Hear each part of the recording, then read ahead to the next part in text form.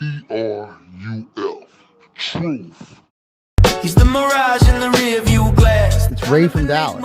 Let slip past. Was he here? Was he there? Was he ever mine? Ray from Dallas? Just a trick played by time. This dude is savage as fuck. Or just a dream? What up, Ray from Dallas? Ray from Dallas, tell me true. He's fun. Hi, Ray. A real struggle with the letter S. Everyone he meets will get the heebie-jeebies. Don't make him post your home address. In case you didn't know, he's friends with Mary. But every word's like, oh my god, I'm so glad that you brought that up. And since you mentioned it, let me just point out that we don't care. So much power from behind the screen, and every time it's like, thank you so much for bringing that to my attention. I guess that means that I should mention that you just, we don't care. Go tell it to your best friend Mayor, cause he is Jason Broyle. You can call him Haley, very normal as you can see. Victim advocacy, he is Jason Broyle. You can call him Haley, and maybe he'll drool, and he'll drink all your pee.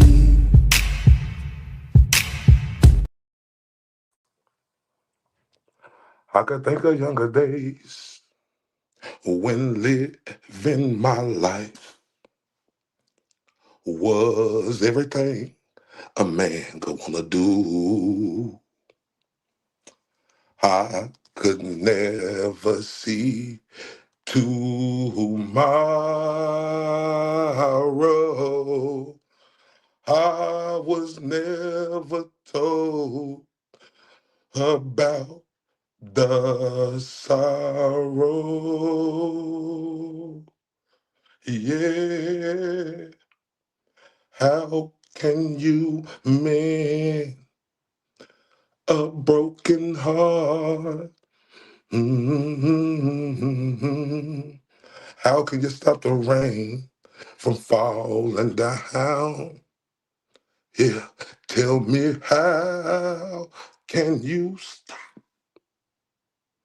that old sun from shining? What makes the world go round? Hold up. Shout out to everybody in the States. Hold up. Shout out to everybody across the pond. Man, you are now rocking with Ray from Dallas. And I want to tell everybody salute. I want to tell everybody on her, I love everyone to that with everything in me. And I appreciate the support from day one. You guys are amazing. I want to shout out to all my beautiful mods and the beautiful the handsome gents, you know, who hold it down for me in the chat. When I tell y'all the truth, hold up, the whole truth, hold up, and nothing but the truth. Man, I mean that with everything in me. And shout out to everybody that's in the chat. You heard me. And I promise y'all, I love all of y'all, and I'm going to try to read as many comments as I can. But I want to let y'all know I love y'all to death, and please understand, like, I'm going to be locked in tonight, so if I don't see it, please, I'm sorry, so sorry, wherever I go. Here you go. So I'm sorry, y'all, if I don't see it, because I'm focused, man. Now, y'all know I love y'all so much, right? I love y'all so much. Y'all know we got to turn up for y'all. Turn up for them. Jimmy, tell them how you coming, man. Because guess what? After this, then y'all know how we coming. A real struggle with the letter S. Everyone he meets will get the heebie-jeebies. Don't make him post your home address. In case you didn't didn't know he's friends with Mary. But every word's like, oh my god, I'm so glad that you brought that up. And since you mentioned it, let me just point out that we don't care. So much power from behind the screen, and every time it's like, thank you so much for bringing that to my attention. I guess that means that I should mention that you just, we don't care. Go tell it to your best friend Mayor, cause he is Jason Broyle. You can call him Haley, very normal as you can see. Victim advocacy, he is Jason Broyle. You can call him Haley, and maybe he'll drool, and he'll drink all your pee. Man, salute. I had to turn up for y'all, but ladies and gentlemen, everybody around the world, man, we got a special guest tonight. I mean, he's known, right? I've been watching him, and I've been knowing about him, even though I came on the scene. I've been seeing this guy, right? But now it's my opportunity tonight, right, to interview this guy, right? Everybody, welcome Mr. Grant Smith Ellis. He's in the building, ladies and gentlemen. Mr. Grant, what's popping? I'm doing good, Ray. How are you tonight? Man, I'm doing great. Listen, I really appreciate you taking out your time to come on here and do this show with me tonight. It means everything. My pleasure, Ray. You've been so kind, and I really enjoy your interview style. You're like a modern Dick Cavett. Oh, hey, thank you for that. Thank you for that. But look, you know, you a special guest come on here because, like I say, you known in these streets, right? Because you put in work, right? Hey, and when I got a special guest come on here, I got to turn up for you. So everybody in the chat, turn up for Grant Smith Ellis. I ain't never represent, baby. I ain't do no wrong. I can clean up good for you. Oh, I know right from wrong. 'Cause I wanna thank you. Me about baby. Yo, you gotta chill, man. Oh, Mr. Grant Smith Ellis. First off, I want to say this before we start the show. First off, you have my sincerest condolences to your father and your grampy. That's what you call them, grampy, right? Yes, you're very kind, Ray. He was a Yeah, firefighter and a good yeah. man. That's what I was gonna say. And I wanted, but first off, me, my chat, right, all my mods, and everybody around the world, we want to send the strongest condolences because I did read your post, right. I seen you send a thank you to the Newton Fire Department for the wonderful tribute to your grampy, and former Chief Edward Murphy, and shout out, and you shouted out to the Newton Police for the wonderful escort. Talk about that. Oh, thanks, Ray. Yeah, I think being a firefighter is a pretty unsung job, and the funeral was a little different than a normal funeral. We went to Our Lady's, which is down an area in Massachusetts called the Lake in Newton, heavy Italian immigrant population, and Irish and Jewish. And the funeral service had a couple hundred people, and then they had us line up outside the church with an escort from a fire truck, an ambulance, and a lot of police, and they drove us through the city of Newton. And at each firehouse we passed, they did a salute, and at the fire headquarters, they draped a 50-foot American flag over the road, and we stopped and they saluted the procession. I thought it was very touching. Man, man, once again, I send my sincerest condolences to you, and shout out to the Newton Police and Fire Department, for sending off, you know, in this moment and giving him a proper salute. I know that meant everything to you. It meant so much to me, and a lot of my family members are from the area, and I think they loved my grampy and they wanted to tell people about him, and they realized at the funeral, like the movie Big Fish or whatnot, he told people about himself in all the lives he impacted, and that meant a lot to them. Absolutely, and like I said, you and your family got my prayers, and all my mods and all the people in this chat prayers going forward. Like I said, I know it was a tough time, but like I said, once you got on her, the first thing I wanted to do was send my sincerest condolences to you, sir. Thank you, Ray. Oh, you're very welcome.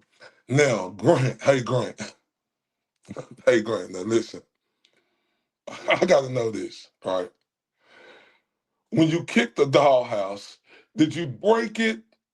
Because listen, Grant, I would have broke that motherfucker's cake if they want to let me go to the Red Sox game. Oh goodness, no! I don't think it actually got broke. I think it kind of moved from one spot on the floor. You got to imagine this dollhouse was like 6 feet tall. I couldn't have broken it if I wanted to. It was bigger than me at like 9 years old. Um, but no, like I can't really knock my upbringing. I was very blessed to grow up in a family of means. I was mostly raised by Swedish nannies, though. Every year we got a new nanny who would come in and au pair us. So I was raised by them during the day and I saw my parents at night. And I think that creates an interesting dynamic. And, a lot of that stuff, like the fighting, was probably a byproduct of that. Oh yeah, no, it's just, it was just, funny, when I heard it. So I just don't want to know if you broke it or not. But I know you was young, and if I couldn't go to I'm from Dallas, right? And I was a real serious sports fan, right? And like, man, I would have broke down the walls if they wouldn't let me go to the Cowboys, Mavericks, or Rangers game for real. It's funny, I was thinking about it, Ray. I've never actually read the reports, I was young, but I was thinking back and I was like, do I even remember any of this? And I was like, no, like it must not have had that much of an impact on me, but I'm a very different person. I think we all are from our childhood. So, Okay, no, absolutely, absolutely. Now, Grant, what I really admire about you, sir, is you and the other great Tom CPU had different views um on the Karen Reed case, and y'all set that aside. Y'all went and had coffee and had a good convo. Can you speak on that? oh yeah, sure. Listen, Tommy's a good guy. And I originally, um, didn't really know all the different players, but Tommy in particular, we weren't really hostile. We were just on different sides of the case. And then one day I went up to Tommy. It's on video somewhere. We were both recording, of course, outside the court in Norfolk Superior at one of the Karen Reed hearings. And I says to Tommy, I'm like, Tommy, why are you going so hard at Lindsay, bro? Like, she did not do anything to you. And he's like, no, she released my like documents and called me like this X word. I was like, bro, that was Kate. And he was like, oh. And I was like, yeah. And then from that moment on, we were friends. Okay, so and then y'all still friends to this day? Cordial. I think he's a nice guy. I let him stream my coverage of one of the hearings the other day. Like, I think he does all right work. No, but I think that's the good thing about the world we live in. You could be on another side of the street, but there's nothing wrong with being cordial just because you believe in something different. You agree? Oh, for sure. That's like in the beginning, I think I wasn't like, I think anyone, you cover this stuff. So anyone who's like coming into the Karen Reed and Turtle Boy case, like without knowing what's going on, you're going to think like it's a war, basically. And I don't use that phrase lightly, like people screaming at each other, bullhorns, like fake profiles. But no, like you actually get down there, you talk to the boots on the ground. Everybody's just a human with a story and everybody has their own life. And it really humanizes people. We start talking. Oh, well, maybe there's stuff about this case that both sides don't want people talking about. Let's talk about it. And that was the process. Oh, absolutely. Now, as you can see with this thumbnail, right, I had to bless the game and, put that towel on you, right? Because y'all the towel family over there. Now, for those who don't know, right, where did you come up with the towel?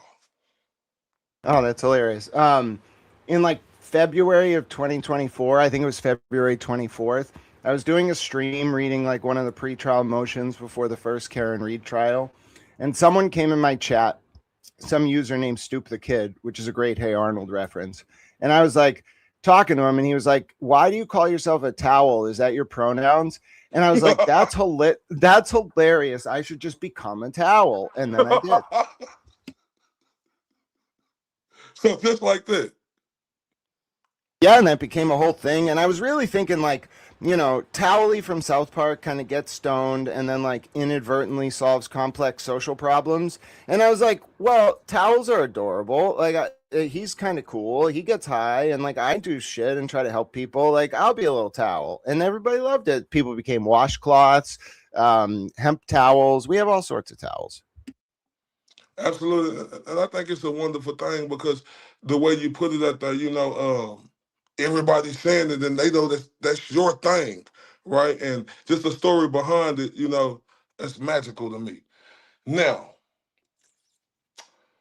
what I want to know, Grant, I know Mike Crawford, right? He attacked other creators for wanting to go to interview, right? For one to interview you. Then he did a whole show saying you're the most dangerous man in this entire community. I want to hear your side of your history with Mike Crawford. Oh yeah, Mike and I are all right. Mike's a long-term reporter in this area. He goes back to the days of like radio in Boston in the 90s, like the Phoenix, the Dig. Like he's been around for like 30, 40 years. And Mike and I met in 2017, actually. I had become disabled while I was in grad school in 2014. And I was like very sick. And I was using medical cannabis at the time with a medical card. And I was using something we have up here in Massachusetts, which is called a caregiver. You don't have to go to a dispensary. You can just have some guy registered grow some plants for you, and you pay him for the growing supplies. It's really nice. It's a good way to get cheap medicine. So my caregiver gets arrested, and he wasn't doing anything illegal other than maybe his caregiver collective had more patients than they were supposed to. But he got arrested because he got named on the front page of the Boston Globe. And I'm like, what the hell? Who got this dude named on, who dry snitched on this dude, got him named in the Boston Globe, and then got him arrested? I'm like, I can't get out of bed. I need my medicine.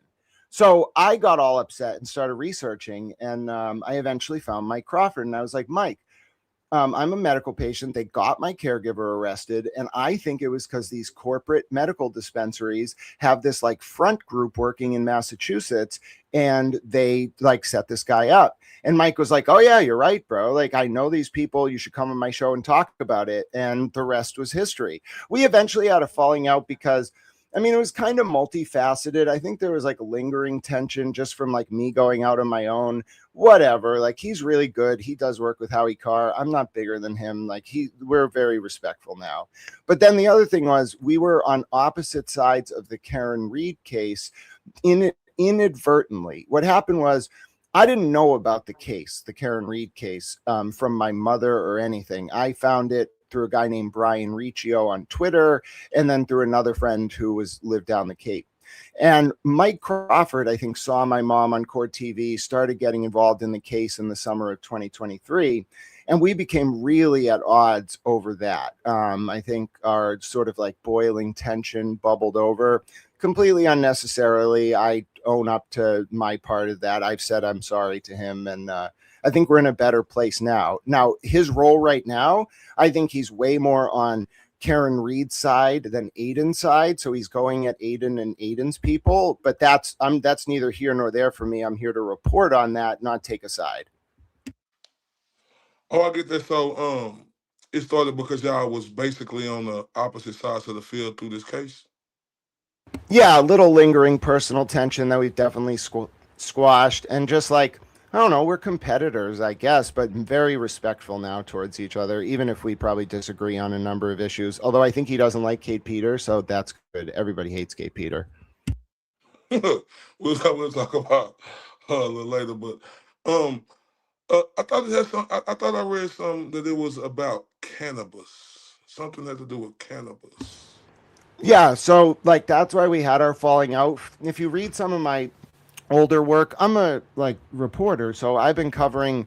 We have legal cannabis up here, so we have a regulatory agency called the Cannabis Control Oh, y'all Commission. lucky as hell. Yeah, you say that, but it's actually on some fuck shit, and I use that term very specifically Hold on, because real like quick. So what you mean? It's on some fuck fuck shit. shit. What Like you mean? so it makes like $1.5 billion in revenue a year. So there's a lot of corruption. Like the weed will be moldy. They'll know about it. The commission will cover it up because the company that grew the moldy weed makes a lot of money and they don't want to get sued by them for doing an enforcement action kind of thing. All right. Then Oh you wow. have like, it's a government agency, so there's a lot of politics. Like women might get like abused internally by men in high ranking positions. I try to report on the abuse. The commission puts out an official press release smearing me as a racist, bans me from the press conference, and then the legislature and a superior court judge have to intervene to redeem me, which all happened. Oh wow. But if you're Really? if you're at if you're at odds with someone, then it's very easy to be like, oh, he's not doing investigative reporting. Everything the government says is true. He's terrible. No, I uncover corruption. I take the heat for it, and I don't give a shit what people think.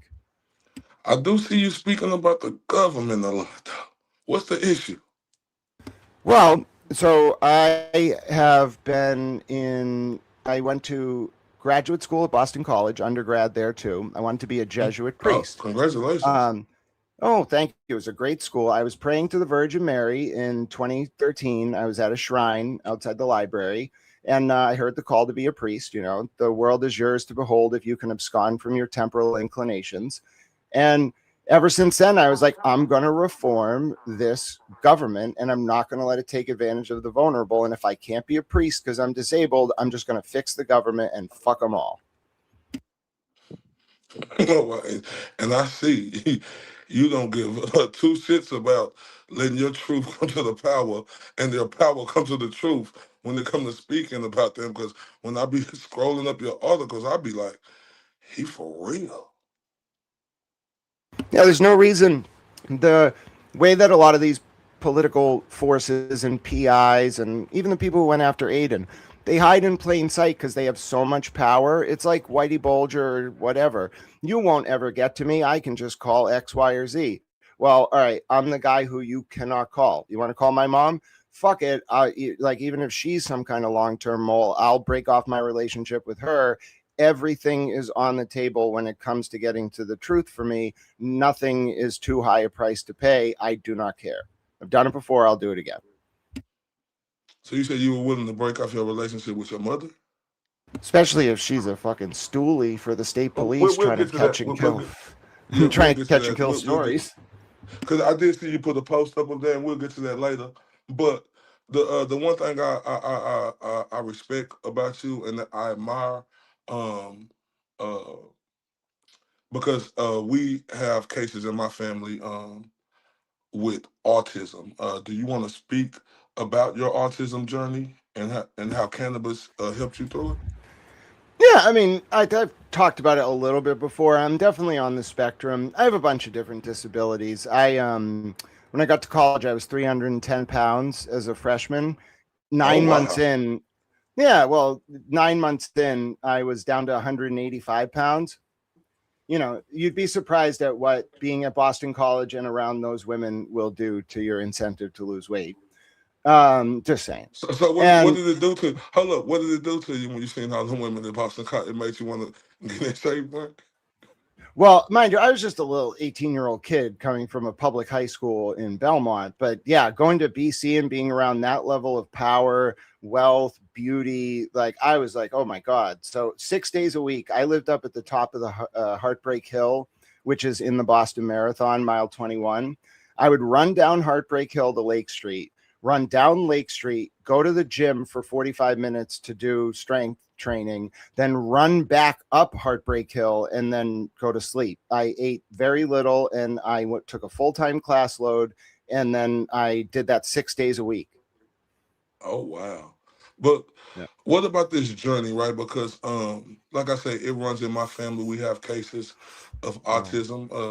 Like, can you talk about your journey of autism? Because I really respect that, because with me seeing people in my family deal with that, it could be people out here who is judgmental and who are not very nice. Can you speak on how your journey was coming up, and did people treat you a certain type of way because of your autism? Yeah, I think I'm very oblivious to everything. So when I walk around this area and people like stare or take pictures with me, I'm like, oh, that's nice. And then I forget it happens. It was similar with my autism. I was late diagnosed, probably not until the past like 5 years or so. And I always just thought everyone was capable of remembering everything they ever heard, read, or like consumed, and then they could store it in a mental map and relay it automatically on command. So I was just more baffled that like everyone didn't think this way, and that was what was hard to adjust to. Like I just thought everyone was solely focused on studying information all the time, memorizing it, and trying to teach the public about it. I thought just everyone did that. So, with you being in this business, and being public about that, have people held that against you, or try to use that against you from you trying to get where you need to be? Because me watching you, I see you're very articulate, place your words nice, and you really do a great job at reporting. Did any people give you any problems, trying to get in this game and establish yourself? Well, Kate Peter, like, and Brian Tully's people, I'm pretty sure, like, they psychologically profile people. And so I think they viewed my autism as like an Achilles heel, where if you could just, get him into like an emotionally vulnerable state, people on the spectrum might call it like buzzing. If you can just get him off kilter, then there you go, he won't be as effective. So they kind of weaponized it. And then also in Massachusetts, we use the R word kind of colloquially to mean like stupid, but there are some people, and Kate Peter has done it, who use the R word derogatory in a derogatory way, and that I saw people What do you doing. mean when you say the R word? Well, I don't want to say it. It's like a word for someone who's mentally handicapped, Okay. but it Oh, okay. I starts know with what you're R. talking about now. Okay, I got. I'm so sorry. so when you're saying it colloquially here, you say it like the word would end like AHD instead of like with an R. So it's like a casual way of calling someone an idiot. That's not really hurtful. But when I saw people saying like, oh, you're, the R word, then I was like, whoa, like, why are you using that term? Do you understand other people have cognitive disabilities? It does not affect me for them to say it, but you're giving to people the impression that because they have autism, they're somehow not capable of participating in the public sphere. That would piss me off. Yeah, that's very hurtful and shameful of folks that even try to degrade a person with disabilities. I have a very bad disdain for people like that, especially with dealing with folks in my family who has autism. Um, Grant, through all the controversy of you taking the Karen Reed side of she is guilty and supporting the beautiful Lindsay Gattani after her falling out with the GOAT Turtle Boy, you stayed loyal to Lindsay Gattani throughout everything. Um, what did you see in Lindsay Gattani that made you want to support her so strongly? Someone who's smarter than me. Someone who's smarter than you? Yeah. And Elaborate on they're, that. well, I don't know. I'm not very cocky, but I know how intelligent I am. So if I find someone more intelligent than me, I know that that's a sign that there's something special there. And I was like, I don't know who screwed her over. When I first met her, it was inadvertently. It was actually Kate Peters' fault that Lindsay and I initially met. And I think that's why Kate has been on a rampage for like 2 years, because she's so pissed she inadvertently linked Lindsay up with a support network that like Kate couldn't compromise. But I met Lindsay in probably like March, maybe around there of 2024. And I just remember thinking like, okay, she's smart enough to figure out what's going on, but something is wrong here. Like, it's not just that Turtle Boy and her are feuding and there's something there. It's that something is darker about who's mistreating her. And I don't trust any of these people, the state police or Kate Peter or anyone. And so I immediately was like, let me just live this. I was like, I know it's pushing the boundaries of journalistic ethics, but new journalism says you can just live the story. Little did I know where it was all going to go. I didn't know her phone extraction was going to be leaked by Tully. I didn't know Kate was going to be involved with a PI firm. I didn't know this was going to tie into Sandra Birchmore. I was like, I'm just going to protect this girl because I believe they're trying to take her out, and fuck them. You do not do that with my government. And I got mad. Oh wow. So you speak about the vindictive woman in Kate Peter, and we know how terrible she is, right? How did it start with you and her, and how did it end? I wouldn't say it's ended. Guy named Brian, in the sense that she's still on a warpath, but Brian Riccio was a man, God rest his soul. He died of kidney disease. Say what you will about him, but he has passed away. He was reporting before anyone else on the Karen Reed and John O'Keefe trial, and Aiden in particular, in the summer of 2023. Well, Brian Riccio knew Kate Peter. And by about, I'd say, March of 2024, Kate Peter made an approach to me. This is the Chick-fil-A parking lot story, which is confirmed by the text you put on the screen. Kate asked me if I would meet her at a Chick-fil-A parking lot. And I was like, bro, I don't want to meet you in a fucking Chick-fil-A parking lot. The only reason I did it was because I was going to Brockton to buy weed from a dispensary because it's really cheap down there. If you know Brockton, the weed's cheap at the dispensaries.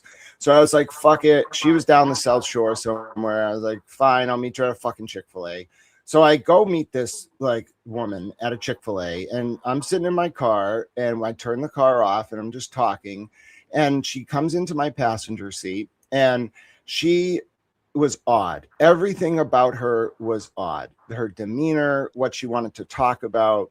And then she immediately, within like 20 minutes, was like, oh, I have to meet someone in a white Toyota Corolla. They're coming to give me something. And I was like, all right, me being like kind of oblivious, I was like, okay, why? You don't need to tell me that. You could just go get this from this person. Why are you telling me this?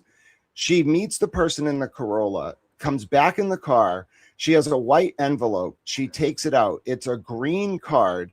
She opens it up. On the inside is yellow lettering that says thank you. It's completely white. There's no writing. And then there's a stack of bills. There's multiple hundreds, multiple 50s, probably like 4 or 500s, 5 to 7 50s, and like 10 to 20 20s. None of the bills were serialized. I was looking to see if they were in sequence. They were not. And she just held this thing and was like, oh, and this part pissed me off. She was like, oh yeah, this is the money that people give me, to reimburse people for expenses, like babysitters and stuff like that. And at the time I hadn't met Lindsay yet, so I didn't know what she was talking about. I was like, okay, that's nice. And I just she must have thought this kid is a freaking idiot, because I didn't realize she was trying to bribe me, in my opinion, without actually saying this is a bribe. But I wouldn't have taken the fucking bribe. So anyway, we end this Chick-fil-A parking lot meeting, and she has to get the Chick-fil-A. She calls herself the Chick-fil-A bitch. And she's like, yeah, my kid's making me bring home Chick-fil-A, fuck them. And I was like, okay, that's nice. I'm going to leave now.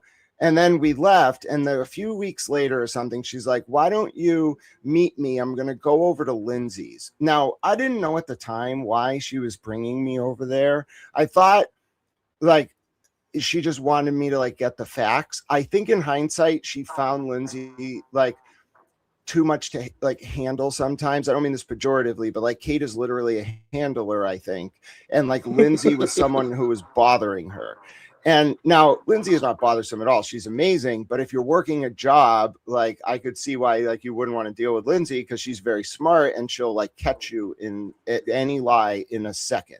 So immediately Kate was like, let's go to meet Lindsay. So she brings me over there, and I'll never forget this. She walks in, I sit down, Kate has to leave early. And I remember the look in Kate's eye when she left that apartment. It was like, oh fuck, what have I done? And in hindsight, I was like, yeah, bitch, you deserved it. That's fate. Really? Yep. You And there, then Grace? a month later, Tully leaked Lindsay's phone extraction, and I had to make probably what was the most consequential decision of my life to that point.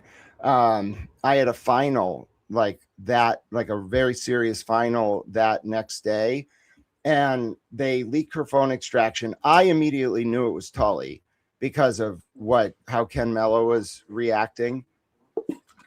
So because I knew it was Tully, I was like, oh, these people, they're moving on her. I don't know why they're targeting her. And I think it was because Aiden had gotten out of jail and he got his RO amended. So Lindsay was kind of useless to them. He had an RO where he couldn't go around her. So they were going to bring her to Karen Reed hearings so he couldn't go, but he got it amended in March of 2024. I think they leaked it in April of 2024, right as the first Karen trial started, to kind of provide a distraction from the other witnesses who knew Kate and Tully, like Jen McCabe. But anyway, I had to make a choice when they leaked that phone extraction. She had a court hearing the next day. She was distraught. They had released 15 years of her life. They promised they would redact it. And I stayed with her, and I would not let her give up. And I had to skip that final. It cost me very dearly, but it was absolutely worth it because in the end, I believe that because of how they were treating her, they thought she would have no connections, no resources, and would go quietly. And I would not let them do that. And I set out to expose it and put the puzzle together. And that's why I'm so loyal to her. Man, that's wonderful because it's coming out now. You know what type of games they played with Lindsay Catani. You know how they manipulated her at the worst time in her life. Yeah, it was what I'd call a honeypot operation, but Lindsay was an unwitting honeypot. I've heard it said that the difference between wrestling and boxing is that in wrestling, both wrestlers know it's a work, but in boxing, like with Sonny Liston versus Ali 2 up in Lewiston, Maine, only one boxer knows it's a work. Normally the loser because they're pressured by the mafia. So that's what was happening here. Lindsay didn't know it was a work. She was an unwitting honeypot who was basically used via the subpoena to psychologically profile Aiden, and Aiden responded in the way Kate and Tully knew he would, and they didn't know how he would respond, but they used his response to basically, it's not entrapment, it's more like what I'd call a bump, where you tickle the wire and try to induce the target to do something, and then you get them for it. That's what happened. Oh wow! Now I know you spoke on Brian Tully, and I know your mother is Wendy Murphy, correct? Yep, Wendy Murphy and So Tully. I seen you put this up right here. You said I knew it. My own mother was compromised from the jump and has been apparently working to help Brian Tully's State Police Unit avoid accountability for the cover up of Sandra Birchmore murder and what Tully others did to their name right there. This all runs deep. You said my mother, former law firm, has been retained to represent Medfield detective Dylan Heldman in the lawsuit involving Lindsay Gattani, Aiden Kearney, Brian Tully, Jason Broyles, and Robert Cosgrove.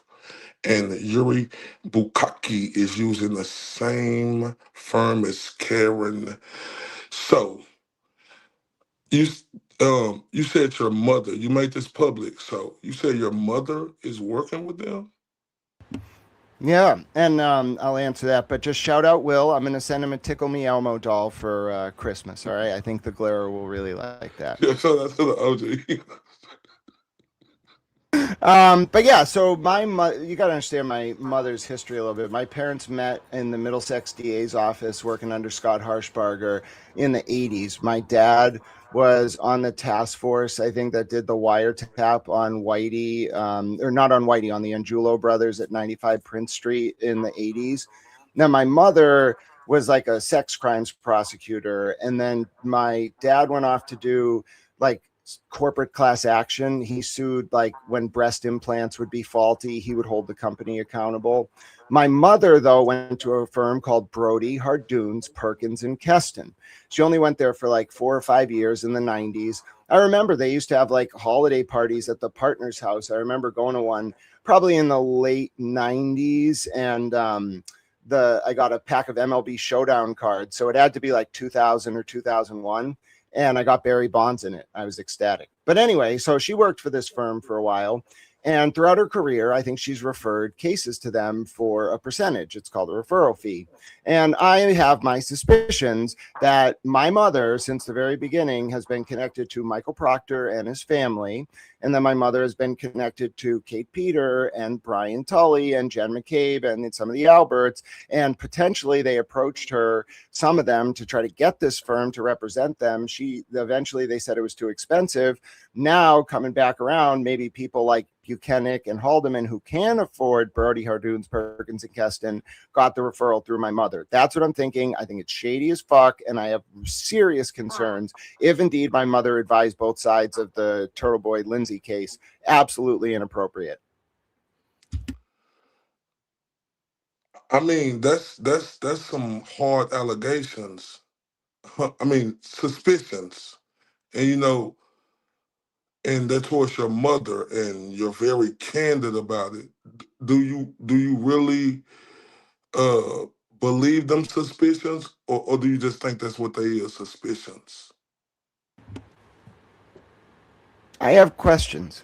I want to see a paper trail, but I have enough direct observations and circumstantial evidence from my first person perspective based on like the timeline, et cetera, the nature of how certain things played out, when they played out, who told me they were talking to my mother, like, et cetera. I have my own friends too, like my own contacts, who like Michael Proctor's family is. He's got like a brother-in-law who works in the police department where in this town where I live.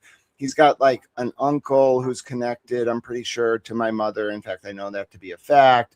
He's got a family member who used to be in the FBI, very high ranking.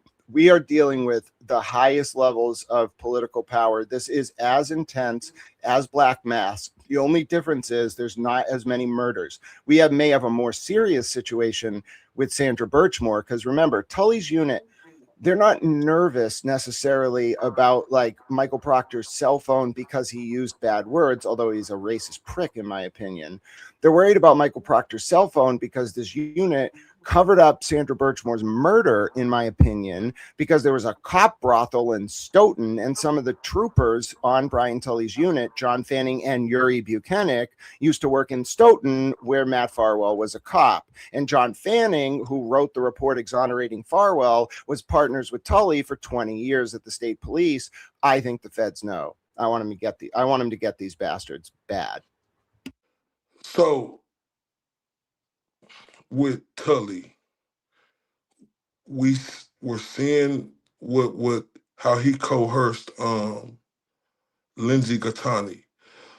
What do you think will be the outcome? Do you see prison time for him, or do you see the corruptive people down there look the other way, Alan Jackson voice? I think people should read two things. One, pages 99 through 102 of the April 2025 Canton Police Department audit report. Two, I think they should read paragraphs 72 through 84 of Brian Tully's search warrant affidavit for Karen Reed's cell phone from January of 2024, in particular paragraphs 79, 80, 81, and 82. In paragraph 79 or 80, I'm doing this from memory, so I might not have it exact. You're going to hear Brian Tully say something that's very ambiguous. He says something like, I was interviewing Lindsay Gattani, and she told me information about Josh Levy and Karen Reed and Aidan Kearney. And then she told me other information that was otherwise able to be verified by this affiant. Ray, what would you say if I told you that Brian Tully asked Lindsay Gattani, in his official capacity as a state police officer, while investigating Aidan Kearney and Karen Reed, who the target of the federal probe was in December of 2023? And what would you say if I told you that the response was Michael Morrissey and your state police unit, and Brian Tully then reacted basically with very wide eyes? I will tell you, I believe it 100% because watching this case, looking how corrupt they was. If anybody don't believe this, I don't know what planet they living on. And I see you're digging strong to make sure something happens. So will he ever go down? Well, I have something else I want to say. Now, the way the FBI works and the DOJ, I'm not a lawyer. This is not legal advice. I'm a towel. I'm not part of the government. I've never been part of the government. I don't know anything about the government, etc. All right. So the way the DOJ works is it has 75 sections, and the FBI has corresponding units to the sections. One of the sections, now people get this wrong all the time. One of the sections is called the Public Integrity Section. Under that section is the Public Integrity Unit of the FBI. That unit focuses on public corruption, police doing bad things, etc. I'm not going to say any agents' names, okay? But there is a very specific agent of the FBI who is asking questions from 2023, 2024, 2025 about Sandra Birchmore's murder and Brian Tully State Police Unit's involvement in the cover-up thereof. That person was talking to a specific witness from the town of Redacted. And while that conversation was taking place, two individuals, one of whom was reported to be Kate Peter, intercepted the phone call of the FBI agent in an active investigation talking to a witness. And the FBI agent, until I talked to them, had no idea that their phone call was intercepted. How do you think that went over? Oh, my. Oh, wow. You tell me. I have no comment. Oh, wow. Interesting. That's very interesting, Grant, because that sounds dangerous. Like that's dangerous. And when I look at how corrupt they was, I'm thinking like the state officials. When you speak on the government, do they have any common sense to where higher officials can come and strike this down, or they just living in the land of fantasy land? It's amazing. Well, it's a great question, Ray. I knew this would be a fun interview. I'm glad I got a latte. So the way I think about it is you have to think vertically and horizontally. And let me speak by analogy. Say you are investigating, for example, a motorcycle club in Taunton, Massachusetts in the early 1990s. And you want to put an informant from the DEA in the motorcycle club. In order to do that, because of jurisdictional issues, you must have a local police detective on the case. You must have two FBI agents on the case, and then you must have a representative from the DEA and an assistant U.S. attorney, all assigned to handle that one undercover asset. They must be around them at all times. They must be able to intercept if there's like a situation in the clubhouse. They have to be ready. They're a team. They do it for like years. All right. That is called an interagency task force. Other examples of this are something like the Joint Terrorism Task Force, the JTTF. Most of the task forces are run out of the BRICS in this area, the Boston Regional Intelligence Center. The point is the same. Every aspect of law enforcement is part of what's called the intelligence community. They all share information. As you go up the chain, local police, state police, federal government, and then above them is the CIA and the intelligence agencies. You get access to better and better information. It's called compartmentalized information. What we have here is a situation where different agencies of the government are investigating each other and trying to find out why they're under investigation. This traces back to the 1960s and 70s. The old Norfolk DA, the predecessor to the current DA, was a guy named William Delahunt. He was eating dinner at a restaurant one night and he saw Whitey Bulger's guys, Stevie Flemmi and one other, come in and threaten to kill the restaurant owner over $125,000 debt. Delahunt was a fact witness and couldn't prosecute, so he went to the FBI. They covered up the story because Bulger was an informant for the FBI. So Delahunt then tried to wiretap Bulger and Flemmi, and the FBI leaked the wiretap. These two offices, the people investigating Sandra Birchmore's death in Tully's unit and the Norfolk DA and the state police, have been at war for 40 years, and there's nothing the feds want more than to get payback for being humiliated over Whitey Bulger, and that's what you're watching. Oh my. Oh, that's a lot. And you know, it's scary with me hearing you say that. Like, it's scary. Like, that's terrifying to me to know something is happening up there like that, and the great people of Massachusetts and yourself, y'all living through it. How is that on a day-to-day basis?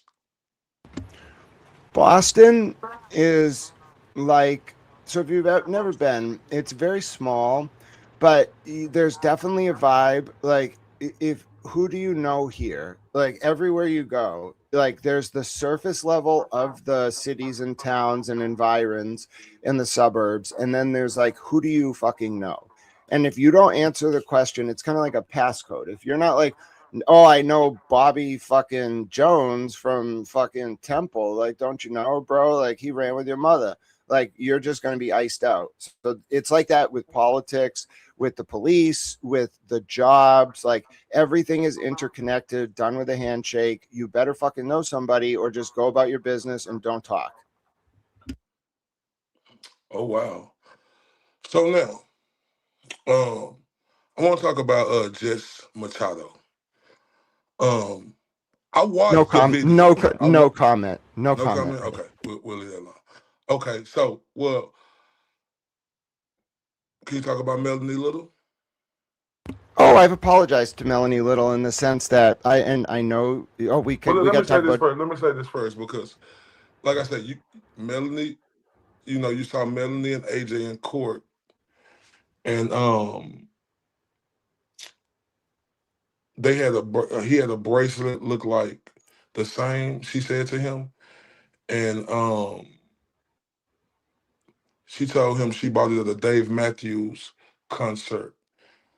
And we seen it. You know, you were yelling, you know, at AJ and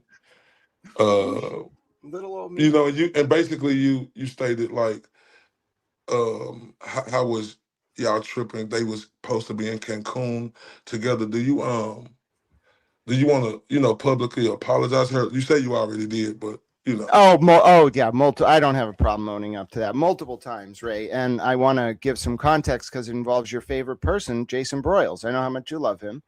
Oh, And I hate that six. I hate that six son of a. And he gonna get this work from me too. I got, but not yet though. This your time. yeah, he doesn't even know the meaning of putting in work. He's just a little punk bitch. But let me put it this way. We'll get. Yeah, all right. So hold on. All right, go ahead with Melanie first. Yeah, so and you'll see how it all comes together, and also why I think Melanie Little and I are cool. First of all, she's very smart. I watch her stream sometimes because I need to understand like how she thinks about certain filings. She's very smart. Second of all, Melanie Little was falsely blamed by Jason Broyles for being responsible for the Haley Walbrecht account. How do I know this? Because a text message leaked from Christy Citroni saying that Jason was putting out false information that he was Melanie and he was pleased people were running with it. Now, coincidentally enough, who was running with it? All Kate Peters people like Jules and Waiting on Angels and otherwise. All right. Because I think Kate Peter has known Jason Broyles since 2019 and he works with her. But going back to Melanie Little, my only vitriol was towards the Haley account because it was targeting children. As you know, Ray, targeting children, red line. I don't care. It's like war. You do not go after women. You do not go after children. You're going to have a serious problem with me if you do. So immediately I was like, fuck that account. And I thought it was Melanie. When I realized Jason was framing her, I was like, oh, I'm so sorry. Like, I've never said a negative word about her again. And I think this is my fourth apology, and I'm not too proud to do it. No, that just show, you know, good character, right? You know, like when you make a mistake, you ain't got to have too much pride or ego, to come out and apologize. Right? So, it happened to me on her one time with this certain individual, but she called me a, derogatory name, and I said derogatory names back to her, but I should have been better than that, right? So, and I apologize to my audience and tell them that I was gonna never get out of character like that and say that them type of things again, the way I said them now. Don't get it twisted. It's equal rights. If they come at me, I'm gonna come at them back, and I will be the most vicious, ferocious they ever seen. But it'll be a different type of ferociousness without the way I said it last time. So they just show good character out of you and great humility as a human being to come back and apologize. Well, thanks, Ray. And it's bigger than that. Like, I'm an equal opportunity principled, like, disher out of work. You go after, like, Ray's kids, you're going to have a problem with me. You go after Lindsay's kids or anybody's kids, you're going to have a problem with me. Why? Because they shouldn't have to react to your bullshit. I'm going to find out why you're going after kids, what your real motive is. Then I'm going to expose you, find who you work for, go to their oversight authority, find who funds them, and then get them drawn in front of a congressional committee to answer questions. Oh, sir, yes, sir. But that's how it's supposed to be, though, because we have to protect our kids, right? That's one thing with me that's off limits. Now, I will go ape stupid, like about my children, because that's one place I won't go low is to talk about other people's children. That's just terrible to do. Now, and I get that a lot of this is proxy wars. So some people don't even understand why that is happening. And they end up enabling these people who use anything as pawns. Children, SA victims, like Proctor was sending pictures of SA victims. This was a state trooper. If he was doing that, then his PIs would do anything. And they use racist slurs, by the way, Ray. And Kate Peter called the jury foreperson of the second Karen Reed trial a racist slur. How about that? Wow.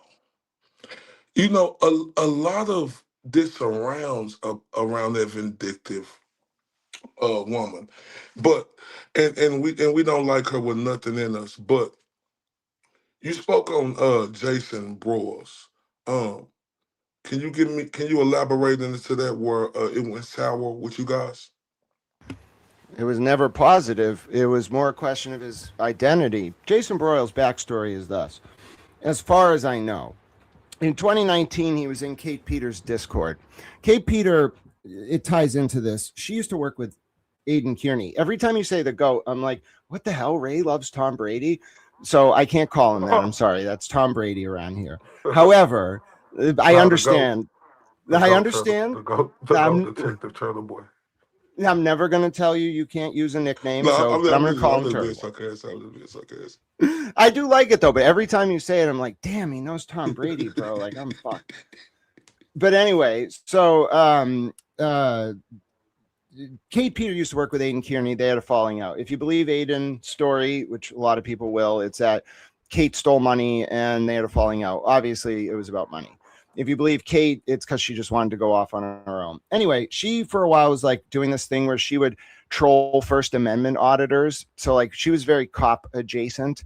And like a First Amendment auditor is like Chili to Castro. And like they go up to cops and just like film them to be assholes. Like nobody likes that. And so Kate Peter would troll these First Amendment auditors back by like filming them and like saying she was their like sister and just being weird. And that was her shtick. She only got a few thousand views for those videos, way more than most of her Karen Reed videos, strangely, like 7,000 versus 4,000. I studied the analytics. Anyway, so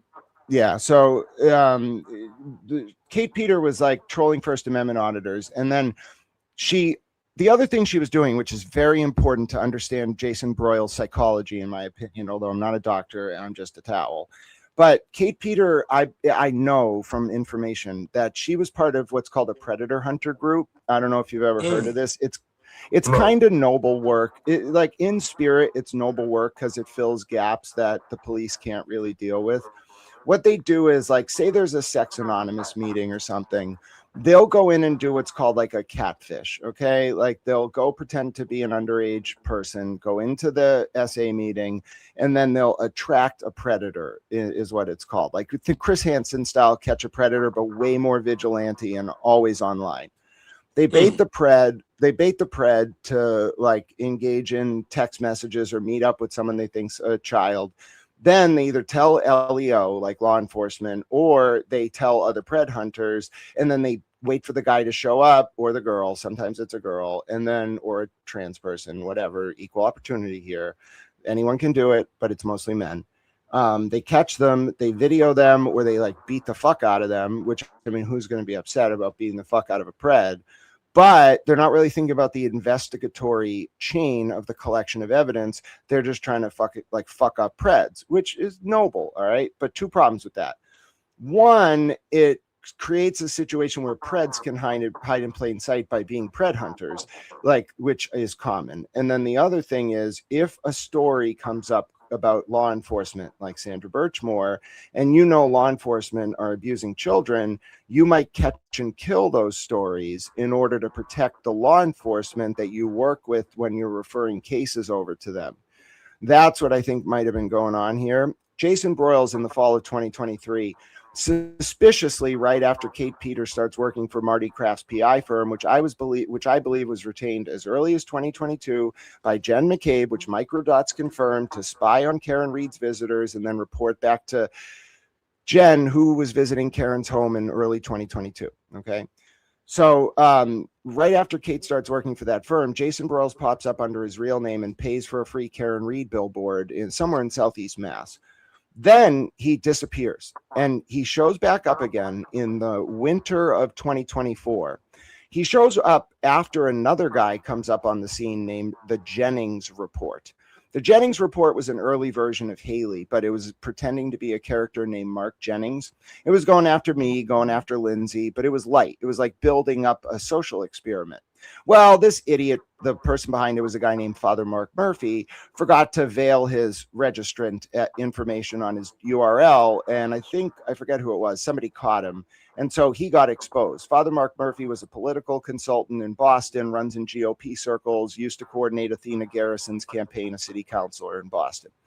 He runs away after he gets exposed, and Haley comes up, and I believe that Haley picked up right where the Jennings Report left off, and Jason Broyles as Haley, his identity was not known between March, April, whatever, of 2024. I think Kate knew it the whole time. I think when Tully and Kate leaked Lindsay's phone, Broyles was the intended recipient. Aiden got played by Broyles. I think Broyles this whole time was fawning to be an obsequious supporter of Aiden, because that's what Aiden wanted to hear, so that he could gain Aiden and Meredith and all these other people's trust and relay information back to Kate. That's what makes the most sense about this crazy fucking wannabe fucking, I don't even know what to call him. He is the strangest parking clerk I've ever met in my entire life, and I truly believe he's been providing information to various law enforcement bodies about Aiden Kearney for at least a year and a half, and he thinks he can get away with it by talking with a fucking lisp and overloading people with bullshit. Sorry, I've dealt with better players on a fucking kindergarten soccer field than this moron parking clerk. He should go back to Bristol, Connecticut, stay the fuck there, and never speak to any other humans again. He's a disgrace. Oh, wow. And, I just recently been doing my research because he is a real piece of shit. It's accusations out there of him, being inappropriate with women. Have you heard them same allegations? I have heard very concerning reports that this man posted, I don't know exactly his involvement, but was involved with accounts like John Barron and others, posting information about vulnerable women's, like Abby's Video Jesus ex-partner who is dead, trying to get people kicked off the transplant list, apparently tormenting women with unwelcome sexual messages, according to reports on social media, and doing so with sort of this flagrancy that betrays a level of, you can't catch me, or even if you do, you won't be able to hold me accountable. Okay, who other than a Kate Peters stoolie walks around like that? Nope, I don't buy it. I'm sorry. Go ahead. No, I just think Okay. that's the most likely explanation. You know, Tully, I can't tell if Tully hired Kraft's firm to keep the Birchmore thing quiet in like 2021. And then Tully told Jen, because Tully speaks to Jen directly, and Kate Peter and Tully and Jen all speak, as does Michael Morrissey and Kate, etc. I don't know if Tully like referred Kate to Marty Kraft, or if Marty Kraft was already working for Jen and they were like, all right, Turtle Boy's involved now. We got to fight fire with fire. Let's hire Kate. And then Kate has this whole network. I think she sells it as a service. It's called kind of like, I don't know how to call it. Like, I guess like PR is one word for it, but she's not that smart. It's kind of like weaponized gray hat hacking as a service. Like, we'll run ops on like your targets with like fake accounts, and we'll seed bot networks, and we'll DDoS them, and we'll like put keyloggers on their shit and zero day them and whatever the fuck. Nothing's off limits. It's the stuff the police would do if they didn't have the Fourth Amendment constraining their investigatory activities.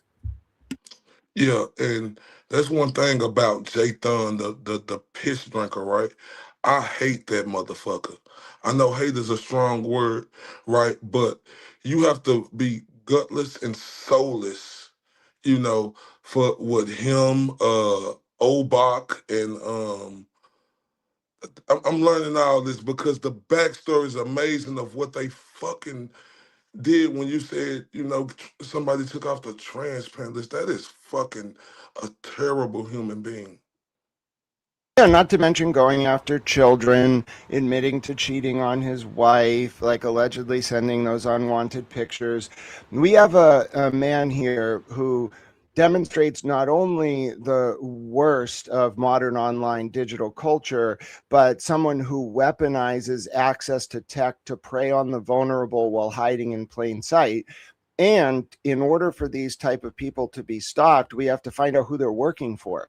Who is protecting this man? Why is his proximity to Turtle Boy so valuable to Kate Peter and the state police? If this is all tied in together, is the fact that they have all this dirt on Broyles why he works for them? We got to put this stuff together. He was a desperate man. He owed thousands on his credit card. I saw the court documents. He was having trouble in family court in Massachusetts. He moves down to Connecticut. All of a sudden he's doing this work. I think it's contracting, and I think it's more than that. I think it's like intelligence shit where they blackmail you because they find shit out about you, and they're like, you're going to do this for us, we'll take care of you, but don't you say a fucking word. It's like Epstein on a smaller scale. I see it very clearly. Yeah, because I did hear, when it's me researching about this guy, how he tried to use information against a lot of people. Like some of the stuff that I heard was freaking crazy. Yeah, it's straight intel stuff, like straight intel stuff. And I think he's like, in my opinion, he kind of runs like a con, right? Like there's an old school tactic of presenting yourself as having access to information you don't to get the information that you want. So if you go to like someone who's a lot of these people, we can talk about like whether I think Karen was federally adjacent, all that stuff. She's very powerful, way more powerful than Karen Reed. She's way more powerful than people realize. Why do you say that? Because the way I'm not part of the government. I've never been involved in the government. I don't know anything about the government.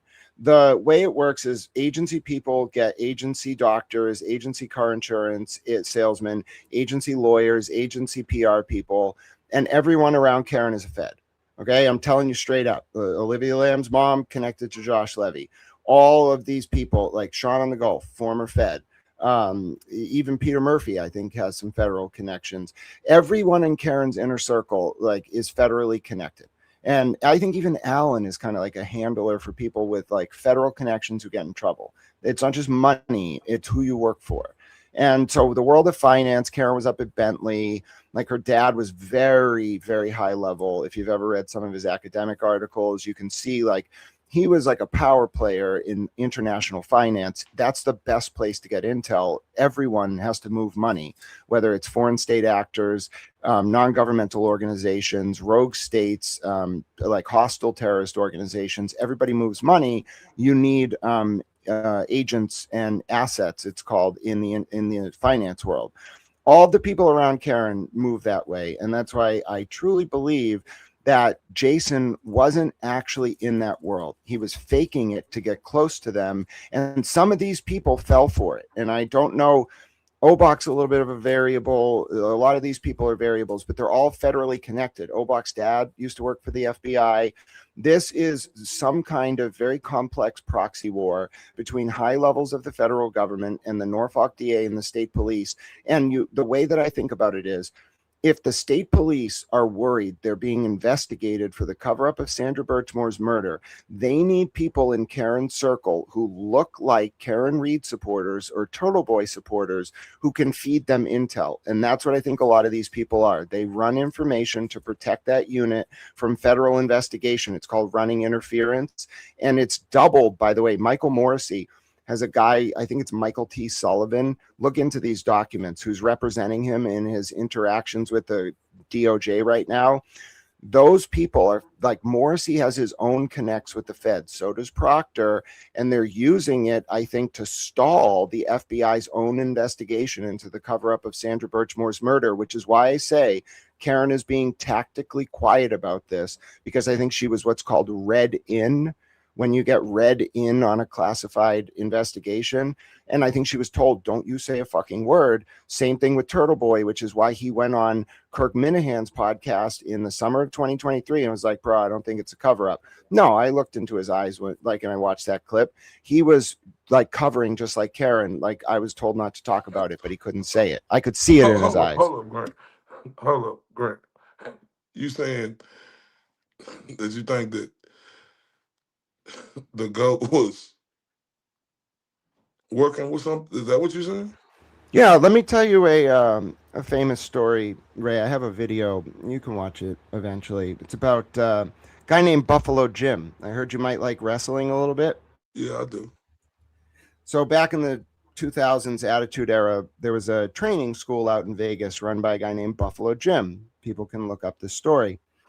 Buffalo Jim owned a property, his wrestling school. He was wealthy. That was on the same parking lot as a strip club called the Crazy Horse 2. Well, the Crazy Horse 2 was mafia run, and they wanted Buffalo Jim out of his wrestling school, and Buffalo Jim wasn't going to move. So Buffalo Jim and his friend Steve Miller, a journalist, independent blogger, in fact, in Vegas in 2001, went to the FBI and said, we're being extorted by these mafia guys at the Crazy Horse 2. The FBI did something interesting, and I have a clip that proves this with Steve Miller's blog. They gave him tips. They helped him write it. They put his email address throughout the blog tactically, and they said, Mr. Miller, if anyone contacts you with tips about this mafia organization, relay them to us 24 hours a day. Tell them the FBI is expecting them and they should expect a call back. And that led to 18 of the federal witnesses being developed against the RICO syndicate involved in the Crazy Horse 2. You can look all of this up, Steve Miller and Buffalo Jim.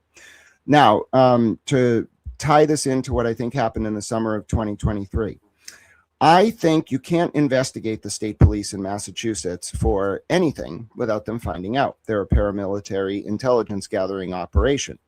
I think the federal grand jury in the summer of 2023 into the John O'Keefe and Karen Reed case was cover. I think it was what's called a backhand, where they wanted this unit to be confused as fuck because they wanted them to think they were being investigated for John's death.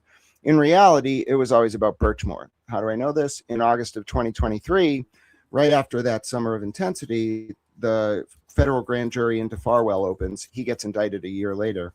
So I think Aiden's stories over the summer of 2023, a pace he has never matched since, a long form style of journalism he has never replicated. And I respect him a lot, okay, for the journalism he's done over the years, but he never wrote like that again. And he never wrote like that before. I think that was because they wanted him to draw in tips. So why he can't say anything about that. And that explains why at the December hearing in 2023, Brado was like, Judge, we were on the phone with the FBI and the DOJ this morning. And Judge McCallum was like, I don't care.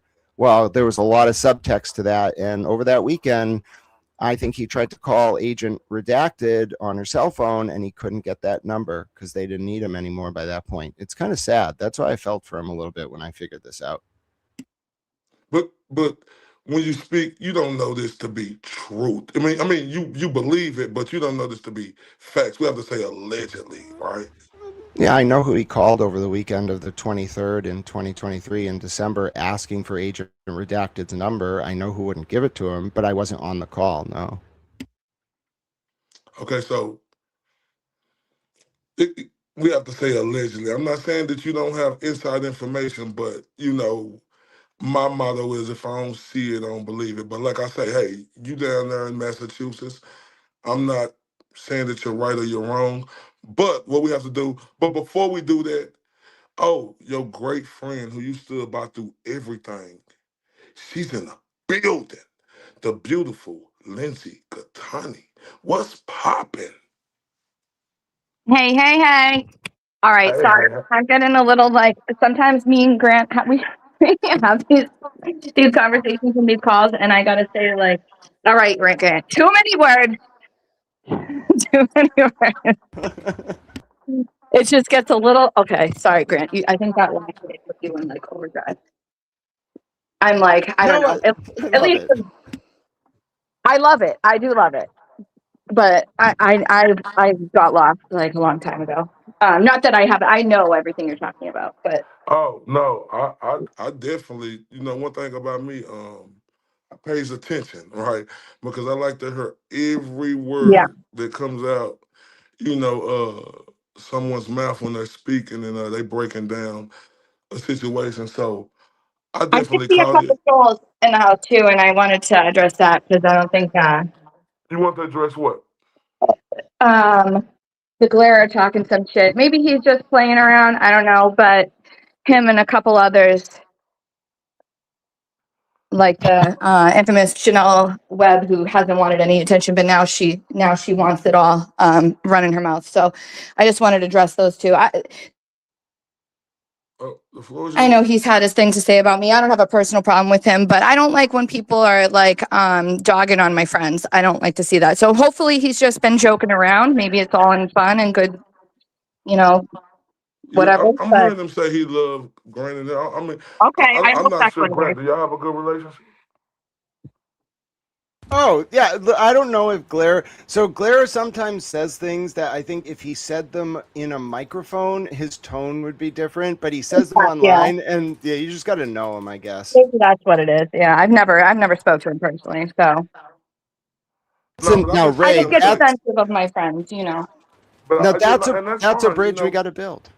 Yeah, you got to. But I've been seeing the OG saying great. I mean, I know they've been joking back and forth. Like Grant, you told him the something. You they started laughing at, but Oh, I'm gonna get him a Tickle Me Elmo because he yeah, was yeah. making a So joke about tickling a I looked wire. at it like it was just a little, funny jibber jabber. I ain't take it as it was nothing. Like man, that's just me. I don't know. I don't personally know the relationship, but me looking at it, I just thought it was a little jokey. Now you mentioned someone in our chat, Janelle Webb. You have a problem with her? Mm, What's your problem with her? Speak on it. I don't know. I don't know. Like I don't see. That's the thing. I don't like to give people like because certain people want the attention. Like Jess Mashudo. She wants the attention. Like she wants it now. Like she's running her. Like she's using all this. She got the whiteboard. Like she's like this crazy Oh, with the whiteboard. she And put shit. me in a not real category. I'm glad She I'm put still me on the board though. not real category. Like She put me I'm in like track house okay. with James Jackson in Pete Theater. So I mean, at least you're a step above that, right? Yeah, but that don't bother me. I mean, I'm like, okay, I'm in a not real category. Okay, thank you. What was you gonna say Whatever. about her? I just want to say, well, I don't know. And like Grant can't really, he's in a predicament because Jess falsely accused him of assault, so he can't really comment on her legally. So I just wanted to like Grant will comment on anything you ask him to any day of the week. He has an opinion about everything, and I don't want people to confuse that for like he can't, he will not, he just can't because you know reasons. So, but No, I know the. I mean, can I mean I don't know if I could see. I mean I know he on her, so I know the reasons, right? I was gonna ask him the question, but you could speak on it if you want to.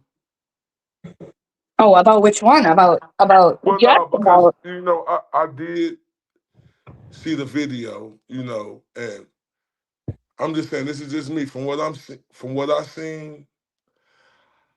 I didn't really see nothing there, but I wasn't in the courtroom, so wait, which what? I don't even know what you're talking. So after I came on your show the other night, I don't watch that girl's show. Honestly, I find her completely like just like Kate, like insufferable. Like the way that she thinks she's hilarious, the way that she sticks her tongue out the side of her mouth with her like over exaggerated lipstick and makes these sexual faces like she thinks she's all that. The fucking whiteboard shit. Like I find her insufferable. So like I don't watch her. I get sent like little clips and stuff.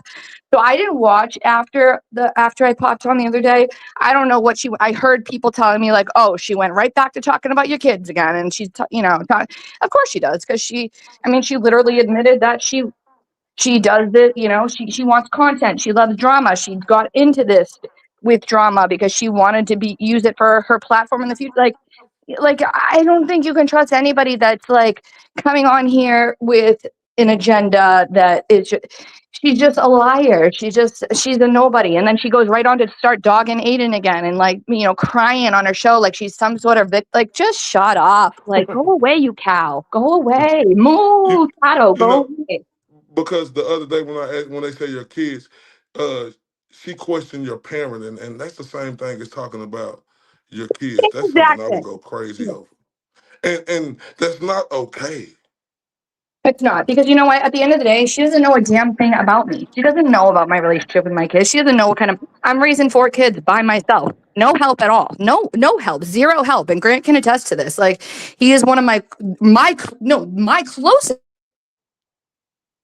He But he has seen me interact with my kids. He has seen my day-to-day life. Like I eat, sleep, and breathe my children. She doesn't know what kind of I mean, one comment that really sticks out of my memory is she said, a while back, like I would never in a million years allow my children to ever associate with Lindsay Gattani's children ever. Like, what kind of sick bitch would tell their kids, like, don't get like, I mean, unless they're like, they're on the playground, like trying to shank each other or whatever. Like, kids are kids. Like whatever, however I portray myself or this character that like you want to see me as and then maybe I fall into this character because everybody said this is who I am. So maybe I just became that person because that's who everybody is saying I was anyways.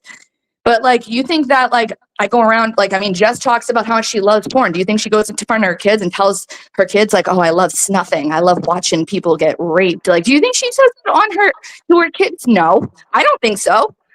Like, so do you think that who I am, like on this, fake ass online bullshit is who I am with my kids? No, I'm a damn good mother. I will say that, like, because she read a few documents about me from years ago when I was struggling with addiction, that she knows who I am as a parent, because she heard some, set up, wiretapped audio of me during moments that when I was going through the lowest moment of my life, that uh, she knows what kind of parent I am. She doesn't know shit. If I came in and I, said anything about her or you as a parent, and, it's the same thing, talking about your yeah, kids, talking about your parenting, it's the same exact thing. And she just goes right back to it. And that's why she threw like, she got all in a tizzy because she kept asking me for weeks and weeks to go on her show because she saw she got the highest numbers with Kate Peter. And that's all she cares about at the end of the day. And I oh told her to fuck yeah, herself. And then I went on your show and she's hating on you because of it. yeah. She was like, I would never if you say, listen, lady, I ain't nobody on here is handcuffing me, right? And then she put me, in a not real category, because I'm saying if you say somebody is your friend, you don't speak on personal conversations that y'all have, right? And I apologize to Janelle Webb in the chat. I'm sorry, that wasn't her, so we apologize about that. So yeah, it's like she like taking shots, but don't like shots getting taken back, right? It's just crazy to me.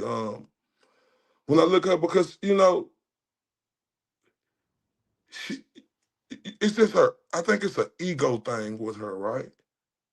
And it's okay, to have an ego and want to be the best and want to be great, but like you shouldn't let your ego get beside yourself like she do sometime, right? And you know, she um came at me because I had you on here, right? And like when you say like her first interview she had was Kate Peter, and I'm like, so why would she get mad at me for having you? Exactly. She's just a hypocrite in everything she says and does. She's a hypocrite. I mean, and that's the shit I didn't like because as soon as she kept asking me and asking me, and finally, first time I told her I'd think about it, like I really wasn't ever going to go on her show because she came at my kids, and I can never get past that. But like, then after I tried to see if like she could have some like, she could self-reflect, have some introspect, like she still wasn't and then she asked me again, and I was like, because she, what she did when she got kicked out of her studio because she wasn't paying her rent or whatever the fuck it was after she didn't pay her car bill. I don't know why she doesn't pay her bills. But anyway, she came at me and she's like, oh, no, what she did, she posted something like, oh, if Lindsay can have a closet baby, I can have a closet studio. Mm-mm. And then she tagged me in it. I'm like, the fuck you're gonna tag me in your Mm. shit calling my kid a closet baby. Get the fuck, you're not gonna ride off my fucking following by tagging me in your bullshit calling out my kids like that. No.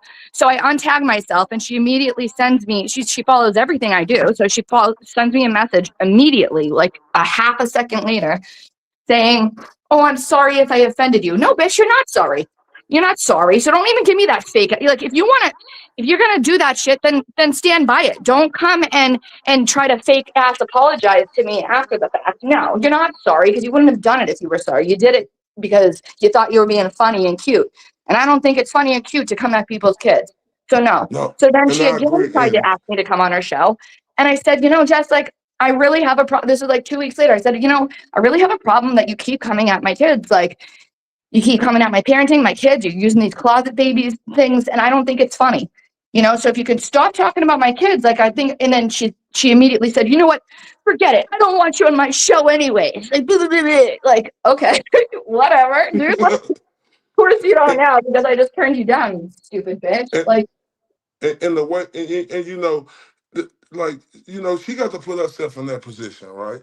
Because somebody said that about her children. The way I see her act now, she would throw a hissy fit, and she will act like it's the most terriblest thing in the world that somebody could do to you. But then why did you do it? Do you think that's okay? Come on now. that's the People thing. Like, go I through never things. once People, retaliated and said anything about how I think she is as a mother. I like, trust me, like, there's a lot of, and she puts her life out there. I'm not a content creator. I am not a YouTuber. I don't record my day to day life and my interactions with my kids. I don't go on and tell the world that my daughter's on her period.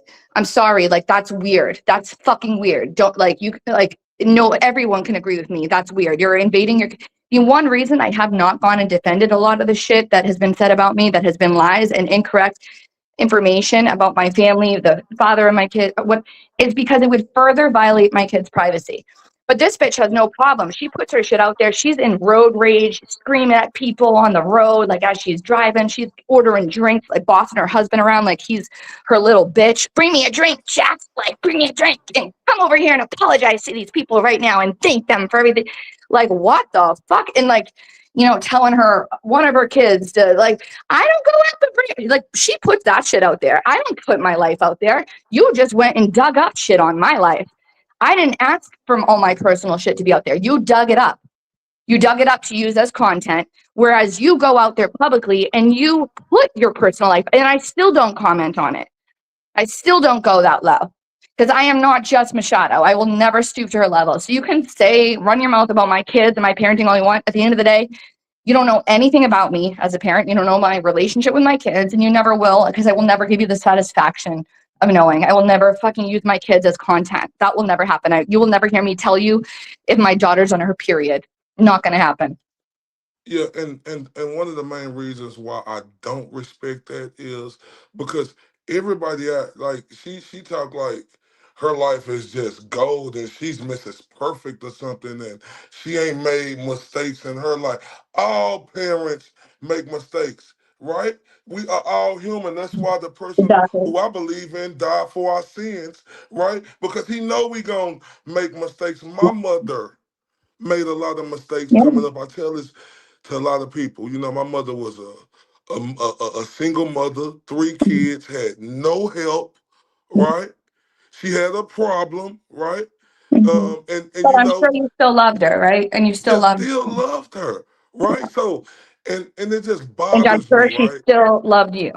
Yeah, she still love, and but even through it That's all, the my thing that mother did. Ray, when I grew up, like, I didn't, when I was a kid, I thought my parents were like, they were like, I was raised Irish Catholic. I thought, my parents were like these people that were just like superhuman that could do no wrong. Like, I thought parents, like, when I remember I was like 28 or something, and I found out that my dad smoked weed, and I was like, Dad smokes weed? What?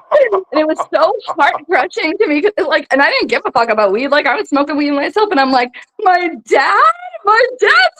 Like, you don't look at your parents as like normal people, but they're human too. We make mistakes. I've Yep. made a lot of mistakes. I'm still making mistakes as we speak. I am a work in progress. I will never claim to be perfect. I will never claim to be, you know, a perfect parent. I am doing the best I can and trying to learn from my mistakes and improve every day that I'm alive on this earth. Every second that I have with my kids, I'm trying to do better as I go along. And fuck her for trying to tear me down and act as if, like, for the rest of my life, I should be treated as this leper that, like, like, that should just be ostracized from society, that should never get another chance. It should never be a redeemable human. Then what am I doing here? What do you want me to do? Just kill myself, Jess? Like, what do you want me to do? Mm. And you're 100% correct. Every look, we all fall down, we all go through our trials and tribulations, and we can't get judged for our past. It has to be a beginning in the future. We have to see a new light. So I think that's very insensitive, for her, you, Jess. Yeah, I'm talking to you, right? To speak about anybody's children because you wouldn't want that to be done with yours, Jess. That is disgusting. It's Yeah. disgusting, right? It's disgusting for, and like I say with my mother, right? She still brought us up. She did the best she could. And I love her for that. We didn't have everything we could get. But guess what? When she could get it, she got it for us, right? But one thing I did see, I seen her as a mother of 3 kids bring her kids up with no help, right? And that's what made me the stronger individual. So I knew when I got older, my mother wasn't going to have to worry about nothing. Or my kids, I was going to be just as strong for them and make a better way from them, because my mother didn't have no help. And I totally don't like people like that who, do that because my mother went through that. That bothers me. When I spoke to you the other day, I didn't know. I didn't even know. I knew nothing about you. I didn't know you had kids or whatever. And then I think it was after that you did a show. I heard your little ones in the background and heard how you were with them. And I'm like, he gets it on a deeper level. I think you get it. Like, it's not like I'm trying to come on here and hate on people. I'm not trying to tear people down. Like, that's wasn't what that was about with Jess. It was just about this, like, deep seated, like, hurt I had for people that continuously say things, like, nasty things, like, about me as a parent, and I'm, like, and about my kids in particular. Like, it's just gross. Just leave it at it. Like, if you're that intelligent, like, have a respectable debate about whatever the issue is. You don't need to bring people's family members or dead relatives or kids into anything. Or Like, if just you have really a care debate. that much, come help, come help, come do this. Don't do it online. Come help, come Right. show you help. Because people who talk loud on the outside, right? I don't, I don't really look at them like that, especially when they do stuff the way she did and question your parenting. If you really that concerned, come talk to me when ain't nobody looking, or you don't have to tell the audience to make them do all this other stuff. That is disgusting to me.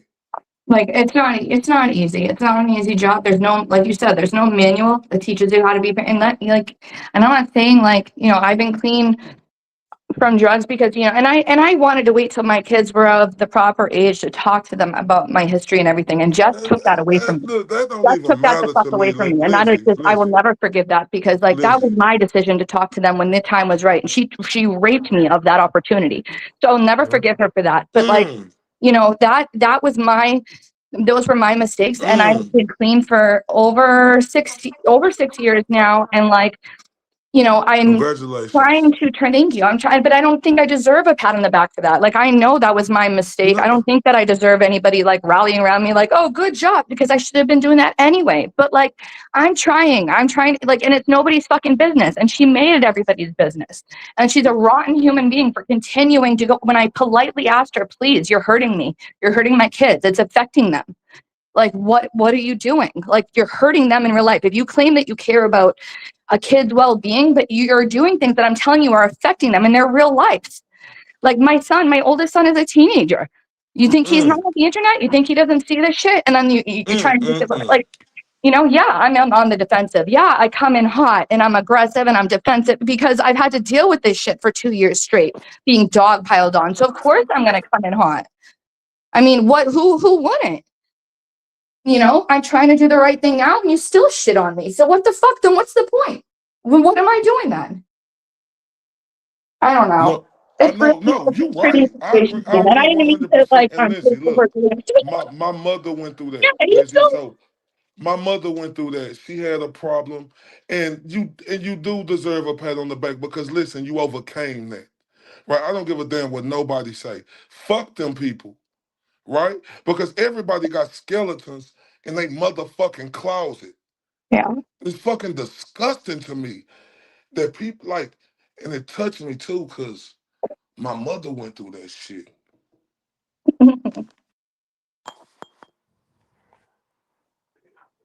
Gutless. Yeah. Like, talk about me. Don't talk about my motherfucking kids. Like you say, she robbed you of that opportunity, which you didn't even have to. Because kids look at parents like they superheroes. They ain't got to know all the skeletons in our closet. They ain't got to know what we did. It's just about us getting better, right? And she wrong for that. And for even for her to try to justify that shit. You can't, lady. No. And she just keeps going, and that's the thing, like, and she's gonna keep going. Even after hearing this, like, she'll keep going. She doesn't care who she Yeah, hurts that's what she do. because it's She's gonna content, and that's talk what about she's all her doing. products, put on her makeup, and I want to talk about this because I don't care. I think I can. Like, but if somebody do that to you, Jessica, how are you gonna feel, Jessica? If somebody do that to you, but see, I would never go that low to talk about anybody's children. Me back in the day, I was a bad person, and I can sit up here and say that. Back in the day, I would say anything. But when as time change, you grow and you get better.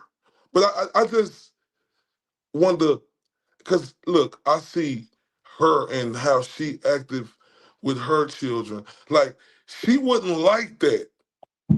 She No. wouldn't like that. And you She know has what? that because people have come after. I heard that somebody was trying to dox her kids' work or something, and I, you know, when I talked to Ada, I'm like, that I heard what happened. I'm like, that's horrible. Like, I hate that bitch, but like nobody should be going after her kids or going after their work. Like, that's awful. Like, I feel for her. And I like, you know, it's like, but that's the difference between me and Jess. Is like, I do have compassion for people, even people that I hate. Like, I have compassion, believe it or not. Like, I hate Kate Peter more than anything on this earth. I think she's a horrible human being, but I do have compassion for her too, because I think about her kids being taken away. And I've been through that, but I'm like, Kate, like I fought for my kids and I got them back, Mm. you know, like, and it was the lowest I've ever been in my life. I had a plan to kill myself. It said, there's still a chance. There was like a 1% chance I could get them back. But if I don't get them back, like I already knew how I was going to do it and everything. Like it was all planned out. I know what that is like. And like, I really felt for her, like knowing that, you know, whether she wants to portray it as like she gave them up because she wanted better for them, however she wants to say it, like when DCF is in your life and that happens, it's no longer a choice.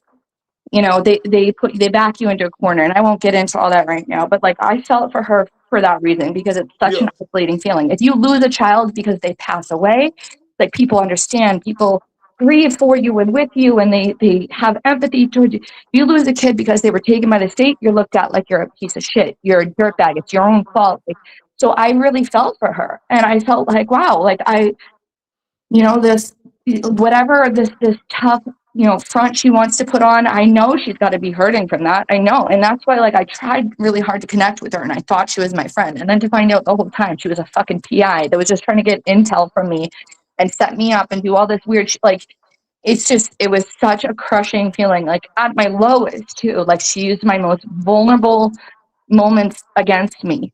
She used me when she knew I was just out of an 8-year abusive relationship, and she used my weaknesses against me to complete her agenda of taking Aiden down. It's just so sick. I And she mean, gonna I be don't know what is crying on her wrong with all show, these people. talking about this. We ain't trying none of that, and none of her minions either. Because if y'all real parents, y'all gonna have some kahunas to understand that she wrong for that. Like, that's a great person, and she won't accept an apology from, I'm not gonna mention, but that's a great person to question somebody parenting. That's terrible. But look, they gonna give her a high five and they gonna talk stuff about us and say, "Oh, we was over here doing that." No, we letting the truth come to the power, and the power come to the truth. Jessica, how does that feel in your tummy? Big ass tummy. Sorry. I don't fat shame. That's the other thing. People think I'm fat But shame. look, but I look, just this the say that thing shit right here. because it's No, like the no, first thing that but comes look, to, I don't hate on people that are fat. I just hate that she's like a bitch and that she just happens to be fat. listen, listen, listen. Look. When somebody questions your parenting, you got the right to say anything to that motherfucker you want to. It's off limits now. You want to talk about, oh, you talked about me. You talked about my motherfucking kids. Yeah. So I don't give a fuck how you feel. A person say something about my kids, man, listen. Because I respect everybody. I don't care how much I don't like no person. You say something about my motherfucking kids, I'm going to talk to you in the dirtiest, ruthless way I can. I mean that. So you're not wrong. And we all make mistakes, right? I made mistakes. Everybody in the chat made mistakes. Everybody around the world made mistakes. But guess what? That's why the man who I believed in died for our sins, for us to go through our sins, which is called our trials and tribulations, what we are all going through to this day, right? So I don't care what nobody say. Yeah, I can feel a certain way about a person, right? But like you, and that just shows the humility in you. Because we know what type of piece of shit Krusty is. But you would never go there with her like that, right? That's what you just stated, right? With Kate? Yes. Oh yeah. Like, I mean, that's the thing. Like, she keeps bringing up my kids. She used a really, really awful moment against me where my son fell off the bed and hit his head. And like, I have nobody to call for, like, I have nobody on my emergency call list, like, other than Grant. Like, and Grant, like, I don't know what happened that night, but like, I don't have anybody that I can call. Oh, well, and my aunt. My aunt is the one family member I'm very close with. And my aunt wasn't answering. I don't know what was going on with Grant that night, but like, she was like a really, like, my son had an injury. Like most kids, like, I have 4 kids. You think they haven't been injured? Like, he fell here at his head. And like, just recently, she tried to turn that against me. She had actually threatened me with something like way back, like when we were still friends, like a year ago, whatever it was, year and a half ago. Mhm. And she made some like vague threat saying that she was in a fight with her boyfriend Andy, and Andy would hold on, give me 1 second. Speaking of kids, hold on. Oh, you good. Hey, Grant, you good back there? My bad, man. She came on here to hold it down for you, Grant. Oh, I didn't. I didn't know she was coming on. But I'm very pleased that she was able to express herself. I went and grabbed some water, but Kate I Peter is. apologize about that, but she got your back, and she know that certain things you couldn't address, so she was gonna be your huckleberry like I'm the huckleberry. I God help anyone who tries to control her. I had no idea, but she speaks her mind, and more power to her. But yeah, Kate Peter, just a dangerous person in my opinion, and I think represents sort of the edifice here of it all, the PI firm and whatnot. So I think that speaks to a lot of kind of how all this played out. And I'm sure I left some holes in the story about Oh no, but no, Kate because Peter. I So want to come back to you because I want to know this. about her, as vindictive and as dirty as she been, do you think she's going to prison for what she did? Oh, I Do you don't think know. it's a She's kind of chance? like, no, Or do you I think think she's she's a very, part of that club you was talking about? yeah, I think she's not the top of the hierarchy, but I don't think people like that, like, not on the state level, face like accountability. There's a lot of wheeling and dealing that goes on with it all. Oh wow. So Grant, let's talk about your channel. Tell everybody your channel because we've been putting it up in her throughout the night. You know, shout out to my beautiful Mars for taking care of that, right? Because I see you cover a lot of cases, you get into it. I see some long streams. Like when you go, Grant. Tell me, where did that work ethic come from? I think just being in law school, um, and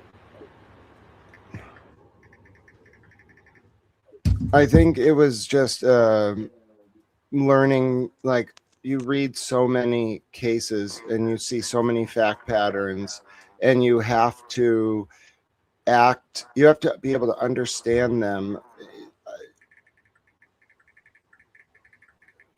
You all right? You have to yeah, you have to understand the fact patterns. Yeah, no, I definitely get it.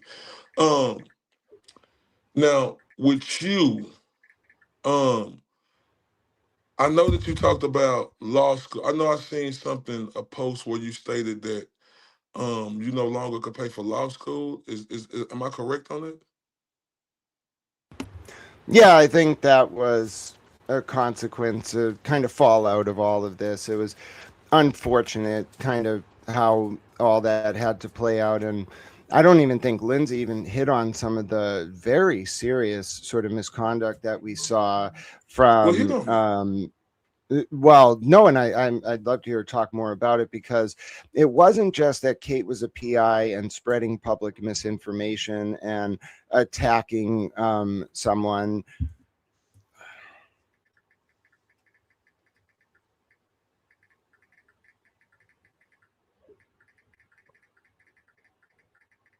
You good, Grant? Grant. Yeah, yeah.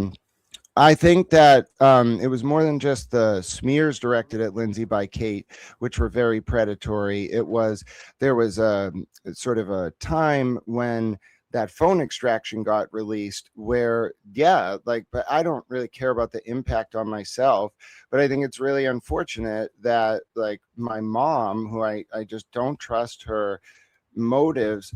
No, Yeah, I don't.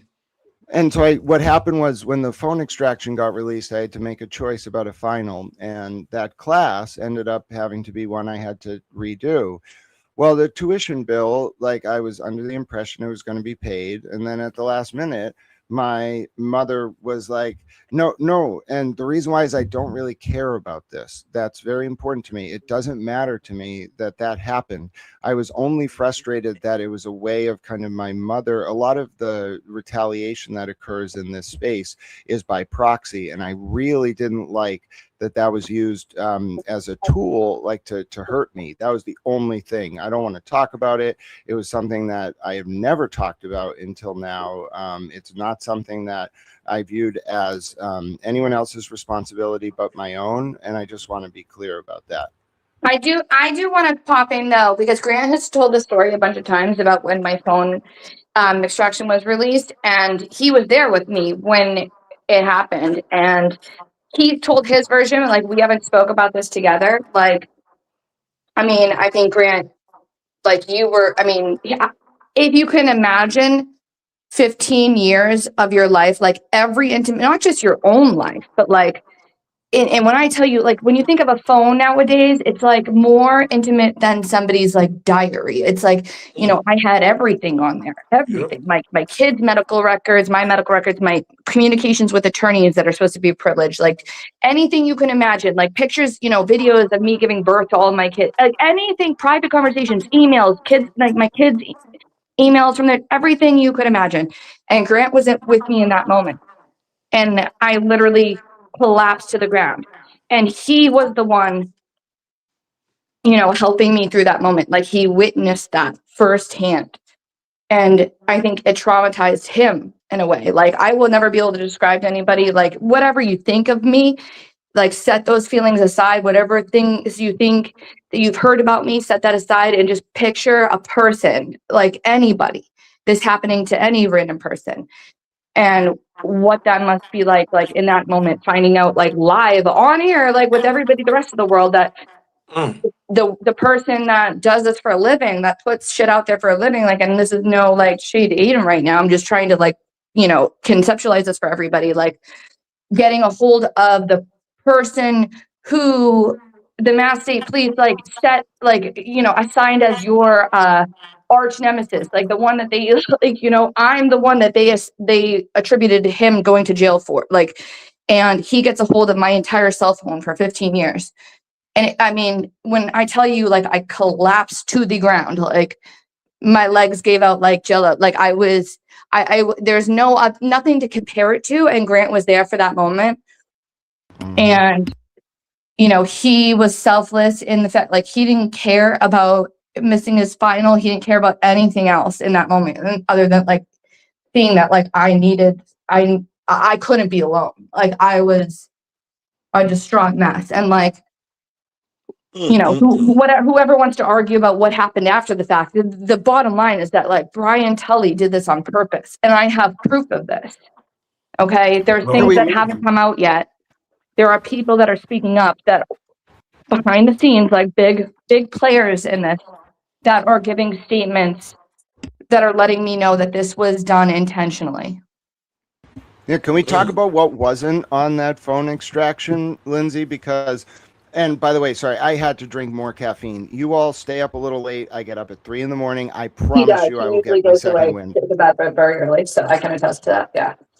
But I will stay up for, first of all, I'd stay up for Ray any day. And with Lindsay here, of course, I'm going to catch a second win. But Lindsay, can we talk about what was removed from your cell phone extraction before it was released? Is that not the smoking gun? Some messages from Tully to you removed, or excuse me, some messages from Kate to you removed. And Okay, then an audio that Leo Genduso sent you? Yeah, that's where a lot of confusion comes in, because the night that Aiden came to my apartment, everybody has heard this story where I didn't know he was gonna go through my phone. I went to the bathroom. I said I was deleting all my messages with Tully. So yes, I did delete my messages with Tully that night, my text messages with him that night. But I continued to speak to Tully after that night. Okay, so that's what a lot of people aren't understanding. Yes, I deleted them at that point. So anything up until December 23rd, at whatever time Aiden arrived at my apartment, yes, I deleted that. But then I continued to have multiple conversations with Tully after that through text message. And why were none of those in my phone extraction? Because why would I go and delete them again? I never saw Aiden again after that. I would have had no reason to delete them. And not only that, but my messages with Kate after December, I think, is it 14th or 19th? I keep getting the dates confused. But it wasn't just my messages with Kate. It was all my texts to Kate were still there, but only her responses were deleted. Like, if you think I have something to hide, wouldn't I delete maybe my medical records or my own messages with Kate? Why would I just delete Kate's responses to me? Why would I try to protect Kate but leave all my personal information on there? It makes 0 sense. 0. Oh wow! So you had more conversations with Tully after the fact through text message, and them text messages were gone as well. 100%. Yep. According to Aiden. And Aiden, I guess, and his lawyers said that Tully then, when they brought that up in court, Tully then provided them with some screenshots of messages that occurred after that. But I haven't seen them. I don't know if they're all there. I don't know if he picked and choose which ones he was going to give to Aiden. And why was it okay to give him screenshots? But with me, they told me they had to do an extraction. They wouldn't accept screenshots when they needed information from me. But when it comes from Tully and his phone, screenshots are perfectly acceptable. So tell me How how that, about and Jen McCabe too. I mean, I guess Jen McCabe and Tully are the exception. Screenshots are okay for them in a court of law, but not anybody else. And what was the process, Lindsay, if you don't mind me asking, whereupon they obtained your extraction? Did they kind of say, okay, we're going to come get your phone, and then they brought you somewhere? What did the prosecutor say? Okay, we're going to redact this. We'll never release this. How did it go from them getting your extraction to Tully being able to leak it personally? Well, that's the thing. Like when I first, so like I've said, my biggest mistake was reaching out to Kate Pierre. And when I did, Kate kept telling me like, well, I think you have really important information that like hasn't been shared. And I'm like, I really don't think I have anything. Like, I think like my messages are pretty mundane. There's nothing that's in there that hasn't already been spoken about. Like, I really don't think I have anything like riveting. Like, oh, and she's like, well, I think you do. And you really need to talk to Ken. And will you just please talk to Ken? So I talked to Ken Mello, and Ken tells me, he was the first one I was put in contact with. And Ken tells me, Lindsay, like, like Kate tells me that you have some messages that she's seen that she thinks are really important. Will you please just have a conversation with my investigator, like with Tully and his PI, Nelson. I don't know how you pronounce his last name. De Guevara. Is that how you say it? Okay, yeah. So will you please just have a conversation with them? And then he said, you have my word. If you just talk to them and you don't want to go any further, like you have my word, you will not have to be involved and blah, blah, blah. Cause I was like, listen, no, like anything that I say is going to be, it's going to become a bigger thing. I don't want any part of this. Like, I thought I was just talking to Kate, like telling her like shit that Natalie was already a witness at this point, and everything that like I knew or had was stuff Natalie had already said. It wasn't like I had anything different other than like the one Josh Levy comment, but like I really had no other information that was going to be valuable to their case, in my opinion. And he said, like, just please have a conversation with Tully and Nelson, and you have my word. Like, if you decide after that conversation you want to be, and like naive, stupid me, like actually believed him. I know it sounds ridiculous, but like you're talking to the prosecutor in the case. And I'm like, why would the prosecutor lie to me? Like, I don't have any involvement in the criminal, like I had never been in trouble in my life, not even a speeding ticket, nothing. I didn't know how things work. So I'm like, okay, fine. And Tully and Nelson come over my house. They had a conversation with me in my dining room, and yeah, they tell me like, whatever, like it was a long conversation, but anyways, like fast forward, they want me to meet they were for weeks telling me like they need my phone. Tully was telling me he's going to try to see if there's ways that I can just provide screenshots instead of doing a phone extraction, because I'm like, there's no way I'm giving up my phone. Like my phone has everything on there that no, not doing that. And he said, well, I have this friend who's been, who is very like skilled in phone extractions. I'm going to see if there's a way she can just pull your messages with Aiden. And then he finally got back to me and like, he's like, yeah, that's a no-go. We can't do that. We can't do the screenshots. Like we have no other choice. We have to do a phone extraction. And I'm still hesitant. I'm like, nah, like I'll hear what you guys have to say, but like, I'm not gonna. So they had me meet at the DA's office in Canton, and it's Tully, Ken, Nelson, Ken's PI, and Pam, the scam Friedman, the victim advocate, quote unquote, from Norfolk County, the head of the victim advocacy program. And so I sit down and I meet with them, and they, Ken and Tully are telling me, listen, we have no other way to do this. We have to take your phone. We have to do an extraction. But here's the thing. We will, it's going to be this process. So number one, after we do the extraction, we will do like a full redaction, like only things that are relevant or exculpatory information will be handed over, like, or put in this like pile, this, set aside as to do with the case. And then not only that, will it be redacted and everything, none of your personal information will be, but then we will also have to go through, we will hire a reverse taint team, Ken Mello called it. And I'm like, what the hell is I never heard of a taint team period, let alone a reverse taint team. I'm like, what's that? And he's like, it's a team that's going to go through and they'll be able to decipher what information on your phone is relevant to the case, what is not. And then not only that, they said there's like a third thing in place where you will, any information that is going to be turned over, a judge will have to it will have to go through a process, like where the judge will have to approve it to be given to as discovery. So like there's multiple things in place to prevent anything private of yours from getting in the hands of the wrong people. And obviously I knew, and that's the big thing. Like people were like, oh, she thought all this stuff was going to stay private. No, I thought that my personal stuff was going to stay private. I knew that anything related to Aiden, anything I talked about with Kate or whatever, any of that was fair game.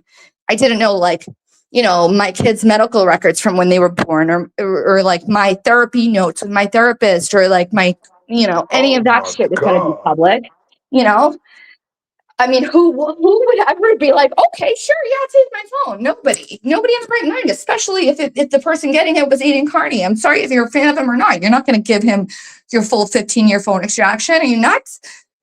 So they assured me over and over. And then they had me sign something.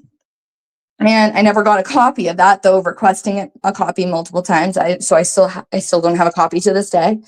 Then Nick Reno comes in the room. And he introduces himself. He shakes my hand. And Tully says, this is who's going to take your phone.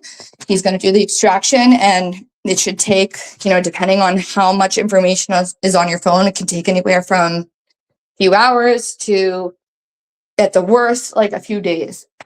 And sorry, the hiccups right now. So he takes my phone. And Lindsay, you good? am I talking too much? If you want me to stop and you want to interject, go ahead. This is very insightful. Hold up. Let me turn up for Lindsay because she on her talking that talk. Talk that talk. Let me turn up for her real quick.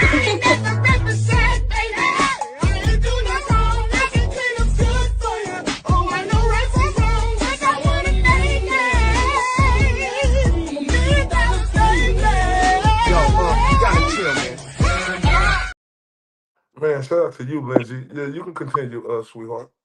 I will never get sick of that song. Sorry. Me either. So Garino, he seemed very, I don't know how many, Grant, do you know how many years he's been working with MSP? He started his career in 2011 with the Norwood Police Department, worked there for 10 years. So I would say 2 to 3 years at MSP, maybe 4. Okay. Because I got the impression that he was kind of shy and a little bit I don't know, like a newbie, like a rookie. That's the impression I got. I could be completely off. I don't know. But he was very kind. He shook my, and he's like, I will be in, because I'm like, I didn't even have a backup phone. I'm like, I have 4 kids. How long is this going to take? I knew nothing. So he's like, I'll be in touch. And Kate actually had to give me a burner phone in the meantime because I had no way to even for emergencies with my kids or anything. And that burner phone ended up not even working. So I was phoneless ended up taking a few days. And so they assured me everything was all good and we were all smiles, and I left the office and everything was fine. A few days later, I finally, I didn't even get a call. I was at my apartment in Medfield. My kids are at school. It's the middle of the day and I hear somebody pounding on my window. I'm on the first floor. Somebody's pounding on my window on the side of my building where the woods are. What the fuck? And my blinds were closed. And because the sun was beaming in through that side of the building. And I go over, I'm like, somebody trying to break it, my patio doors right there. I'm like, what the hell? And I peek out and it's fucking Nick Carino in my and he's like, and I go into my patio door, I'm like, what the hell? And he's like, oh, he's all out of breath and he's like, oh my God, thank God. thank God you answered. He's like, I thought, oh my God, I thought your managers of your apartment were gonna think I was breaking in. He was like, I didn't know how to contact you to get your phone back to you. Oh my God, thank God you answered. I thought it was so funny. I was dying. And so I'm like, oh, thanks. Like, I take my phone from him and I'm like, it's all set. He's like, yeah, Jesus, how much information do you have on that phone? Like, it took forever. Like, it took way longer than I'm like, I told you my whole life's on that phone. Like, 15 years of my life. Like, I don't just get a new update every year. Like, most people, like, I'm broke. Like, 15-year Right? phone extraction. Jesus Christ. You thought I was exaggerating? Oh So, my God. so he leaves. I get my phone back, and I didn't think anything of it, like at all. Like I just never thought about it again. And this was January. Oh God, what was the Grant? Do you remember the date? It was January like 9th or something, I think. So that was actually before I met you, but Yeah, you've always yeah. said that it was in January of 2024. I think my extraction was done on January 9th. I don't remember. It was a few days after that I got my phone back. So it was early January. And I thought nothing of it. And then all of a sudden, like, what was it, April, Grant, that the leak Yeah, happened? the Grant night. YouTube channel is pinned at the top.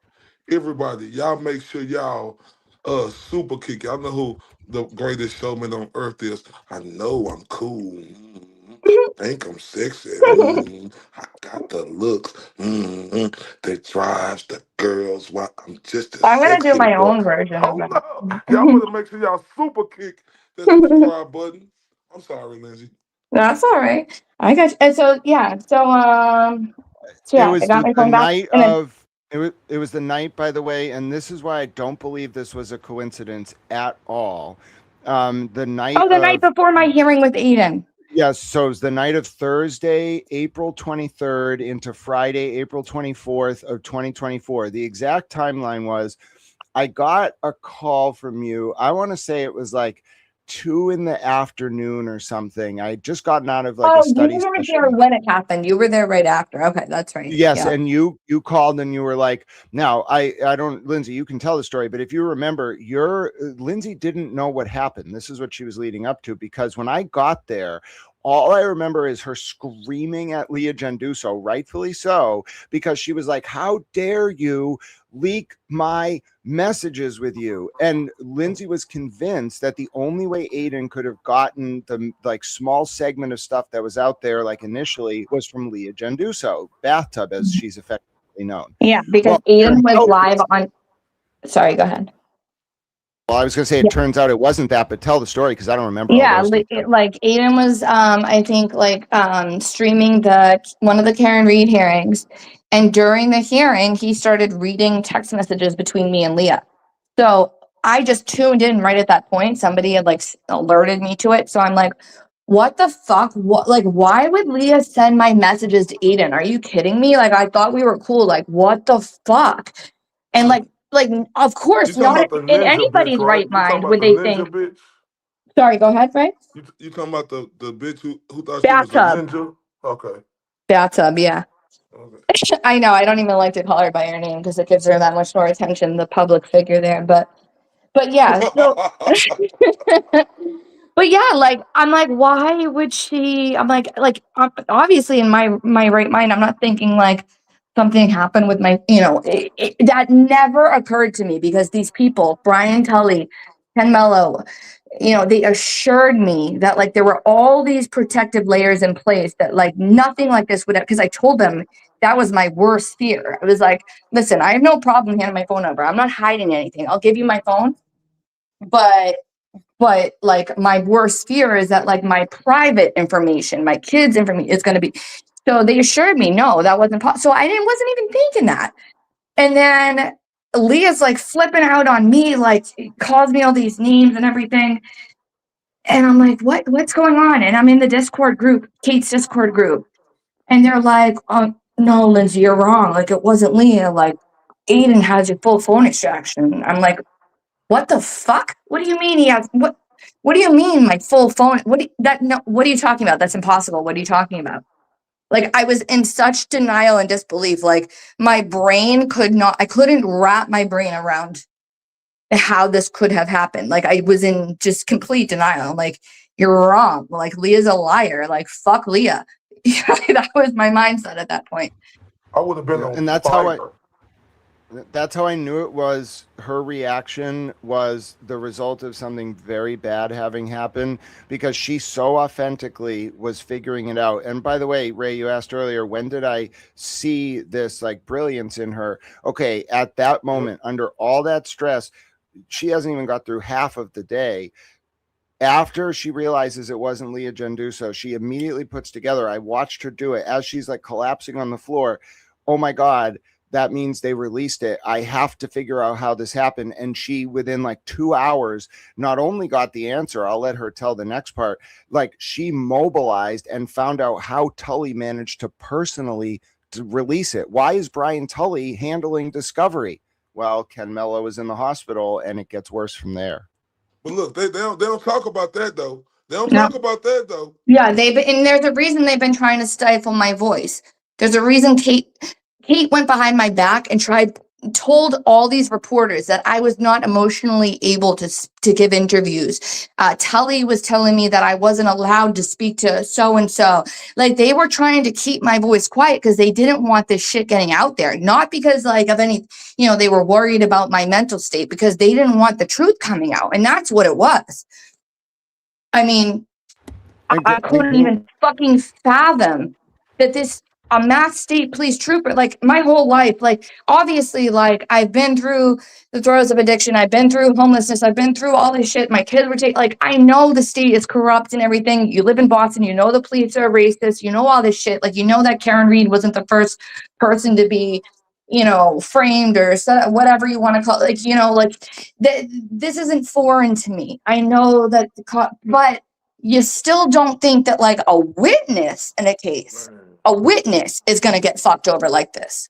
Man, they made you a witness. Somebody just made a great comment. They made you a witness without you even knowing it, right? Right. Yeah. Oh my. Because it's not like it's not like a knighting ceremony. You don't deem someone, I hereby knight you a witness. Like that is not how it works. If you have information. Wasn't that the audio Leah Genduso sent you and that didn't show up on the extraction? See, Leah Genduso, I want to give 1 minute of context before asking this question. She hides in plain sight. Look into some of the police reports about Aidan Kearney in 2022, before any of this was happening. Who's in them? Kate Peter and Leah Genduso. For the background, Leah Genduso was a state trooper. Now, this gets a little wild. In 2008 or 2007, Leah Genduso got banged up on a very serious set of charges related to packaging marijuana when it was still illegal and money laundering. She somehow in 2008, we're going to find out it wasn't a coincidence, gets a job as a dispatcher for the state police. By 2014, she becomes a state police trooper, and Leah Genduso then quickly rises through the ranks to 2018 because she's dating the third in command at the state police, it turns out. Now, this was a wider story in 2018 that was going on related to a manipulated police report about a judge's daughter, okay? And the man that Leah Genduso was with in the command of the state police got caught up in the editing of a police report about a judge's daughter that was very controversial. As that story was unfolding, Aidan Turtleboy Kearney picks up on Leah Genduso through some kind of tip, I would imagine, being involved with this high-level state commander of the state police. What comes out next through Aidan? Leah somehow got this job without at the state police, despite that this like drug conviction which wasn't revealed. Leah gets fired. In some kind of like weird Stockholm syndrome, her and Aidan then start talking, but inevitably Leah ends up aligned with Kate Peter. Why do we call her Bathtub? Because she made a video at one point, apparently on Facebook or something, where she was in a bathtub, and Lindsay does the voice better than me, but she was like, "Hey guys," and live from the bathtub. It's me, Leah, the public figure. You like my bubble? And now she is Leah Bath. So who y'all call Bathtub? Leah? Yeah. Leah Bathtub. Her name is no longer Leah. It is officially Bathtub. We have deemed her Bathtub. like a knighting ceremony. Oh Bathtub. I'm sorry, girl. Keep going, sir. You had me going. Oh yeah, and so the way Leah comes into this, and it ties into the phone extraction because, of course, it does. Leah is like sending Lindsay audio notes and messages around what was it, like December 2023 or so? Lindsay, maybe November. Oh, sorry, I tuned out for a minute. That's my ADD. What'd you say? Oh, when was Leah send that audio message that Leah sent you to like tell Oh, you about like when was yeah, that it first was sent? before. I think it was before the night of the 23rd, right? Yeah, it had to have been. Yep. Yeah. Yep. So they were recruiting Lindsay. She didn't realize what they were doing, but they saw her. They were manipulating her. And Leah Genduso sends Lindsay an audio message saying, and you can find it I on heard it. Lindsay's Twitter. Yep. And that audio message, and this is the smoking gun, by the way. You would talk about Watergate smoking gun. No, this is Brian Yeah, Tully's talk to me. smoking gun. Yeah. So Robert Cosgrove files a legal memo in response to Mark Betterow. By the way, I've talked to some people that hands down the most grotesque legal filing ever submitted by a prosecutor in the Oh, history I think of everybody, Massachusetts. even people that hate me, have agreed that like this was so far out of bounds what he put in that filing. Absolutely disgusting. Not just the comments that he said about me, like bringing up closet baby shit, but also like threatening me. Like you don't. He's threatening me with perjury charges. He doesn't even know what I'm gonna say if I'm called. Who threatened you with I'm that? called as a witness, which I don't even know if I will be. He doesn't even know what I'm going to testify to. So how are you going to threaten perjury charges, sir? The Who threatened you, Lindsay? the prosecutor in Aiden's case. Cosgrove? Robert Cosgrove, Oh, that piece of shit. the sundowning piece of shit that I was giving all this, like credit to. Like, I was trying to think, like, maybe he's not as bad as these other ones. Maybe they're just taking advantage of him because he's this old ass guy. I felt bad. Like, my grandmother passed away, God bless her soul, from Alzheimer's. Like, maybe he's just like this older man that they're trying, like, because literally this is the thing, and not to get off topic, but like everybody wonders why, like, when they null pros the charges with me and like with Aiden, like for the recent stuff and from the A and B from before, like, and even like why they picked Ken Mello, who was never a prosecutor. He was a family law attorney, like a defense attorney. Like, he had no experience. He was like, had all these bad reviews. Why would they pick? Because they couldn't find anybody. They had asked, and I was inside. I knew all about this because I had been talking to them about this. They couldn't find a single person in the state of Massachusetts that was willing to enter any prosecution against Aiden Carney because they were worried that their law firms would be attacked, that he would send his troops, his following after them and give them bad reviews, and they would get all this bad. That's what it was, okay? So, I mean, let's just say it how it is. So, like, when they, Cosgrove, when they got him, I'm like, this is first they get Ken Mello, who has no experience being a prosecutor, and who claims that I don't know anything. Well, I mean, I know what he's told me about his health situation. But I can't confirm any of it. But then Cosgrove, you take on, who is like older than, I don't know, like dinosaurs, and like Archie Bunker looking motherfucker. I know you talking about it. Like, who knows nothing about the internet. This is an internet-based case, and you know nothing. You don't even, like, you don't even know about dial-up AOL, like, beep, beep, beep, beep, beep, beep, beep. Like, you don't even know about AOL, dude, let alone like Twitter. So why are you on this case? Because they couldn't find anybody else. So I tried to give him the benefit of the doubt, but he's just as low and dirty as all the rest of them. Well, Sorry, and let me Grant, give didn't mean to you. cut you off. I'm sorry, go ahead, Grant. I apologize. Go ahead with your thoughts. I apologize. Go ahead, sir. No, I think that Robert Cosgrove is integral to a lot of this for multiple reasons. One, you'll find a case out there or two, I'm sure, where Robert Cosgrove was the sitting judge involving matters related to the Norfolk DA or local, etc. police, and maybe look into those folks. I don't know. I'm a towel. What do I know? Anyway, so maybe not. It's a coincidence that in March of 2024, not a coincidence, Robert Cosgrove goes to a meeting, which is in his most recent filing. I think it was in the supplemental supplemental affidavit that Cosgrove filed. He goes to this meeting. Oh, yes, it was in his attestation about having never met Ken Mello except for this meeting. So it's somewhere on like page 6 to 8. So anyway, Robert Cosgrove is like, oh, yes, in March of 2024, I went to a meeting and there was the Norfolk DA and Brian Tully and then some other unnamed parties at this meeting. And then a month later, Lindsay Gattani's phone extraction gets leaked. Now, the smoking gun, I want to bring this back. See, Lindsay has an ADD brain, and so do I, but I'm very good at recursive loops, so I can remember where we left off. It's very helpful. So we were talking. Hell, boy, you as sharp as they. I ain't lying to you, Grace Smith Ellis. Like you as sharp as they come, bro. He is. Keep going. You sharp. I lose my Oh, train of thought every 3 seconds, and Grant keeps me. I don't know how he does it. He calls me smarter than him. I'm definitely not by a long shot. But all right, go ahead, Grant.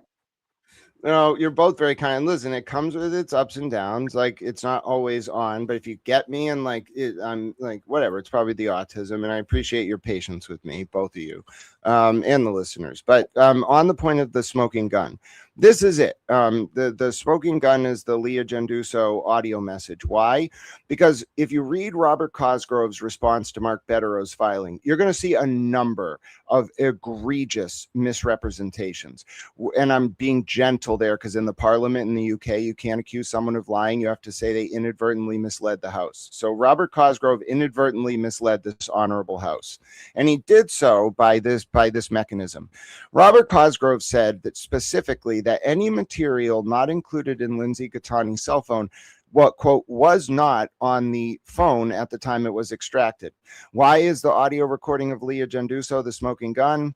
Because it's not on the extraction, yet Lindsay posted it on social media in 2025, which means it existed the entire time. Now, that's a big deal because it proves that there was manipulation of that extraction by Nick Garino and Brian Tully before it was released. Nick Garino, the same man who did the extraction of Sandra Birchmore's phone and somehow told John Fanning, I guess, or John Fanning told Garino that there was no there. So we know this guy's obviously doing the work of this unit, but let's be gentle on Nick Garino because I think he might be cooperating because that he got hit by a drunk driver on the Pike right before exit 132 in Watertown in August of 2023 and almost died. He just got hit Nick on a was detail. that guy who took the stand in the Karen Reed case, right? Yeah, he's okay now, but he's on medical leave, and I think he's probably going to retire. I wouldn't be surprised if he's cooperating, especially with the Birchmore thing, and I do think somebody tried to take him out on the Pike. Too coincidental, too coincidental, but he lived. So, but my point with all of this is that there's more to this in Robert Cosgrove's filing. It's easy and right to point to his style as like vitriolic, like old school and not appropriate. But what makes it more egregious is there were other misrepresentations. I'll do them in reverse order so Lindsay can talk about the email with Kate Peter and Ken Mello from February 14th of 2024 second. The first material misrepresentation, and Brian Tully's got to answer for this or correct it. In Brian Tully's affidavit that supplement to that motion, Brian Tully states that Aidan Kearney submitted a forged federal document in a copyright dispute with Kate Peter. That is wrong. Kate Peter submitted a forged federal document in a copyright dispute that she filed against Aidan Kearney, and she just copied a case number from 2012 and updated it and submitted a forged document.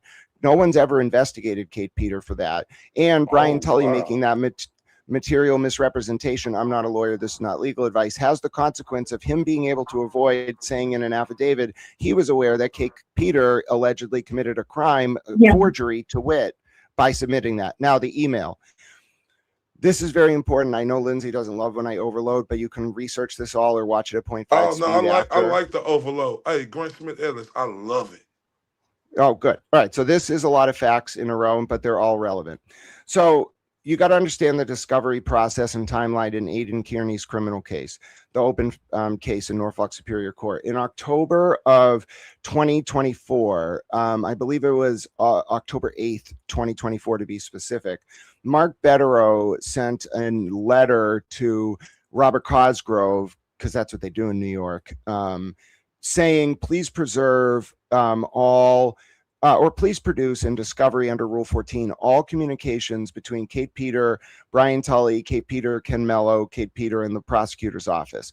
Well, over the next 12 months until July of 2025, Robert Cosgrove lists in his affidavit that he went through 5,000 pages of documents to get all of Tully's emails with Kate and Mello's emails with Kate. On July something 2025, in the early part of July, he turns it over to Betterow. 4,000 pages of the 5,000 pages are blank. Betterow writes him a letter back on the 13th of July and he's like, bro, what the fuck? In very layman's terms. And Cosgrove then doesn't reply to Betterow, but follows up and gives Betterow what Cosgrove says is a personally reviewed copy of the 5,000 pages with no blank pages. Oh, by the way, they did redactions on those. Yeah, they did the redactions on those too. Cosgrove billed 20 hours for it. No redactions were ever done on Lindsay's phone. But anyway, other than to excise material that was inculpatory or damaging to Tully, Kate Peter, and Leah Genduso, all connected to the state police. But anyway, this is perhaps the most confusing part of this. That 5,000 emails that Robert Cosgrove has said he spent hours and months going over, poring over, did not include a February 14th, 2024 email where Kate Peter sent Ken Mello instructions on how to make legal arguments to get Aidan Kearney detained. And Lindsay Gattani was the one who released it and proved it on social media. Oh my. And isn't it a fucking coincidence that mere days later, they said Ken magically remembered that he had this email that he forgot to turn over. But yet there's still more that I am aware of that has not been turned over. So they're trying to basically call my bluff. Like, what does she have? What do we think that she has? What does she not have? Like, what do we need to turn over? What are they going to find through FOIA requests? It's interesting to me that, and I will not lay a hard into Ken Mello because, let's just say, like, I'm holding out hope based on some comments he's made that he's going to be the one that will turn these assholes, like, he's going to be, I think, if he cares, like, I know he's sick, and I don't know what they're trying to, I don't know. I'm kind of making assumptions on things like, health insurance, life insurance type things, like whatever. But like Ken has made comments to me that he knows things that have happened, that certain orders were given that he was not privy to, which, I mean, whatever, might as well say it now, right? Because if the truth is never, if I'm not very, I like, it's interesting to me that Cosgrove responded with this motion where he didn't get Ken to write an affidavit himself. He put it in like, italic font as if he was speaking for Ken, but that's not an affidavit. You don't get to speak on behalf, that's hearsay. You don't get to speak on behalf of the former prosecutor or now recused prosecutor and say like, well, this is what he told, that's considered hearsay. So to this day, Ken has not submitted an affidavit. And you want to say it was because of formatting issues? Bullshit. Bullshit. Oh wait. This we got to talk about. Yeah, we got to talk about one more thing too, Ray. I hate to throw it in. Well, we didn't even talk about what happened after my phone was extracted and the conversation with Ken and what he said to me after the fact. Why was Tully ignoring my calls? Why did I never hear from Tully again after that happened? Yet Ken was the one answering my calls while I was suicidal, crying hysterically, and he's telling me, sweetie, like talking me off a ledge, like, please just listen to me. I'm gonna make this right. Please, like, don't do anything stupid. And Brian Tully is nowhere to be found. Ken Mello was the one there talking me off a ledge. Dirty bastards. Like, go ahead, Grant. I got as much time as y'all got. Go ahead, Grant. Oh yeah, me too. I'm not in a rush. I got my second wind. Apparently, this used to happen in college. I would like go down for an hour and then I'm up. There you go. I'm up. Here we go. So, there's something about this that I'm not a lawyer. This is not legal advice, and I have to say that over and over. But there's something about this that applies the facts to the law, like I was talking about earlier. The law in question is a case from the U.S. Sixth Circuit or Eighth Circuit called U.S. v. Heibel, Highbull. Very good case to read. This case is a persuasive authority in Massachusetts. What that means is federal cases from other jurisdictions are not binding on state courts in Massachusetts. Federal cases from the first district are binding on state courts in Massachusetts. Federal cases from other jurisdictions are persuasive authorities that judges really think about when they're rendering rulings. That's how to think about the hierarchy. Highbull is a case about a specific term called government agent. And I know whenever I said this, I'm sure Lindsay has had this moment too. Whenever I say this, people say to me, oh my goodness, you're talking about James Bond. But no, the reality is I'm talking about whether Kate Peters is a government agent. But also, I don't want to keep Lindsay too long. And I think that the one thing before we talk about Kate Peter, government agent, the one thing I hope maybe she wants to say it as a remark or whatever, people understand is the impact of that phone extraction being leaked. We talked a little bit about the lead up to it, but the one thing I wanted to talk about, Lindsay, I don't know if you have to go, that's understandable, but there was something that happened after the phone extraction got leaked, which was we were standing around in your apartment, if you remember, and you had gone to the court TV producer that day on the steps. And you had said on your own accord, and you had tried to make a contact with them. And you came back and were telling Kate Peter and I about this. And No, that's not what happened, but go ahead, finish. oh, well, please correct me. But I just remember saying to you, you know, Lindsay, you should contact other members of the media. I think people are trying to keep you away from the media to protect Brian Tully. And I'll let you correct me on the story up to that point, but something happened after that that's very telling about Kate.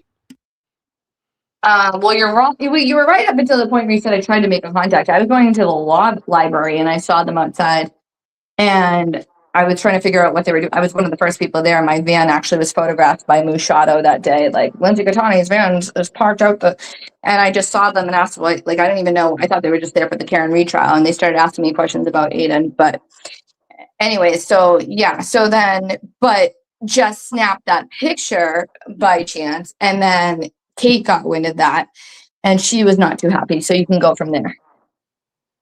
Yeah, and so I remember saying to Lindsay, hey, you know, you should establish your own contacts with the press. Here's a contact at Law and Crime. Here's her cell phone number.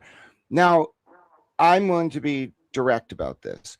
I was doing that on purpose. I don't think Lindsay picked up on it, but I was baiting Kate because, and this was, I didn't like premeditate it. I did it in the moment because I thought it was the only way to determine if what I was saying was right. And so I baited Kate by saying to Lindsay, here is the cell phone number of this person who works for Law and Crime. I could have just given it to Lindsay on like a text or something, but I wrote it down on a piece of paper very demonstratively. And it's like, here's the cell phone number. And then I said the sentence. It was very calculated on purpose. Lindsay, I think people are trying to keep you away from the media to protect Brian Tully. And it was specifically about the phone extraction leak. That was the implicit context. Yeah. I have never in my life seen a series of events unfold so quickly. When I bait someone, I was kind of feeling Kate out. Like I didn't know Lindsay that well. I didn't know Kate that well.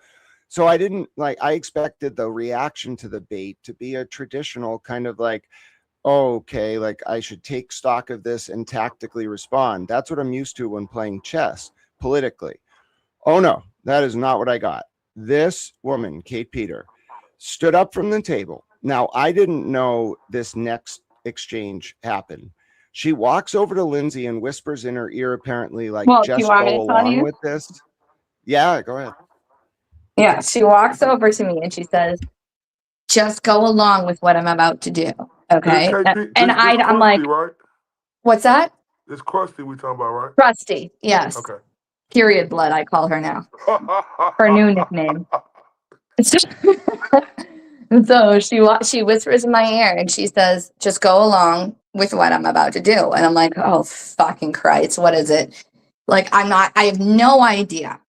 And then she says, Grant, you can attest, like, she says, like, I got to go out to my car to get something, or I don't know, whatever she said. And she leaves the apartment. Grant, am I right? Or Yeah, she was like, I need a vape break or something, and I'll never forget. She was like so upset. Like, she was not normal Kate. She was like Hulk smash. Like, that's when I like the Shrek like the Shrek thing. Like, it's not to make fun of her looks. Like, she has a Hulk smash mode, and I saw her go into that mode in that moment. There was a like emptiness in her eyes. Like, I looked at her eyes when she was walking out to go on her vape break. I didn't know what I had done. And Lindsay, by the way, to show her honor, and like she was not like trying to like screw Kate over. I don't even think she knew what Kate was up to. Lindsay did not tell me that Kate had said, just go along with this. So all I heard was Kate saying, I'm going to take a vape break, and her storming out. And I was kind of like, oh, well, fuck that bitch. Like, she deserved to get angry over that comment. I was trying to piss her off. Fuck her. And she comes back in. She doesn't say a word. She sits down on Lindsay's island in her kitchen and looks at Lindsay with her back to me, kind of like straddling the chair, like angled at Lindsay, and with says, her period blood leaking all over my stools.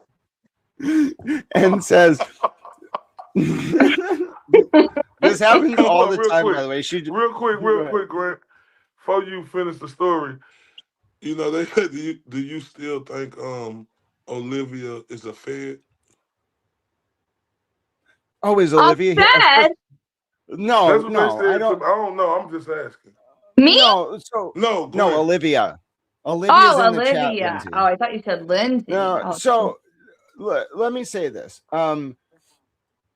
I think Olivia is very smart. Okay. And people will dog her for her style. Okay. Like, look at how I write. Like, a lot, 90% of it is by hand. And then if I use like summaries, I tell you.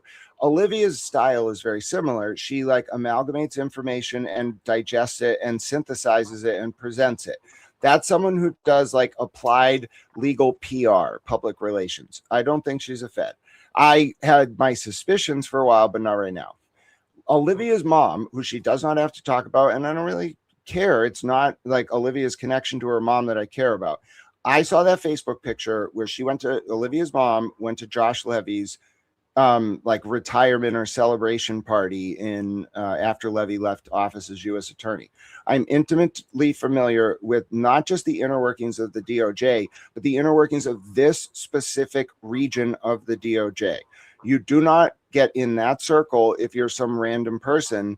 There's something there. I don't know what it is. I don't know who they're helping. If they're trying to get Tully for Birchmore, great. I don't care. Good job, Olivia. Keep doing you. Now, back to what I wanted to say about this story, though. What Kate did next, I've never seen anything in my entire life like it. Kate straddling the chair with Lindsay's vivid description in your mind. And Kate says to Lindsay, hey, Lindsay, you remember that hot guy in South Boston with the abs? And am I wrong, Lindsay? She said that exact sentence out of nowhere. wait, sorry, I missed that. Can you repeat it once more? Oh, the sentence that Kate said to you was, oh, Lindsay, do you remember the hot guy in South Boston with the abs? Yes, correct. 100% correct. And then she says, I set up a double date with him and his friend, and we're going to go on Saturday. Are you okay with that? And then she shows me a picture of a guy with like a 12 pack. Like, first of all, I don't even like guys with muscles like that. So like, but like she does this in front of Grant purposely to antagonize him, to get, a rise out of him, to like make him feel uncomfortable. Like, she is a sick bitch. She did this 100% intentionally. And it was way more devious than that because, and this is part of the learning process. Like I get a little moody. All right. I'm never going to not own up to it. Like I get moody. It could be my autism. It could be I just am moody.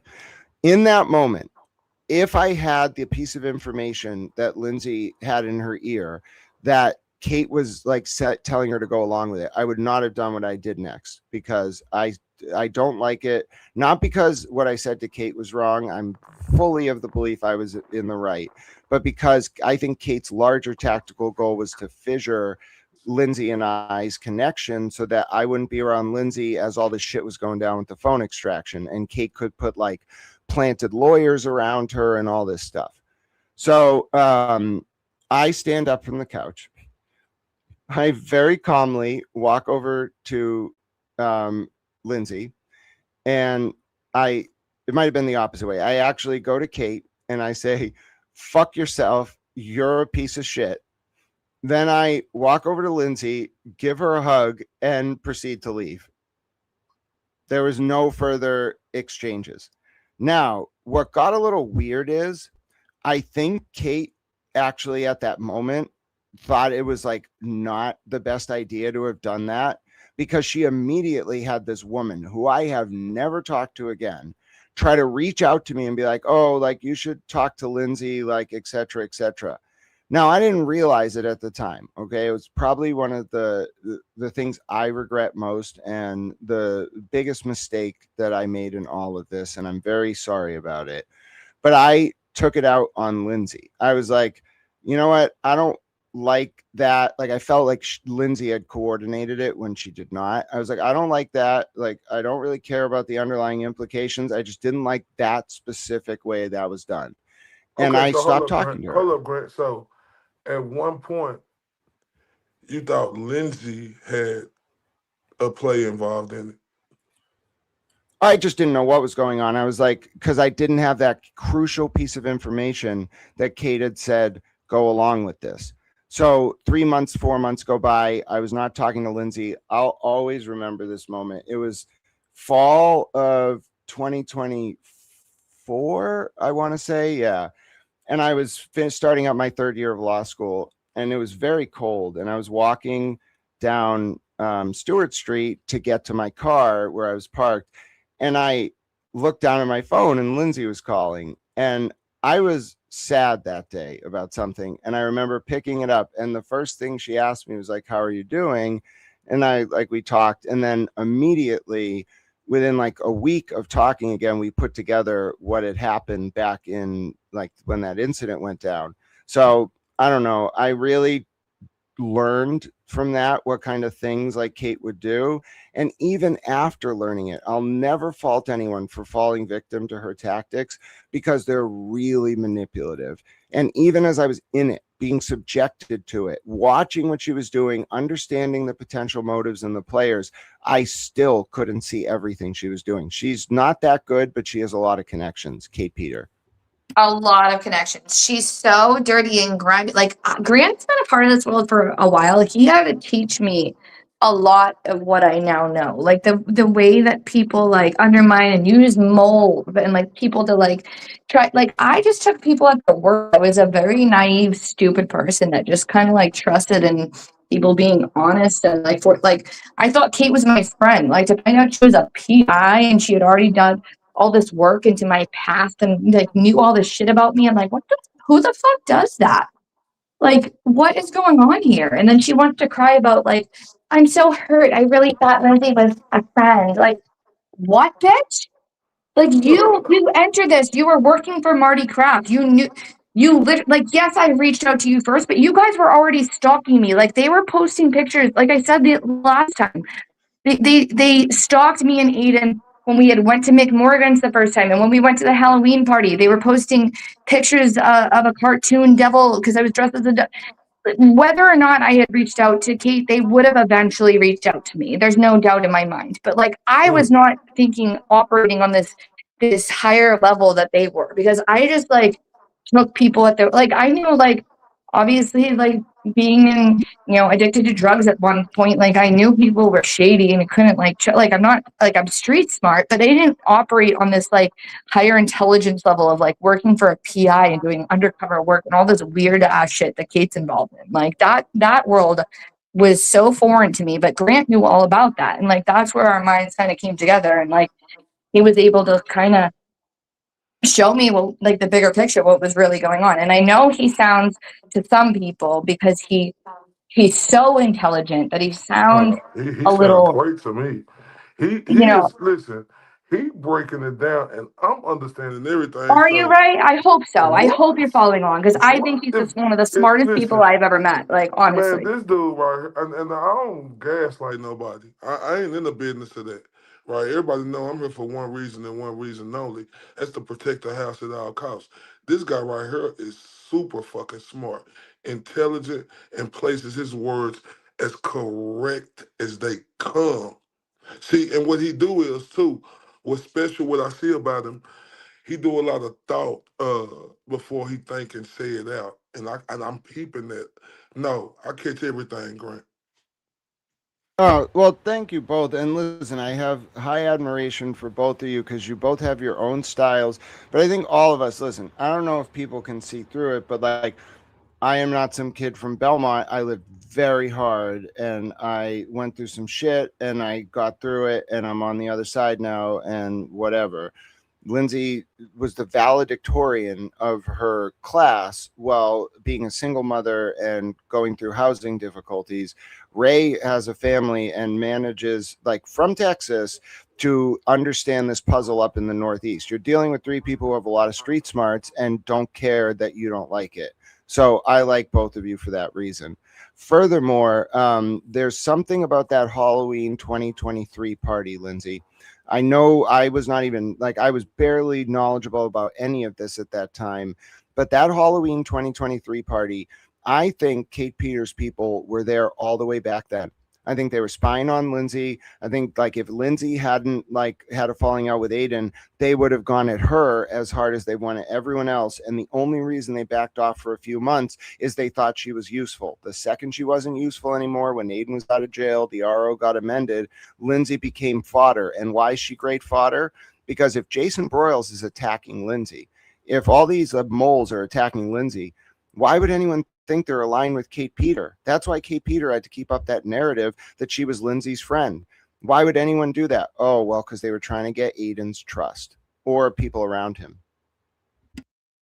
Mm. Oh my.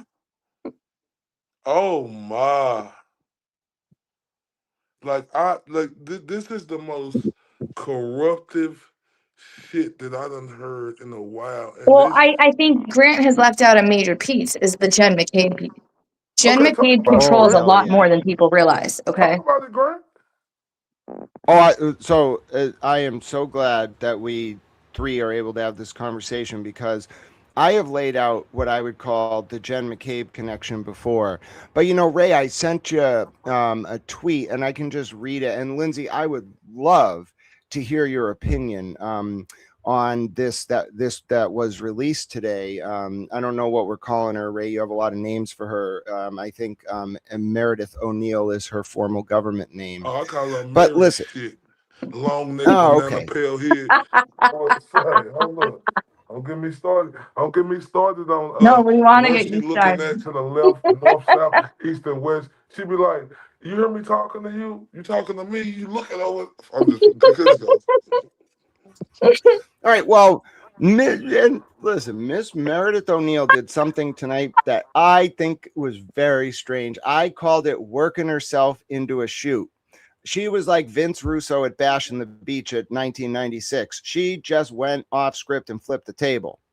Mm, This woman posts on social media an unredacted, impounded document from Aidan Kearney's discovery, being Meredith O'Neill, that had mm. never been made public. Now we can circle back and talk about the implications of Meredith having done that, because she definitely had no idea what was going on and just assumed things and decided to release it. However, so she never should have had access to it, first of all, and she never should have released it. Let's read what it says because the start is interesting. By the end, I think we're going to have some things to talk about. Miss Jen McCabe was concerned with being associated in any way with Mr. John O'Keefe's death. On January 30th, 2022, at 8:06, she Googled BPD and John O'Keefe. On February 1st at 11:23, she Googled John O'Keefe.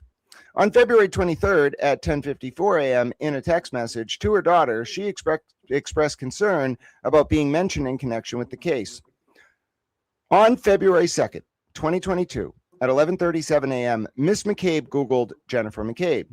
Despite their concern with being mentioned in the growing media coverage, less than 72 hours after Mr. O'Keefe's death, Miss McCabe and Miss Roberts were joking with each other, referring to themselves as Detective Cagney and Lacey and Matt McCabe as Magnum PI. Miss Roberts even wondered who would play her in the movie. What movie? Telling Miss McCabe, pick your actress for the movie. I am Sandra Bullock. Don't even try to take her on. Oh my God. Are you kidding? Hold up. Please read that for us again. I'm sorry, Grant. Are you kicking? I'm sorry. Can you please read that for us again, sir? Sure, we can play it like it's the Jathan song on repeat. All right. Real quick, look. You right. Because I do need a little break real quick, and it's just going to be a little minute and 13 seconds. Shout out to the great Jimmy, my guy, rock with him, and you know I'm your Huckleberry. Hold up. We'll be back. We'll be back in a minute and 13 seconds, y'all. A real struggle with the letter S. Everyone he meets will get the heebie-jeebies. Don't make him post your home address. In case you didn't know, he's friends with Mary. But every word's like, oh my God, I'm so glad that you brought that up. And since you mentioned it, let me just point out that we don't care. So much power from behind the screen, and every time it's like, thank you so much for bringing that to my attention. I got that means that I just mentioned that you just, we don't care. Go tell it to your best friend Mayor, cause he is Jason Broyle.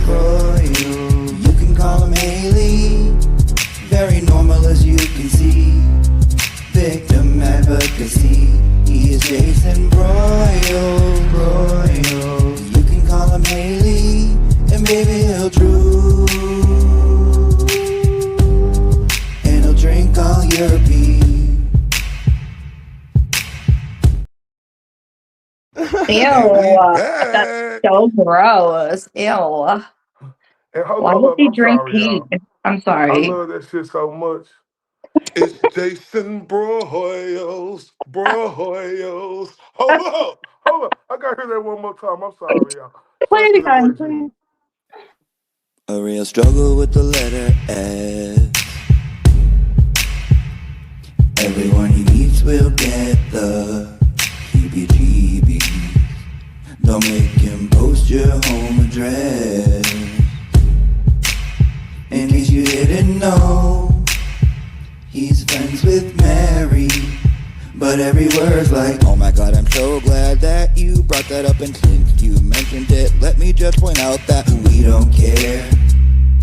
So much power from behind the screen, and every time it's like, thank you so much for bringing that to my attention. I got that means that I just mentioned that you just, we don't care. Go tell it to your best friend Mayor, cause he is Jason Broyle. You can call him Haley, very normal as you can see. Victim advocacy, he is Jason Broyle. You can call him Haley, and baby he'll drool,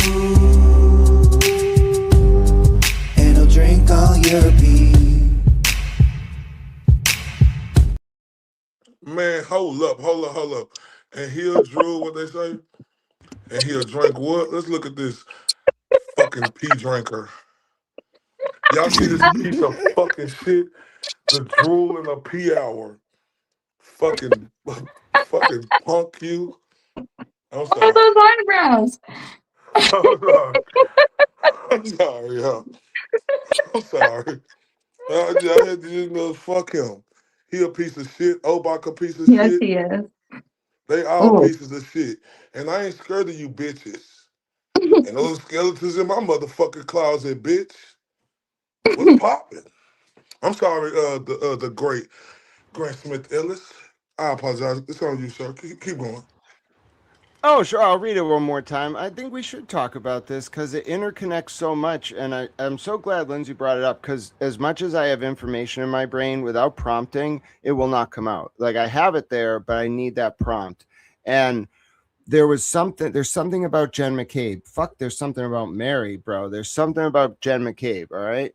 And I'll read it again, and then we can talk about Jen McCabe because she's integral to this. Despite their concerns after being mentioned in the growing media coverage, less than 72 hours after Mr. O'Keefe's death, Miss McCabe and Miss Roberts were joking with each other, referring to themselves as Detective Cagney and Lacey and Matthew McCabe as Magnum PI. No pun intended. Miss Roberts even wondered who would play her in the movie, telling Miss McCabe, pick your actress for the movie. I am Sandra Bullock. Don't even try to take her. Oh my freaking God. Are you telling me 72 hours you had skeletal looking ass Jen McCabe and Kate Roberts, Roseanne looking ass Isn't talking that about movie cruel? Like scripts? for Kerry, that was claiming to be like one of his, like you're talking about who's going to play you in a movie 3 days And later? look, what I don't understand, the Roseanne looking bitch perjured herself on stage. Well, there's something weird about this, right? And this kind of tipped me off to the fact that there was more to Jen McCabe than meets the surface. And maybe I don't know. Lindsay had some shit to say about Chris Albert the other day. I want to talk about him too. Mhm. But there was something. And by the way, Kate Peter spread a false rumor that Chris and Colin Albert sold drugs through Turtle Boy. I think as an attempt to Mhm. use them as a distraction before Lindsay came around. And there's a video recording of Kate doing Yeah. it. But at the same time, I think there's something. Oh, you have to. Oh, we were talking about Jen McCabe and Kerry Roberts. Yep. There's something very odd about Jen McCabe immediately thinking about a movie, but more so than that, why they're referring to themselves as detectives and jump forward to May of 2023. The FBI approaches Jen McCabe at her home, and this is on record? What does Jen McCabe do? She tells them a false name and then calls like 6 people connected to the Because DA's she was office her in the sister, case. Nicole. Because I thought, you know how they come up ice cream truck. Did she say something about the ice cream truck or something? She Something said, like yeah, that. and then she was like, eventually she was like, oh, I only misled them about my name because I didn't think they were real FBI agents. What? Bro, like they have a shield. You could just call, they have a badge. They're the FBI. So I don't believe that she did that for no reason. I think there's really something to be said And about hold on her real quick, Grant. motives. This what bothered me, right? Me being here from Dallas, fucking Texas, every freaking day watching that. When that part came up, like it kills me that she called Peggy O'Keefe, and that wasn't the big. I'm like, what did she call her for? Yep. And Mhm. Ray, by the way, I don't want to jump in, but if you need us to do a part 2, I mean, I can't speak for Lindsay, but if you want us to come back, if you feel like we've been going too long, just let us know. But No, I think we're happy bro, to keep going. hey, listen, man. I'm like the Energizer Bunny. I keep going and go. Hey, Chad, listen. Are you tired, Grant? No, I'm excited. I'm excited too. Now, everybody in the chat, if y'all want us to keep going, because y'all know how I'm coming, been coming, and gonna continue to come. I watch Grant streams and he got that stamina too. Press 1 if y'all want us to keep going. I mean, hold up. Wait a minute. Let me see if y'all want us to keep going in it.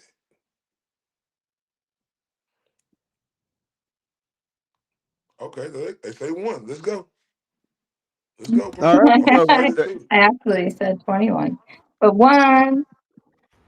love it. But so where are we picking off with the Oh, real picking up quick, with the Grant, real Jen quick. McKay part? Y'all don't forget, please. Look, this is what I'm finna do right here. I'm finna play the beautiful Nurse Kim. It's 13-second clips apiece. Y'all see that link at the top of the screen? That's Grant Smith Ellis, and this is no cap. This one of the smartest dudes I done talked to. No cap. I'm not gaslighting him or nothing, right? I'm finna play the beautiful Nurse Kim 2 times, right? Or maybe two times. Y'all go subscribe to that real quick for me. We've got Tiny Mary, Tiny Jesus, and as Ray from Dallas would say, Tiny Kimmy is here. Right? She's not so tiny. Right? It's Thick'em season, but we still appreciate it. Hold up. I said I'm gonna play. You know what? Matter of fact, I love this song so much because, Grant, I want people to rock, bro. You is the truth, the whole truth, and nothing but the truth. And I don't know if you know how I say truth, Grant, but that's TRUF, truth. Listen, I want people to go subscribe to this dude, real for real. I'm finna play this Jimmy song again. Y'all better go run like y'all the road runner beep beep and go subscribe. A real struggle with the letter S. Everyone he meets will get the heebie-jeebies. Don't make him post your home address. In case you didn't know, he's friends with Mary. But every word's like, oh my god, I'm so glad that you brought that up. And since you mentioned it, let me just point out that we don't care. So much power from behind the screen, and every time it's like, thank you so much for bringing that to my attention. I got that means that I just mentioned that you just, we don't care. Go tell it to your best friend Mayor, cause he is Jason Broyle. You can call him Haley, very normal as you can see. Victim advocacy, he is Jason Broyle. You can call him Haley, and baby he'll drool, and he'll drink all your pee. And this is just for everybody around the world. Everybody's problem ain't my problem. I don't do none of that stuff like that. I don't care if nobody don't like another person. Ain't got nothing to fucking do with me. Now, like I said, I'm finna play this song again because I'm rocking with Grant Smith Ellis. Go subscribe. I'm sorry, Grant, but I need them to go super kick that motherfucker. A real struggle with the letter S. Everyone he meets will get the heebie-jeebies. Don't make him post your home address. In case you didn't know, he's friends with Mary. But every word's like, oh my god, I'm so glad that you brought that up. And since you mentioned it, let me just point out that we don't care. So much power from behind the screen, and every time it's like, thank you so much for bringing that to my attention. I got that means that I just mentioned that you just, we don't care. Go tell it to your best friend Mayor, cause he is Jason Broyle. You can call him Haley, very normal as you can see. Victim advocacy, he is Jason Broyle. You can call him Haley, and baby he'll drool, and he'll drink all your pee.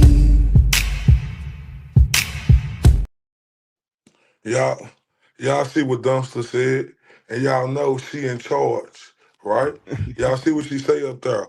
Grant and LG can come to our home at any mother fudge caking time they want to, cause that's how I'm coming. Stop playing with She's me, the cause best. I'm really like that. I don't care about nobody else opinion on what they think of people. I treat people as how I fucking feel of them and how I get to know them. That's how I'm coming. Y'all could be the people who be go along, get along. No, me, I don't do none of that. Now I apologize, man. I just had to show you love, bro, because you've been fantastic tonight, Oh, and I you're hope both very. everybody. And I'm gonna keep telling everybody that that link is at the top, and y'all make sure y'all super kick that mother. Come on, man, clothesline it, jump off the top rope, and watch your man Randy Savage elbow it. Hold up. Stop playing. Okay, Grant, I apologize. It's on you, sir. No, I love it. And by the way, I would be remiss if I didn't say, obviously, like and subscribe to Ray. All those out there watching, and Lindsay has a Twitter at Lindsay Gattani. Let's get her to 10,000 followers so she can flex Man, on the hold up. bastards. You know Lizzie what I'm put up saying? them numbers. Man, she gave me my biggest crowd ever. And and they tried to hate on that. Right? She gave me my biggest crowd ever. Hold up. It's true. But I gotta say, with Jen McCabe circling back, I think it's the key to a lot of this because there's been reporting over the past few days that in 2022, Jen McCabe retained Marty Kraft's PI firm to spy on Karen Reed and tell Jen who the visitors were at Karen's home. And we're talking right in February, March, April, that time in 2022. All right, so jump forward to winter of 2023, like December, November, and Lindsay talks to Jen McCabe for the first time. This is what tipped me off, that this woman, well, the voodoo doll thing, which Lindsay might have to talk about too, also tipped me off. I was like, oh my goodness, this woman is some like high occult priestess. Like, she is horrifying because she approaches Lindsay and she's like, I mean, I won't tell this story. I think Lindsay's told it. Maybe she'll regale us I now. told it the last time I was on, yeah. But it's just No, but some incredible people to didn't hear hear it it. though. Some people might didn't hear it who knew her. Tell it again. Please tell it. I mean, I don't know if I'll go as deep as Grant. I think it was just like a funny thing, but like it still shows a lot to like, you know, she claims to be in fear and intimidated, and she walks me into like I'm at her home for the very first time, a person that she is just meeting. And the first thing that she wants to show off to me is her wicker basket full of voodoo dolls with Aiden and Karen's face amongst other people. I wish I could remember the other voodoo dolls. But those two vividly stood out in my mind. Like, I mean, and it was like, that was like, she was proud to show me that as the very first thing as I entered her home. This like $1 million home, $1 million+ home. I don't know how much it's worth, but like beautiful house. And she walked me straight to the dining room to show me her wicker basket full of voodoo dolls. I mean, it was fun. Like, I guess you would find it funny in any other circumstance, but where she's No, claiming that is she's, you know, that like is this man is facing felony charges, like whatever, how many years, 90+ years in jail, prison for intimidating, harassing, whatever it is. And you got voodoo dolls and like you're claiming to, and there's some things I'm sitting on because I can't speak about them yet because they have to Oh, go I through can't wait. the Oh, I can't proper wait till you can. not authorities, the proper channels before I can speak about them. But the more things that come out, like the voodoo dolls is just a little appy, all right? Just a little appetizer. Let's Yeah, and can you set the scene for us, though, taking you back to this party? Because I think a lot of people have seen the voodoo dolls, and it ties into your comment about Chris Albert, I think.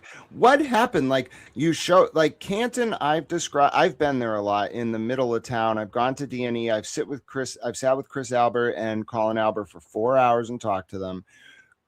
There's something under the surface of that town. So, Lindsay, you get a call or what? And they're like, hey, come over to Jen McCabe's house. We want to have like a voodoo ritual with you. Or what were you there for? And what was going on?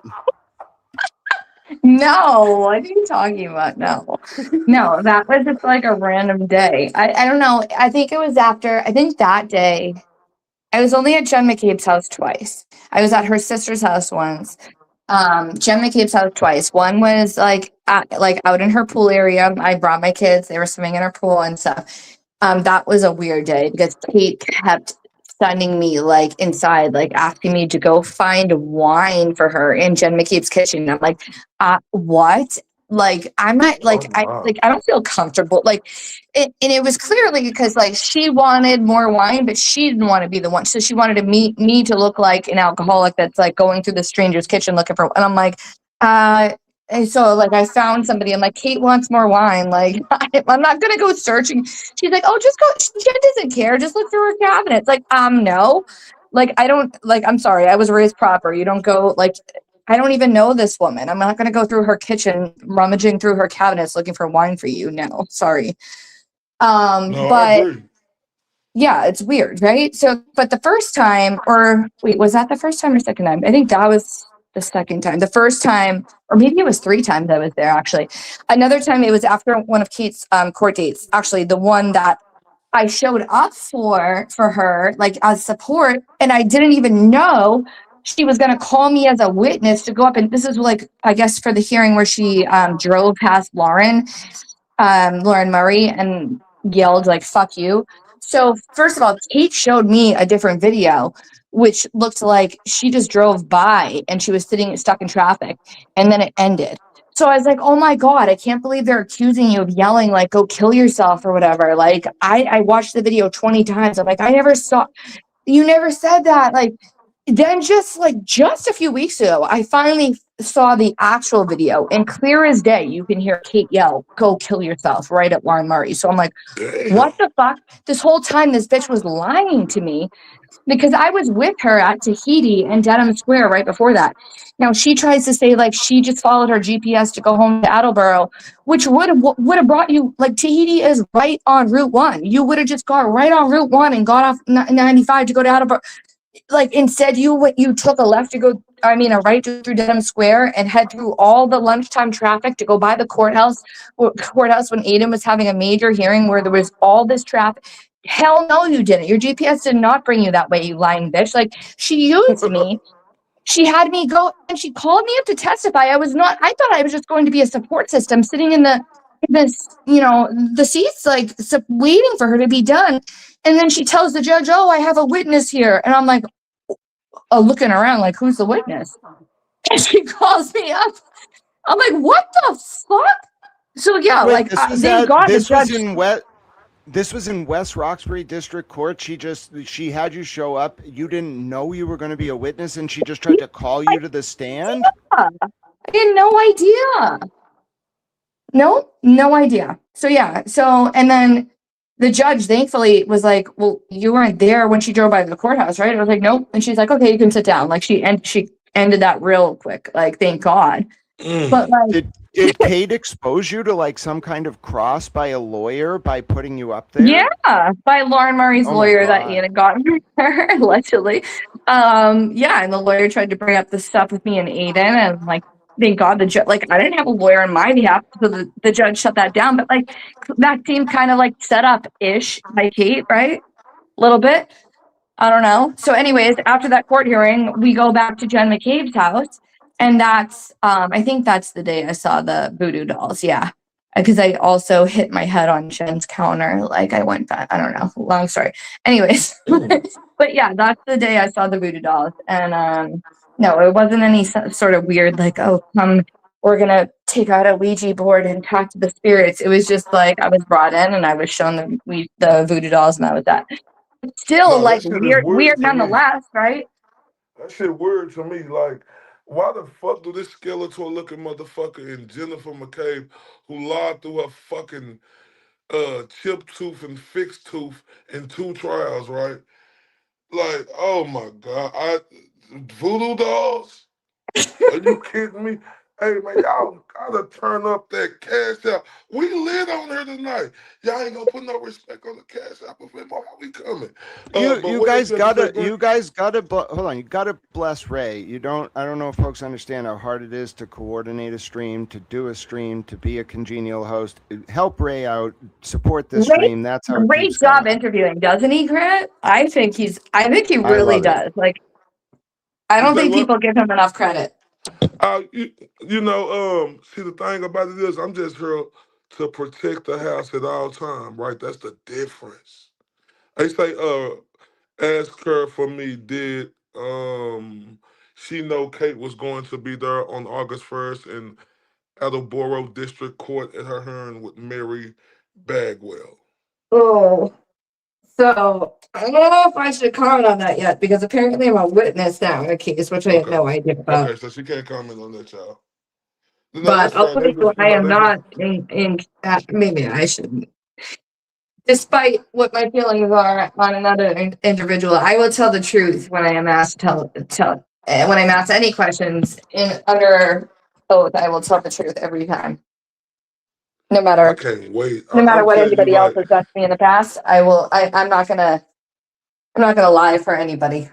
Let's just put it that no, way. I'm just ready for the vindication. That's what I'm Yeah. ready for. And what else you wanted to say? Oh, was Grant. it I'm sorry, Grant. Grant? Grant? I had a question because there was one, and if you don't want to talk about it, Lindsay, I totally understand. But there was one more incident with Jen McCabe or her sister. There was like a party, and you've talked about it a little bit on Twitter. What was like going on that night? Why did they invite you to a party? It was at night, like they were like hanging out. Like, how much can you tell us about that party and what was that like? And were the voodoo dolls there? Ooh, Okay, they no, the turning me voodoo. up now, y'all. They hold up real quick. Before we get to that, I got to turn up Carrie B and Mo Isk and Andrea Michelle. We're going to do it with the beautiful nurse Kim because, oh, Lord, yes, she is absolutely stunning. We've got Tiny Mary, Tiny Jesus, and as Ray from Dallas would say, Tiny Kimmy is here. Right? She's not so tiny. Right? It's Thick'em season, but we still appreciate it. Y'all so much for that. And you know, the only thing, because you know, they did something to my monetization for, a few more, whatever, but I ain't tripping about that. That's why I be telling everybody to Cash App and Venmo if y'all can support. I apologize, man. You said that they was trying to get her to go to a party or something? Well, yeah, and before Lindsay, I want you to talk about the party. But Ray, send me a message on Twitter. I did this boot camp and in that arena with YouTube, and we can talk. But Lindsay, Okay. the party. I'm very interested. Like, it was at night. Like, what happened? How did you get there, and why were they having a party? So Miss Natalie. Everybody I think knows about Miss Natalie. From California, Yep. the one who started all these conversations between Aiden and Karen and Jen Altman, the one who was granted immunity, the Miss Snoop Dogg, whatever you want to call her. Hold So up. Who is Miss Snoop Dogg? what's her? I can't Natalie, remember. it's Natalie Weewiki Berkshire or Schneider. It's hard to say. Well, I'm not kidding. That's her name. But all Yeah, right, so the way to think of her her name for kind of matches her personality, right? it's confounding. The way I'm to sorry. the Oh way to Oh boy. think my of her God. is the Snoop way to Dogg. think of her Okay, I'm is sorry. Go ahead, sir. no, it's all right. The Snoop Dogg is a good one. That's a new one. The way to think of her is Natalie the German, because otherwise it's just very complicated. So Natalie the German went to The college with female Karen Tupac. Reed. Yeah, that's right. The female Tupac. The female Tupac. Okay. Um. So Natalie went to Poor Bentley with boomer. Karen. Yep, they're in that age range, and Natalie No, no, had no. as I we mean talked. boomer the person. I'll get to that. But yeah. Oh, I thought you were calling her a core boomer, and I was like, yeah, she kind of is a No, no, core no. boomer, but that's a little irrelevant to this. But No. anyway, so she goes to college. Natalie goes to college with Karen Reed, and they don't talk for like 20 or 30 years. Then, when Karen Reed is with Aiden, when Karen Reed is like in the summer of 2023, trying to look for PR people, the way I understand the story, this might be some tea, it might be out there, I don't care. Karen was paying $3,000 a month to her PR person before Aiden got involved in the case. And then Karen was getting frustrated, so she reached out to Natalie, and Natalie does PR, and Natalie's like very, I don't want to use the word like hoity-toity. I don't know her that much. She's always been kind to me. I have nothing like against her personally, but like you look into her pedigree, bro, she's basically in the aristocracy. So she is talking to Karen, and like, all right, her and Karen used to talk about fucking house plants, bro. They would call each other, and Karen would be like, my magnolias are looking really good right now, apparently. And she'd be like, I don't know what fucking magnolia is, but then insert some other plant. And Natalie would be like, I really like my plants. All right, good for you, girls. I'm glad you like plants. Anyway, so they develop a bond, and Karen's request on Substance is, hey, would you mind if we found a new PR person? Will you help me find someone? Well, in Natalie's infinite wisdom, she sees Jen Altman commenting on some of the posts about Karen's case. Because Karen's case, David Unetti got Court TV there in like August of 2022. It didn't really get attention till Alan Jackson like sprung it. But before Aiden was involved, Jen Altman was commenting on posts about Karen Reed. So Natalie says, hey, there's this Jen Altman woman. What do you think about reaching out to her and this guy Turtle Boy? Now, Karen must not have done her background research because she's like, okay. So then Karen and Natalie start sending messages because Aiden doesn't want to talk to Karen directly, ostensibly. So Natalie's the intermediary between April and May and July of 2023. Now, originally, I thought Karen and Natalie had a falling out over houseplants because Natalie, the story I was told originally, which was definitely disinformation, was that Natalie had called Karen late at night and Karen was mad that Natalie bothered her. That's not what happened. Natalie knew an executive at Sony and she went to Aiden and was like, Aiden, like, I'm going to try to teach you the ropes of Hollywood, bro. Like, you should talk to the Sony exec. Yeah, and this is all in Tully's interview with Natalie that is on Turtle Boy's channel. So Natalie hooks Aiden up with the Sony exec. Karen isn't really mad about that because I think she thinks of it like, let's explore the options. Like, let's see what we're going to do with this. Okay, Aiden, in his infinite wisdom, like immediately like wants to sign a deal with these people. That's why Natalie and Karen had a falling out because Karen was like, what the fuck, Natalie? Why you got this like motherfucker who does not know anything about Hollywood talking to a Sony exec and committing himself to an exclusivity deal? He does not know what he's doing, you moron. And Natalie was like, well, fuck you too, Karen. I'm going to the state police and Cape Peter. Now you understand, Natalie Weewicki Berkshire, whatever the fuck. So, Lindsay, picking up on your story and Natalie getting you to the party. Oh shit, that was a lot of okay.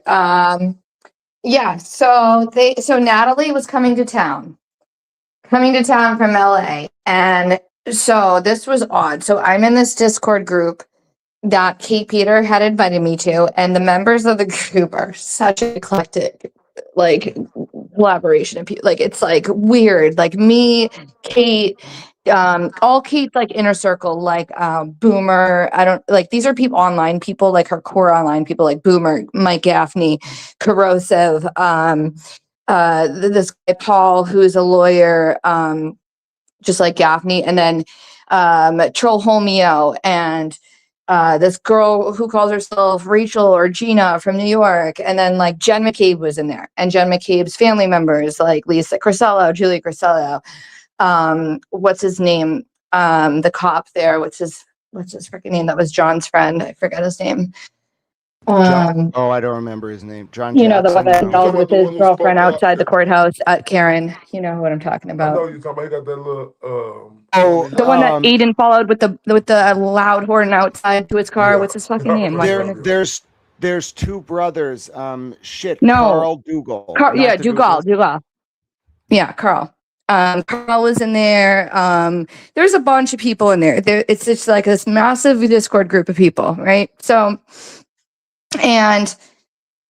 they all knew that like Natalie was planning this trip out there. And so Jen McCabe and company puts together this itinerary. That's like, they would always kiss Natalie's ass. All right. They would always like she was weird. She was weird as shit. Like when I tell you weird, like everybody's a little weird. Like I'm a little weird. I'll admit, like Grant, I'm sure you have some weirdness in you that you'll admit to. Everybody's a little weird. Everybody's got a little weirdness, right? But Natalie's weird. Like she would make people. She would ask Boomer. Boomer was like the guy that was good at like doing videos and tech stuff and like whatever. She would always ask Boomer to make these videos of her where she would want her face put on Snoop Dogg's body and do the Crip walk. And like she would be like obsessed with like videos like with her face on Snoop Dogg's body doing the Crip walk. So Boomer would always be forced to make these videos, Natalie doing the Crip walk, like featured as Snoop Dogg. It was bizarre. And like she just would say weird things and like I don't know. It was just very odd. And then she would have these freakouts where like if anybody like especially geared towards me, like if she ever felt like anybody was getting more and I don't even like to call it attention, but like if anybody was like even like answering somebody about something other than her, she would get like jealous and weird and be like, oh, like she like that's my thing on my profile. Like it's a thing from her on the Discord group where she says this should just be called the Lindsay channel because anytime Lindsay needs anything, everybody just jumps and does what she wants. And like, you know, like, so that if you see my profile on Twitter, like that's what it's like, that's from Natalie.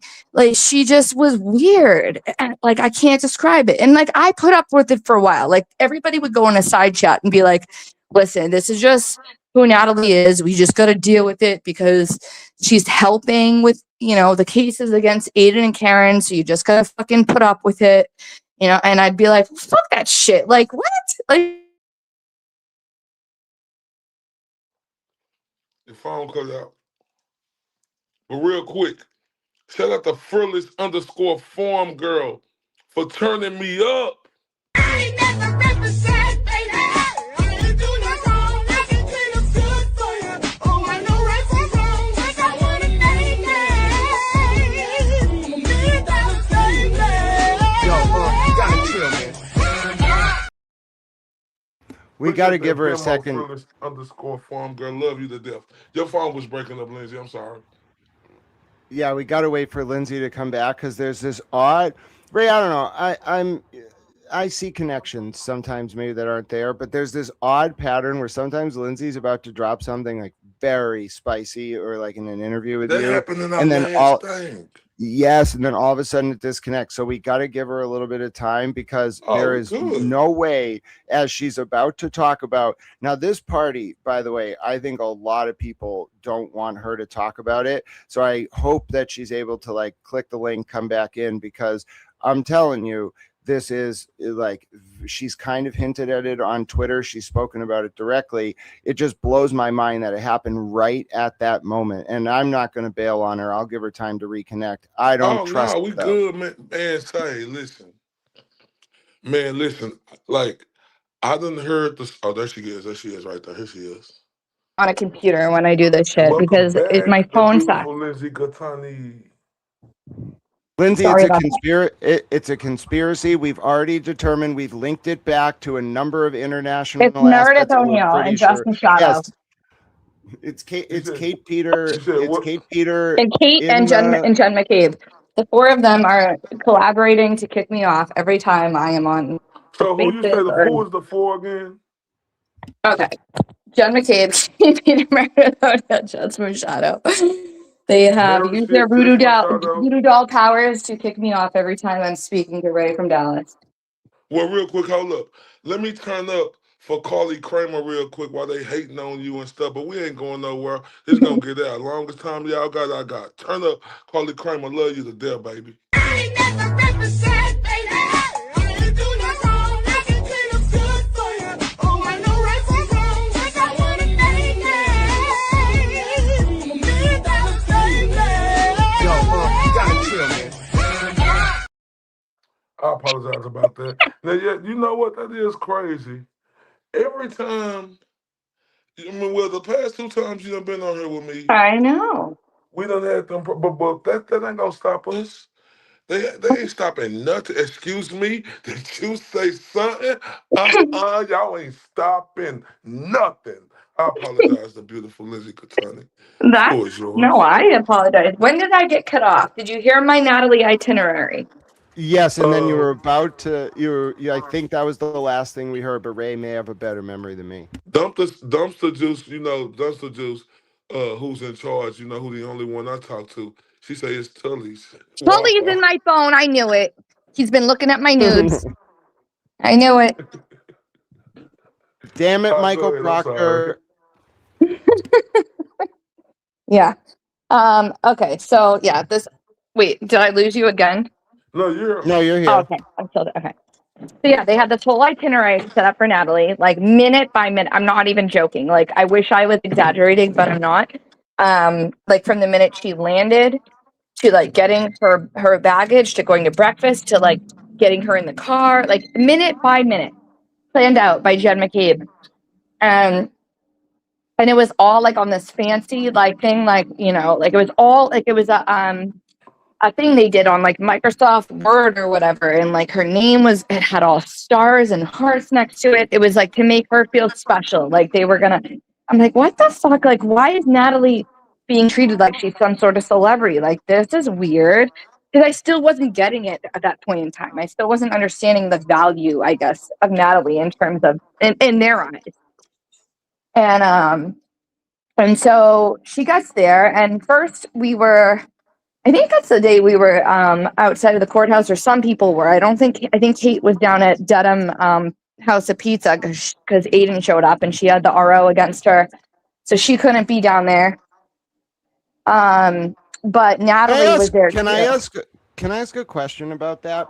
Yeah. I noticed that the only two times that anyone ever went to the courthouse to support John O'Keefe's family from that side was those days. And you seem to be involved with both of them. Did Kate Peter organize that? I know you hate taking credit for things, or like, were you doing that?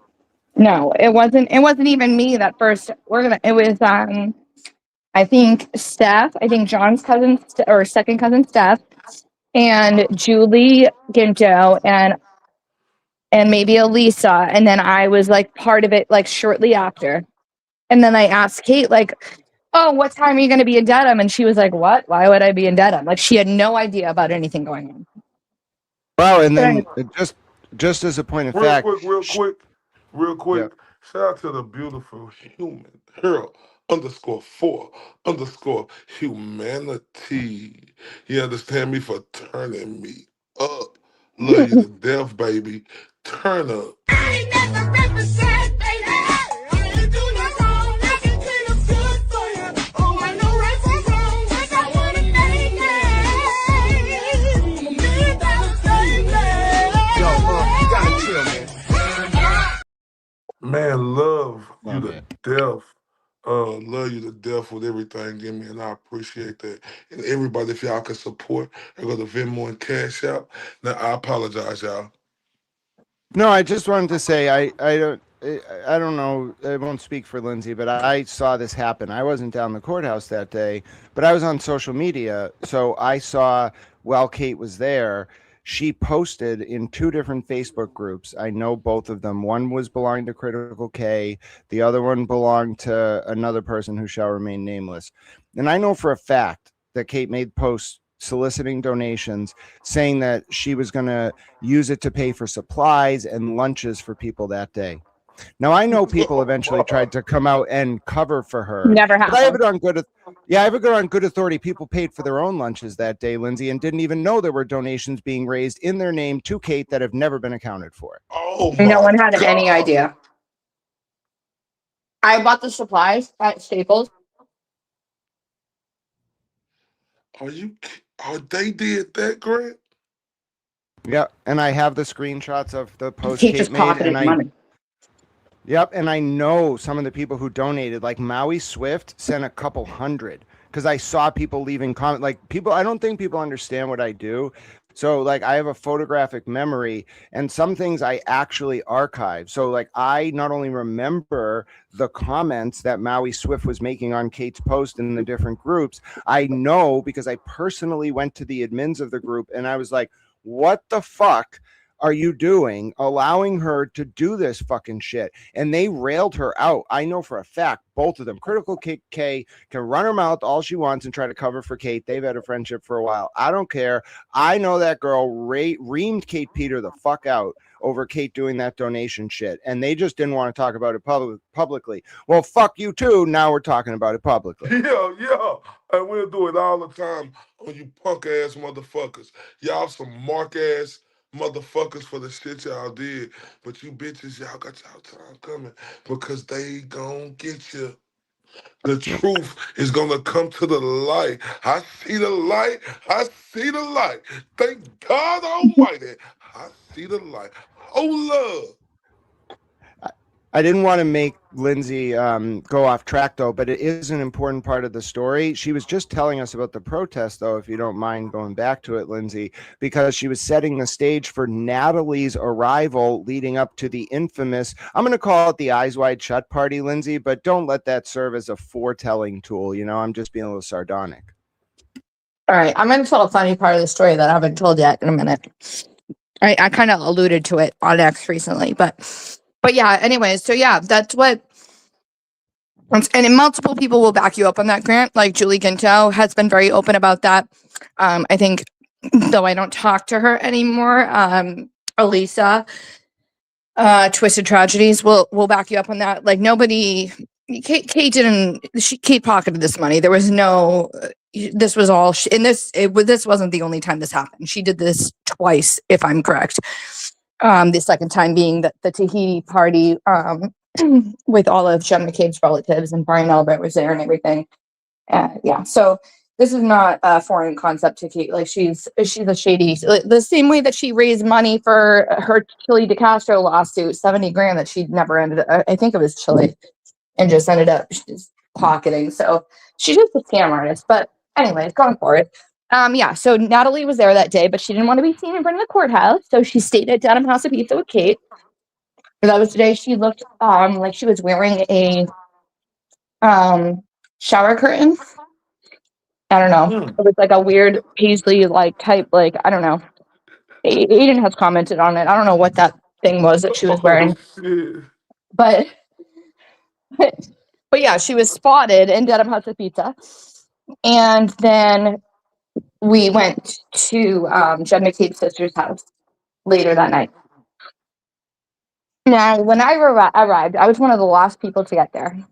I had to wait for a babysitter, and everybody was already there when I got there. I really didn't know when. It was my first time meeting pretty much all of them, except for the main people that I knew, like Kate and like maybe like 3 other people that I had already met previously, but like I knew nobody. It was very overwhelming. They have a lot of family members. There was a lot, like everybody was there that you could think of. So it was very overwhelming to walk into that. And I will tell you, one of the first people that made me feel comfortable that came up to me was Colin. And I've told this story publicly, like,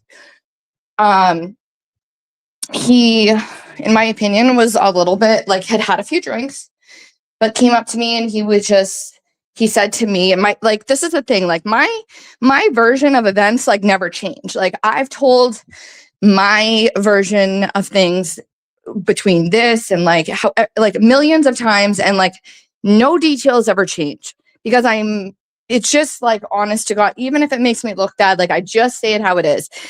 He came up to me and he said something along the lines of like, oh my God, like you're so pretty. Like, how did somebody like you get somebody like Turtle Boy? I think he called him Turtle Boy. I don't think he called him by his name, Aiden. And you could tell he had a few drinks. Like, I'm not judging, whatever, but he was there to have a good time. But and he wasn't being creepy. I never got the impression that he was like being like he's a kid. Like my oldest son is a teenager. He's like just, like in my eyes, is only a few years older than my oldest son. Like it wasn't creepy or weird or anything like that.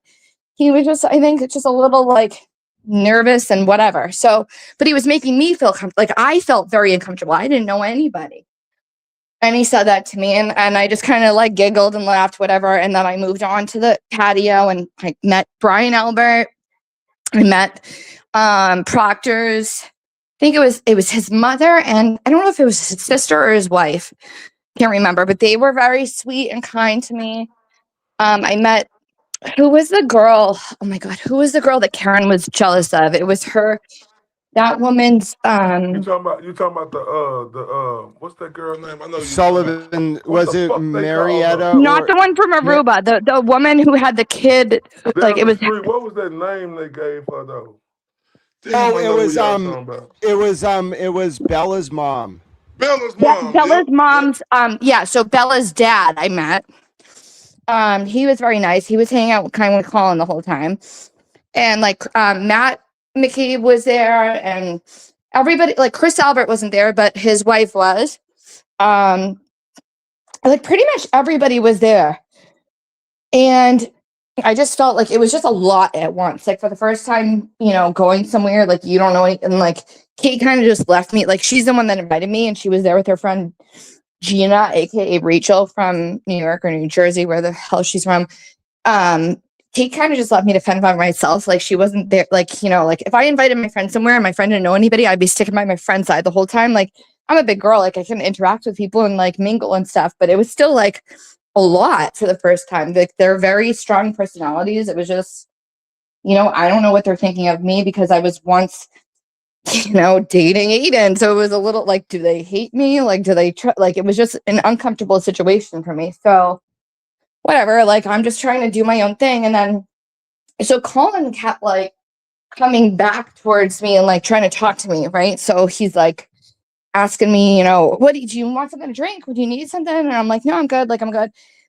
And he kept trying to talk to me and he's telling me like, you know, I'm really, and I feel bad even like repeating this conversation because it was like a genuine, like, I felt bad for him. He was just telling me like everything he's been through, how he had to leave college and everything. And like everything, you know, he's like, I know like the stuff that's been said about you. And I feel bad because like I've had stuff said about me. So I know what you're going, you know, and I'm like, this little kid that's trying to like give me like, you know, like strength to like keep, you know, like I'm like, I'm the grown up here. Like this kid's a teenager, not a teenager, but you know what I mean? Like, and he's trying to make me feel better. And I felt like bad. Like, and his eyes started kind of like welling up a little bit. And he's like, and we're on a porch that has 3 steps. Okay. And then there's the yard. 3 steps. It's not like, you know, so you walk down the 3 steps and you're still like only 5 feet away from the people that are up on the porch there. So, but when he started like talking to me about how he had to leave school and everything, he was like, you could tell he didn't want people to see him getting upset. So we walked down the 3 steps and then he's still talking to me. And then all of a sudden Matt McCabe comes over like the other side of the yard, like goofily, like what? I wouldn't call it a run, like a fast, like, or a slow jog. Like, and he's just kind of, he's got this big goofy grin on his face. He's like, hey guys, what are you talking about? Like, and like, we're not doing our, you know, everybody from the porch could see us. We're literally 5 feet away from them. So, so we just kept, you know, the conversation going. And then all of a sudden, Colin's mom came screaming down the stairs, like, Colin, whatever his middle name is, like, Colin, blah, blah, blah, Albert, like, get over here right now. And she's flipping. And I'm like, what? Like, I just look at Matt, like, what the fuck is going on? I had no idea what she was screaming about. And Colin's like, what, Mom? What? And she's like, you're leaving right now. Get over here. You're coming with me. She grabs him and drags him out the yard through the driveway. And then I'm like, Matt, what just happened? He's like, I have no fucking idea. I'm like, is she mad at me? Did I do something? And he's like, no, like, I don't know what the fuck that's about. And I look up and I see Kate Peter and her friend from Jersey. She calls her Gina in the Discord, but her real name's Rachel. And they're both standing there. Well, no, Kate was standing there alone. Gina had walked off, or Rachel, whatever the fuck. Like, this is the thing. They all give each other fake names. It's weird as fuck. But it was Kate standing there. And she has this like evil grin on her face. And she's like, oh, I walk up the stairs. She goes, is everything okay? I'm like, no, like, what the fuck was that? And she goes, oh, I don't know. Gina just told me that somebody had to rip Colin off of you, that he was all over you. And I'm like, what? What? Like, is this a joke right now? And she just like was glaring. Like she, like, you know, she set this whole thing up. Like she went and triggered Colin's mom into thinking something like this fucking bitch. And I'm like, and then I'm like, what? And she goes, oh, Gina's. And I'm like, well, where's Gina right now? Let's get Gina back here. Nobody could find Gina, apparently. How convenient. And so I'm like, that's it. I'm fucking done with this shit. Oh, prior to that. So this is what I've been alluding to on Twitter. Prior to that, Julie Nagel, and I don't give a fuck anymore. I'm sick of like covering for all these people because, you know, I think some of them are good and they turn out to all be shitbags. I don't give a fuck. Let me ask you, Julie Nagel was that broad who said she seen the black blob, right? Yeah. Mm-hmm. Okay. Julie Nagel, right prior to that, she was like, trying to get me away from Colin and kept grabbing my fucking ass. I was sitting on the Yeti cooler, like on the patio, and she kept like putting her hand like up my fucking ass, like like squeezing my fucking ass cheeks. I'm like, oh my fucking, and I kept like I'm like, what the fuck, get me out of this fucking place, no. And that's why I went up with Colin, because I was like, oh, thank God, distraction, like, get me, what is going on? But then Julie Nagel was texting me after, like, I want to make out with you so bad. Like, trust me, I have these text messages, like, everything. These fucking people want to fuck with me like this. I will fucking blast them all. I put this all out there. So don't even try to play with me. Yes. So Julie Nagel's doing all this shit. And then, yeah, so I just like peeled out of there after this shit, like with Colin's mom screaming at me and making this scene. I was like so offended. I'm like, first of all, ew, like if you thought I would ever fucking do anything with Colin, you're just, but like, second of all, like you guys all, like we were literally standing 3 feet away from, I didn't do anything like that. Colin didn't do anything like that. So after I left, I never heard from Kate Peter. I never heard from Gina/Rachel. Never heard from anybody other than Julie Nagel texting me and saying she wants to make out with me so bad. Then I hear, from Jen McCabe. She texts me or sends me a message on Discord, like very early the next morning. And she's like, I hope you know that like everybody knows that nothing happened with you and Colin. Like it was just, everybody thinks like Colin's drinking is out of hand and they didn't trust him with you. Everybody knows that you didn't do anything wrong and nothing, Oh my God. Now hold up real quick.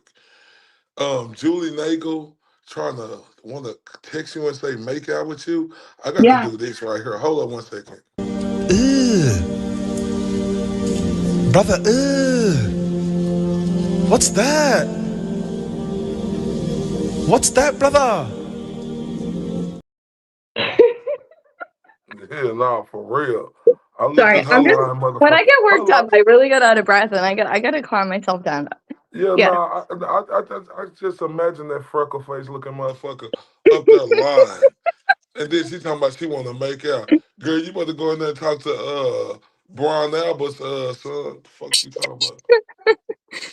I mean, like, I felt bad. Like, what do you do? It's like an awkward, like, you don't want to, like, oh, I felt like, yeah, I Oh don't. my God. And this is something that they can't debunk. You said you got the proof on this, huh? Oh, yeah, I have all the text messages. And I haven't put that, like, I've been respectful towards the people that have not, like, yet publicly done anything to me. Like, I know Jen McCabe's behind a lot of the shit. Kate, I will expose her. But, like, Julie Nagel hasn't come at me personally that I know of. She's probably under some burner account coming at me, But you know what? Fuck it. I'm sick of covering for any of these fucks because none of them have come forward and said, you know what? Leave Lindsay alone. She's telling the truth. Like, like none of them have had my back. So why the fuck am I going to defend them? Any of them. I don't care anymore. Time for all the truth to come out. All of it. You know what? Because they trying to cover their ass, but boy, oh my God, this is so fucked up. That's Yep. why, I'm glad that the world is getting to hear this right now.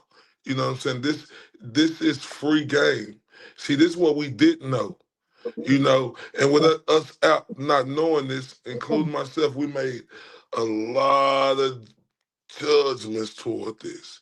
But now knowing how these sick, rotten motherfuckers are, Julie Nagel, y'all, hold up, y'all. Julie fucking freckle face Nagel? Brother, what's that? What's that, brother? Yeah. And I'm not trying to be a mean girl. Like, whatever. Like, everybody's got fucking whatever. I'm not trying to, that's not what I'm trying to do. But it's like all these people, they all had an agenda. And none of them gave a fuck about what happened to me. When at the end of the day, they were looking out for themselves. So why am I looking out for them? Why am I trying to protect them? Facts. Just like And Dawson said, fuck them all. They never gave a damn about LG. And they left her out on the curb to deal with the fuckery. Yeah. Big fact. I got a question about this. So maybe we're overlooking the obvious. I think they're minor. Okay. I want to ask you more about that, but before we do that, who? Hey, listen, I've watched SpongeBob before. Okay, And I think they're into cocaine big time. Those are just my opinions. Oh, okay. So before we get there, could you just list the people that you remember at this party? Because now, just so we understand, can you tell us like what the date was roughly? It sounds like it was during the first or second trial. It was, I don't know, like if you go back to find the pictures from that day that Aiden posted, Natalie in Dedham House of Pizza wearing that blue and white, like shower curtain, whatever the hell she had on, you'll find out the date. That was the date at the party. Yeah, and do you remember? It sounds like that was probably the summer. So I'm thinking like April, May, June of 2024 sounds about right. God, I'm not sure the dates, Grant. You know that. Yeah, so I think it was around then. And if I recall, you mentioned a few of the people that were at this party. The reason It was I a asked moo-moo. was Yes, Ray Bandana. It was a moo-moo. That was the word I was looking for. Not a shower curtain. It was a moo-moo.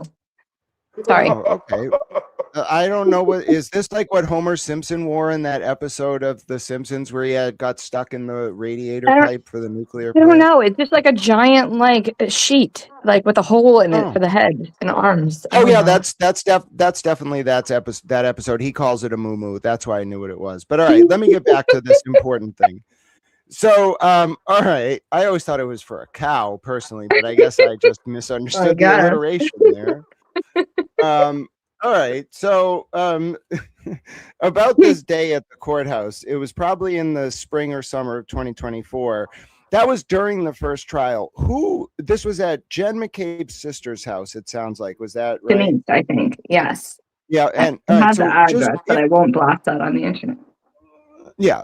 If you could, who was there? Like, I know you mentioned the list kind of quick, but this is actually an incredibly important detail based on the timing.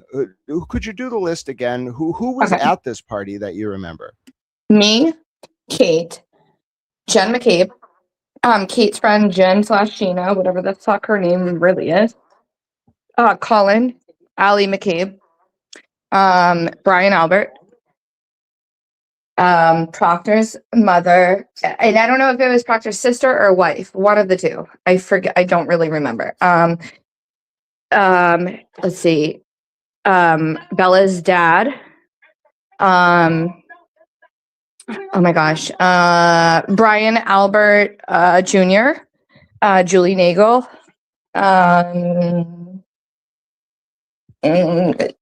Lisa Crisello, Julie Crisello, I believe. Gosh, I don't know. Like you would have to like name names and then I would have to say yes or no. Those are the ones I can remember off the top of my head.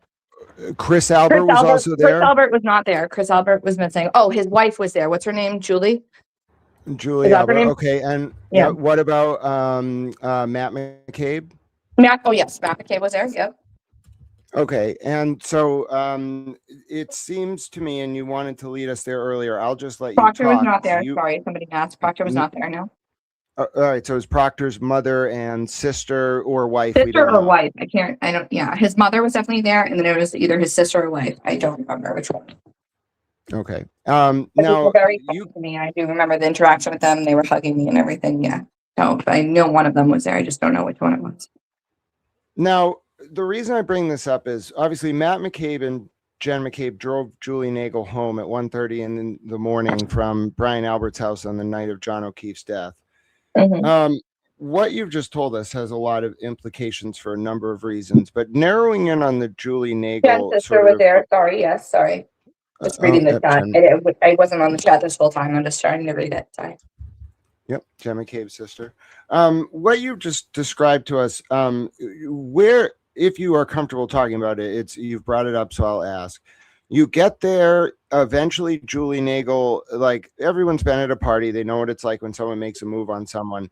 You described something that was more than making a move on you. She was being openly sexual with you in front of a group of people. What was the room like? Were they like taken aback? You said Colin was the only one who seemed to like think this was a problem. Were other people just watching her do this to you?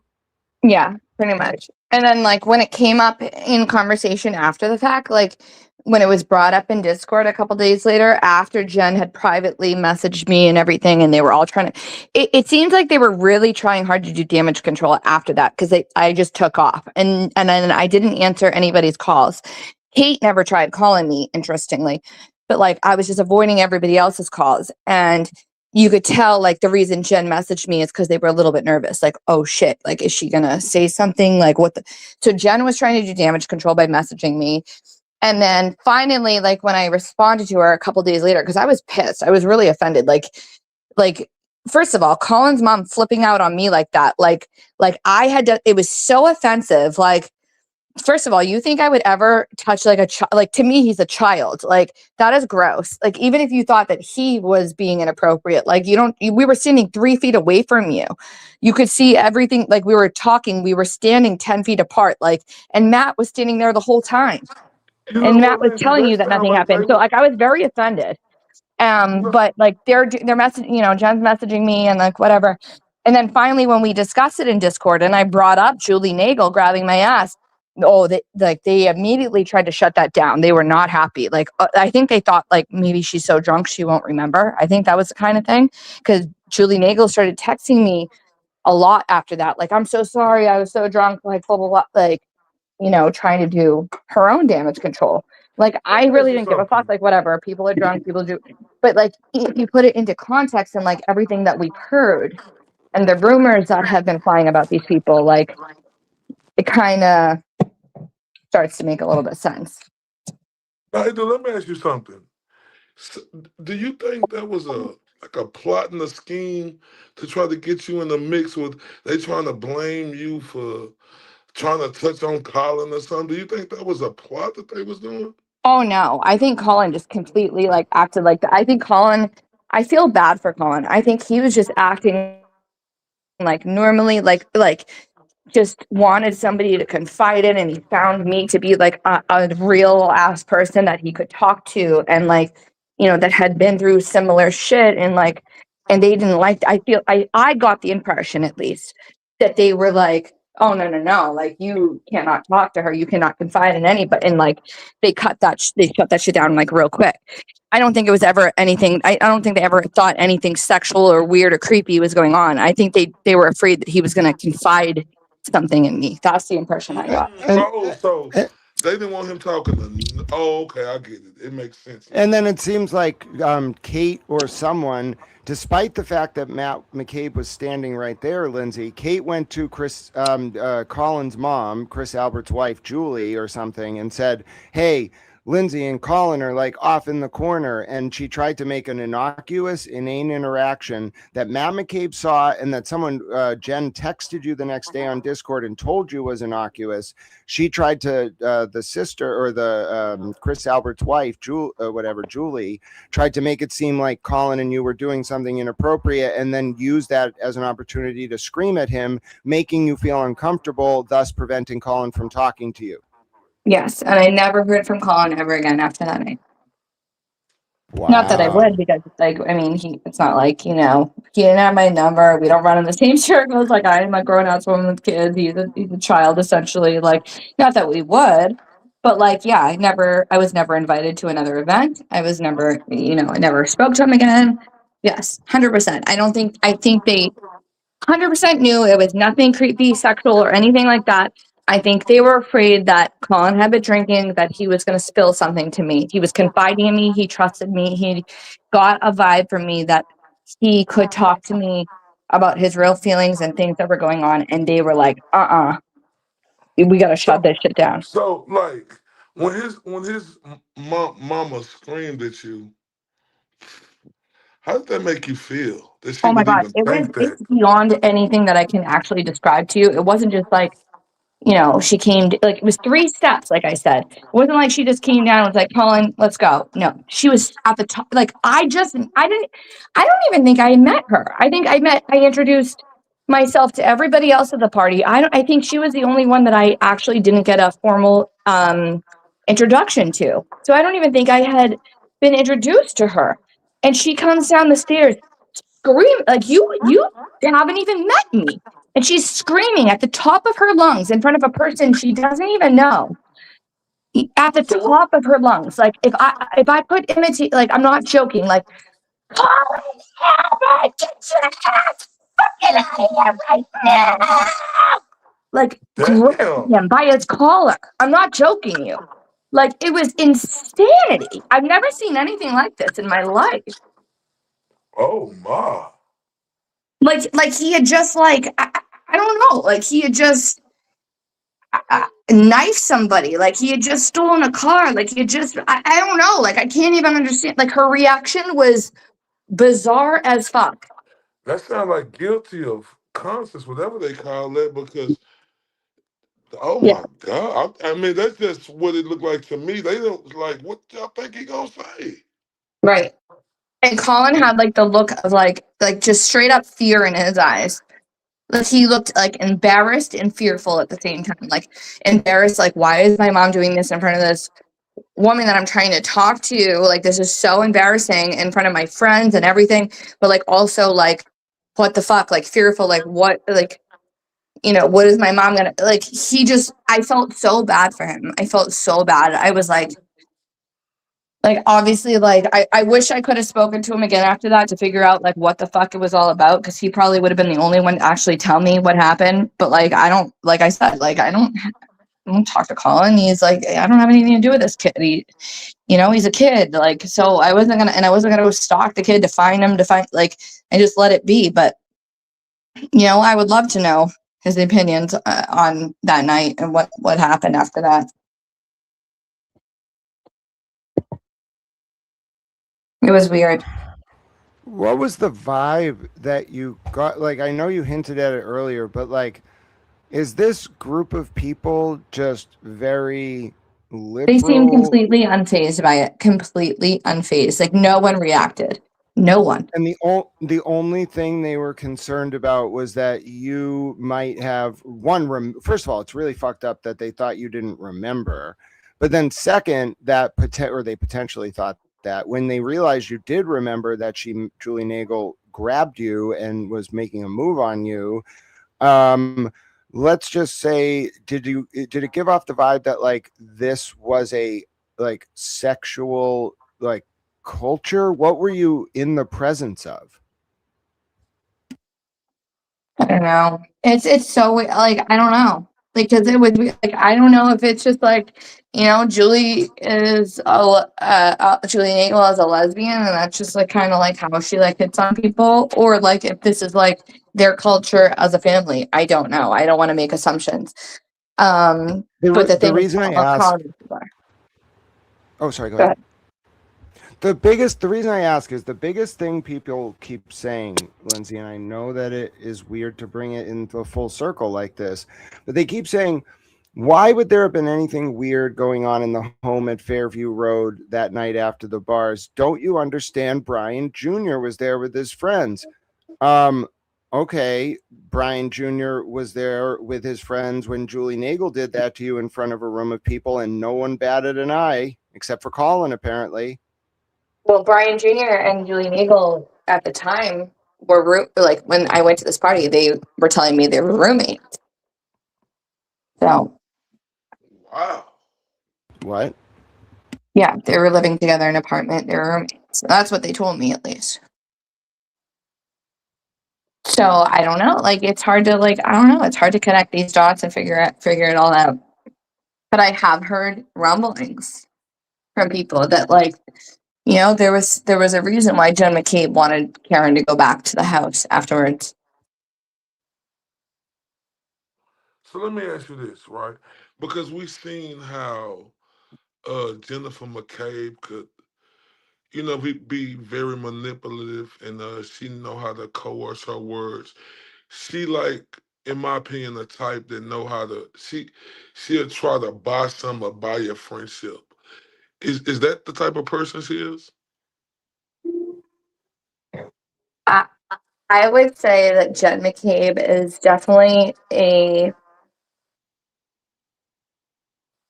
she's a very powerful player in this whole thing. I feel like she is one that's able to put on this act as if she's like this caring, loving person, but she has a lot of power and things, and she has a lot of say so, and she has a lot of control. For instance, you know, there was one day when I was down with some other people for a protest, an anti, you know, Karen Reed Karen Reed is guilty thing. And there was not many of us, but Jen McCabe was calling her sister and calling other people while we were down there, telling people, how to behave, what to say, what not to say. Like she was calling the shots. In the same day that I was asked or lied to go to the Karen Reed hearing for the restraining order violation thing that happened with Aiden, I was lied to by Kate Peter and told that Paul O'Keefe and his mother specifically asked me to attend, that Kate told me they wanted to show their solidarity for me and everything that was happening with me. And they were requesting personally that I attend. That is what Kate Peter told me. And I found out that was all bullshit. Kate fucking made that whole thing up. And then she went back and she deleted the messages from Discord where she said that, like, after the fact. So, and isn't it interesting that Paul lied for Kate under oath at that hearing? And I don't want to attack Paul and the O'Keefes. They've been through a lot. So, like, I know they're going to be like, oh, she's coming for the murder victim's family. Like, but like, that's the facts. That's just facts. Like, he lied for Kate. He covered for Kate for a reason. And people need to start to put things together. Why is Kate even a part of this? Why, like, what does she have to do with anything other than being Aiden's enemy? Like, why did she insert it? Why does she have anything to do with it? People need to start to like really like dig and like, why does Kate Peter have anything to do with any of this? She's not a part of the story. She wasn't a witness. She had nothing to do with anything. But yet she's made herself a part of everything. The fuck? Oh. Man. And so what was this? And now like, she's going to be the central star of the documentary? Like, come on. Use your brains, people. Sandra Bullock. Well, and I don't mean the Turtle Boy people. I mean the anti-Turtle Boy people that are still in denial. Like Carrie Lama and co. So what was this? She told Paul O'Keefe and Peggy O'Keefe. She told you that Paul O'Keefe and Peggy O'Keefe wanted to support you on the February 26, 2024 Karen Reed hearing that you went to and Aiden got removed from, etc. So you're thinking, oh wow, like this, the O'Keefes have asked. This is very important. I normally wouldn't do this, but like it's an honor that. Oh yeah, my exact verbatim response was, of course, of course I will. I would be on, of course. Like if they're asking, the murder victim's family is requesting that I go, of course. Like they've been through enough. Of course I would go. I had no intention of going. Why would I ever go otherwise? I had fucking no reason to be there. Come on, I never been to it before. Why would I go otherwise? So you really were unwitting in the sense that you weren't thinking about Turtle Boy or anything. You got a very serious request. And then immediately afterwards, I don't know if this has ever been confirmed, but Kate apparently said to the O'Keefes that you wanted to come to support them, as if she was telling you both things that weren't true.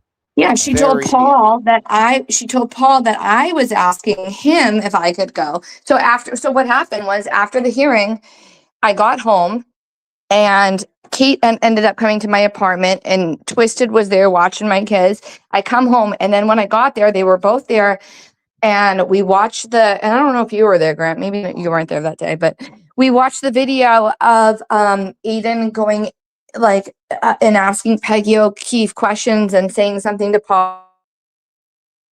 Bad, like why? I thought they were right behind us walking out. I thought that was the whole plan for us to all walk out together. So I messaged Paul on Facebook. I'm like, the next day, I'm like, can you talk? And he was like, yeah. So I called him and I'm like, I'm so sorry. He's like, what are you sorry for? I'm like, I thought we were all going to walk out together. I'm so sorry. Like I saw the video of Aiden, like getting in your guys' faces and asking you questions. Like, I'm really sorry. Like, I thought that was the whole point of me going is that we would all walk out together. He's like, what are you talking about? And like, he's like, Kate told me that you were requesting to go. And I'm like, what? I'm like, Kate told me that you asked me to go. And he's like, what? Kate lied to me and she lied to Paul. And told us both the same thing. Told me that Paul wanted me to go and told Paul that I wanted to, This Jim McCabe, right? No, Kate. Okay, Kate. But then I figured out the whole reason that Kate did this was to make sure that like I would walk in with Jen McCabe, so Aiden wouldn't be able to go up to Jen McCabe because I had the restraining order against Aiden. It was all to protect Jen McCabe, so Aiden wouldn't be able to go up to her and ask her, like, get near her and ask her questions. So that's why she walked in with this big ass, goofy ass, weird ass, creepy ass smile on her face. It was all a fucking setup by Jen McCabe and Kate Peters from the very get go.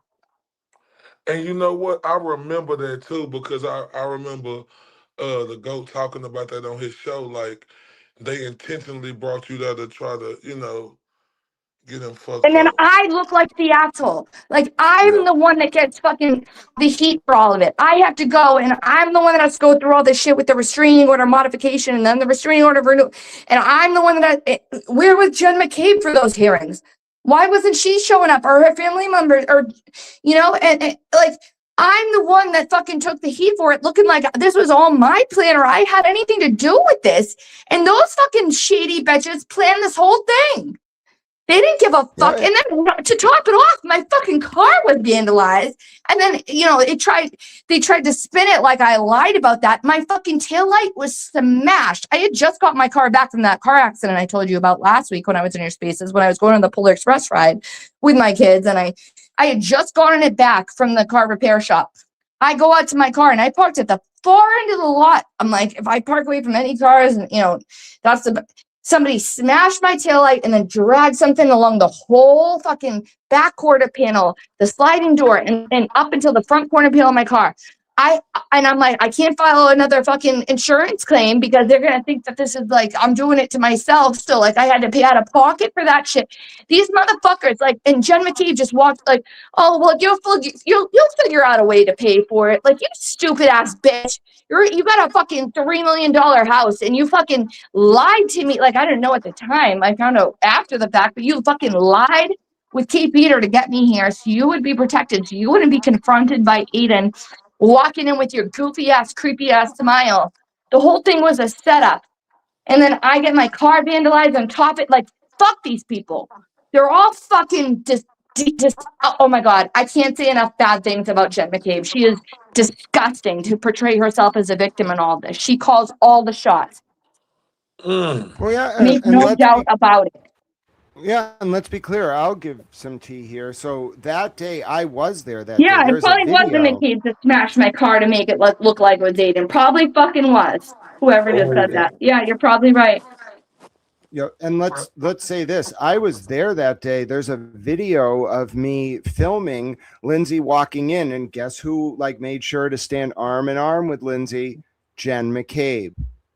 And I'll tell you, before I got there, you can see us running up to Paul and Chris together. Like, we're running like side by side. You can see a video of that Ian posted. Yeah.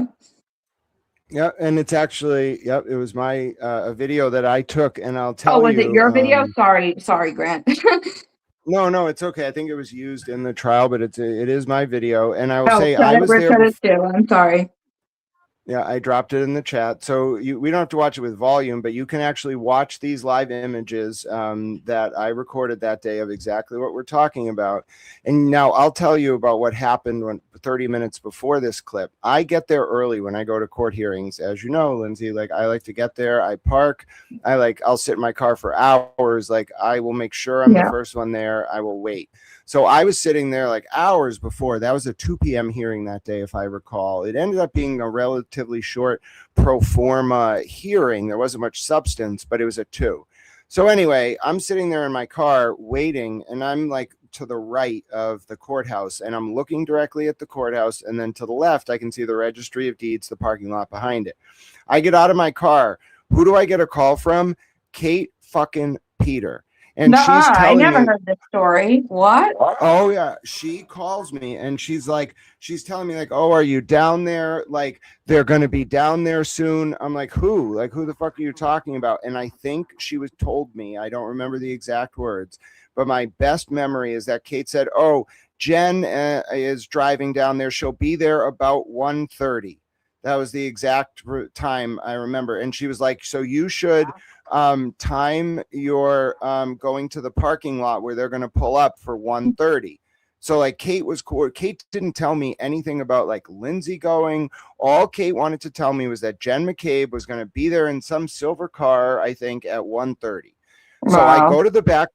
I go to the back parking lot and I say to well, this is an interesting story. I may not have told this before. I may have though. So I go to Hold the up, real back quick, park. Grant. Go Grant, ahead. before you tell that story, let's take a Okay.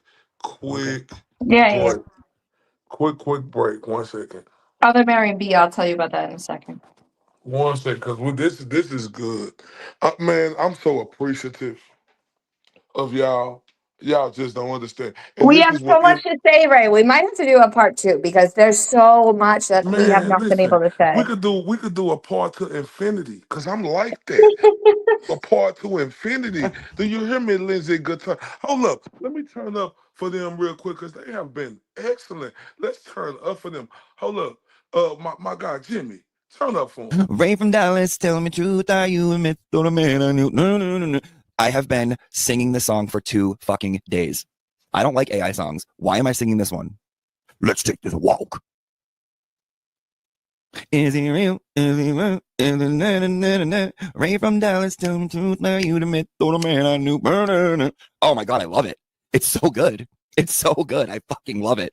Oh my God, this is amazing. Let's take this walk. Man, y'all, the truth. Real 1 minute and 13 second break, real quick. A real struggle with the letter S. Everyone he meets will get the heebie-jeebies. Don't make him post your home address. In case you didn't know, he's friends with Mary. But every word's like, oh my God, I'm so glad that you brought that up. And since you mentioned it, let me just point out that we don't care.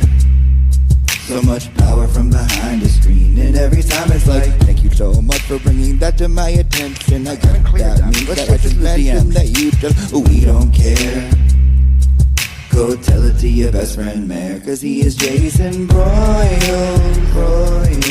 You can call him Haley, very normal as you can see. Victim advocacy, he is Jason Broyle. You can call him Haley, and baby he'll drool, and he'll drink all your pee. Man, yeah, look. I'm letting y'all know because we could do a part 2, but I'm with it for however long y'all want to go, right? But y'all, I'm on y'all time. So just let me know whenever y'all ready to stop, and then it's over with, because I'm on y'all time. Oh, I want to be respectful of Lindsay's time. As you noted, Ray, like I can just go. So, Lindsay, if you Man, want I to keep love talking, it. I'm I down. mean, if Lindsay, we respectful of Lindsay. You know, I mean, she can always step away if she wants to, and because I'm her, we her Grant. We are. But I'll tell you, though, there's something to hearing it from me. There's something to hearing it from Lindsay. But, Ray, you found the magic because, like, our brains are very different, but they complement each other, and you're getting the full story unlike anyone's ever heard it. This needed to be told. So I'm happy to be here. Nah, man, you just don't understand. It's a pleasure, for me to have y'all here, doing this. On my little show. My little bitty show. And I appreciate it because y'all could have been anywhere else, but y'all here with me. Hold up, turn up for them, turn up. I ain't never represent, baby. I ain't do no wrong. Nothing clean looks good for you. Oh, I know right from wrong. Just I wanna make it. Me, that's baby. Yo, you gotta chill, Man, this story is wild, Grant. And now we hearing the whole truth. And now it makes sense. Now I see what you saying about Jennifer McCain. Like we all knew she was gutless, but now we hold up real quick. Peaches just became a member. Turn up for that. I ain't never represent, baby. I ain't do no wrong. Nothing clean looks good for you. Oh, I know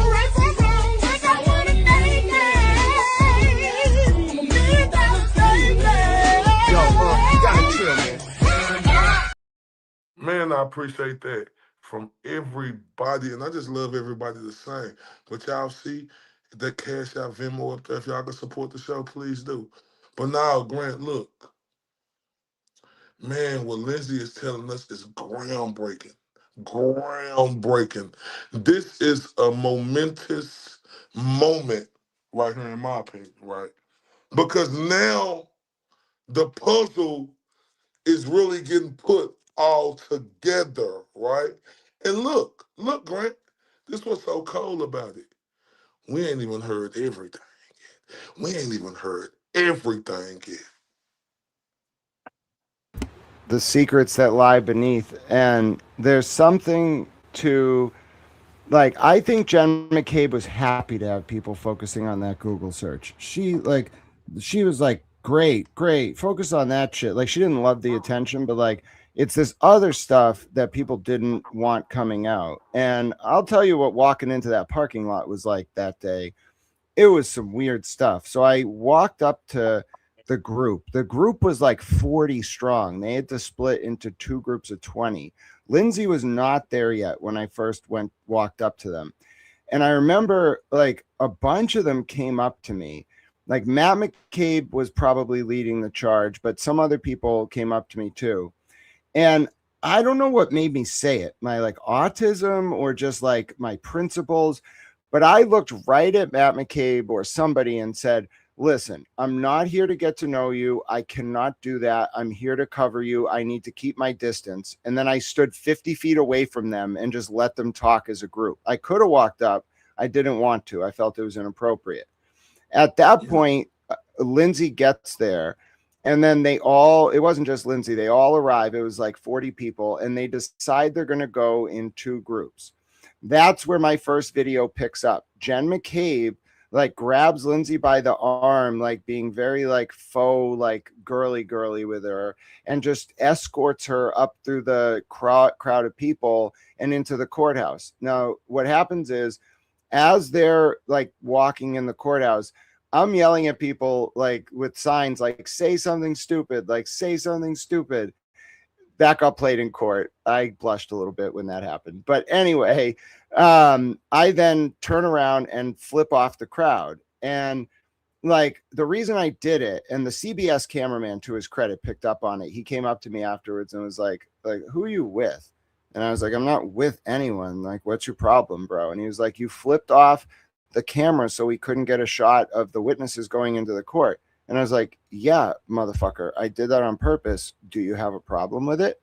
And he was like, I guess not. And then he walked away from me.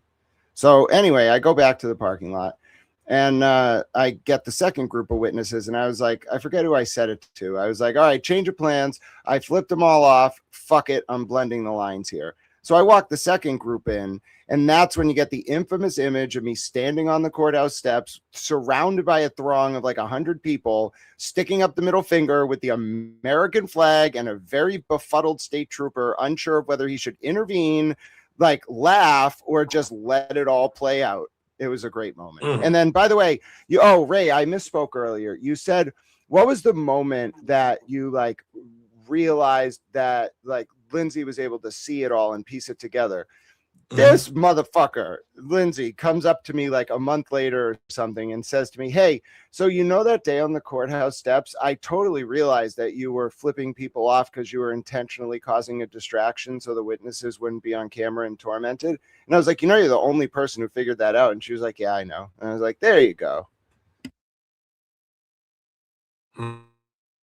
That is super dope. That is super dope. And I'm telling you, it makes sense.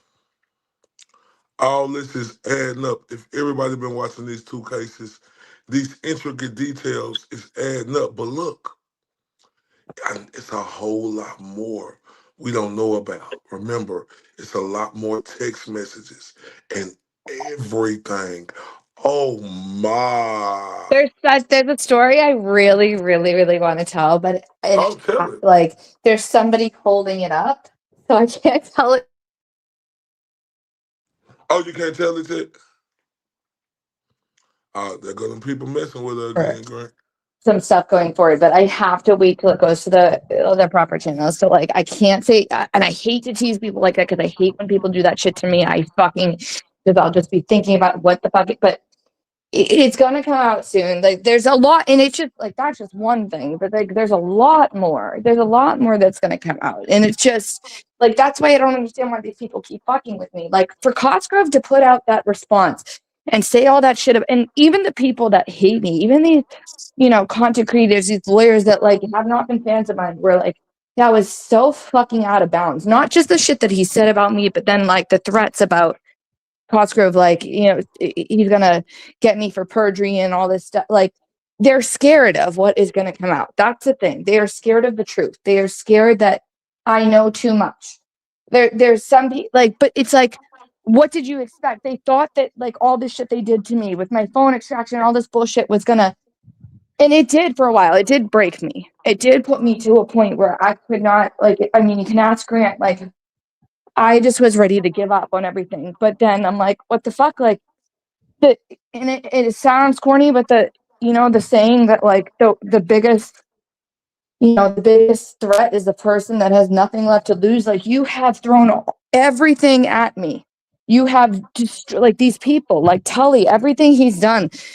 I mean, even after he got demoted and this other guy took over for him, they sent the fucking my local police department to my house and did this like fucking well-being check. And there was another well-being check that Turtle Riders tried to do. I'm not conflating the two. Like, that was separate.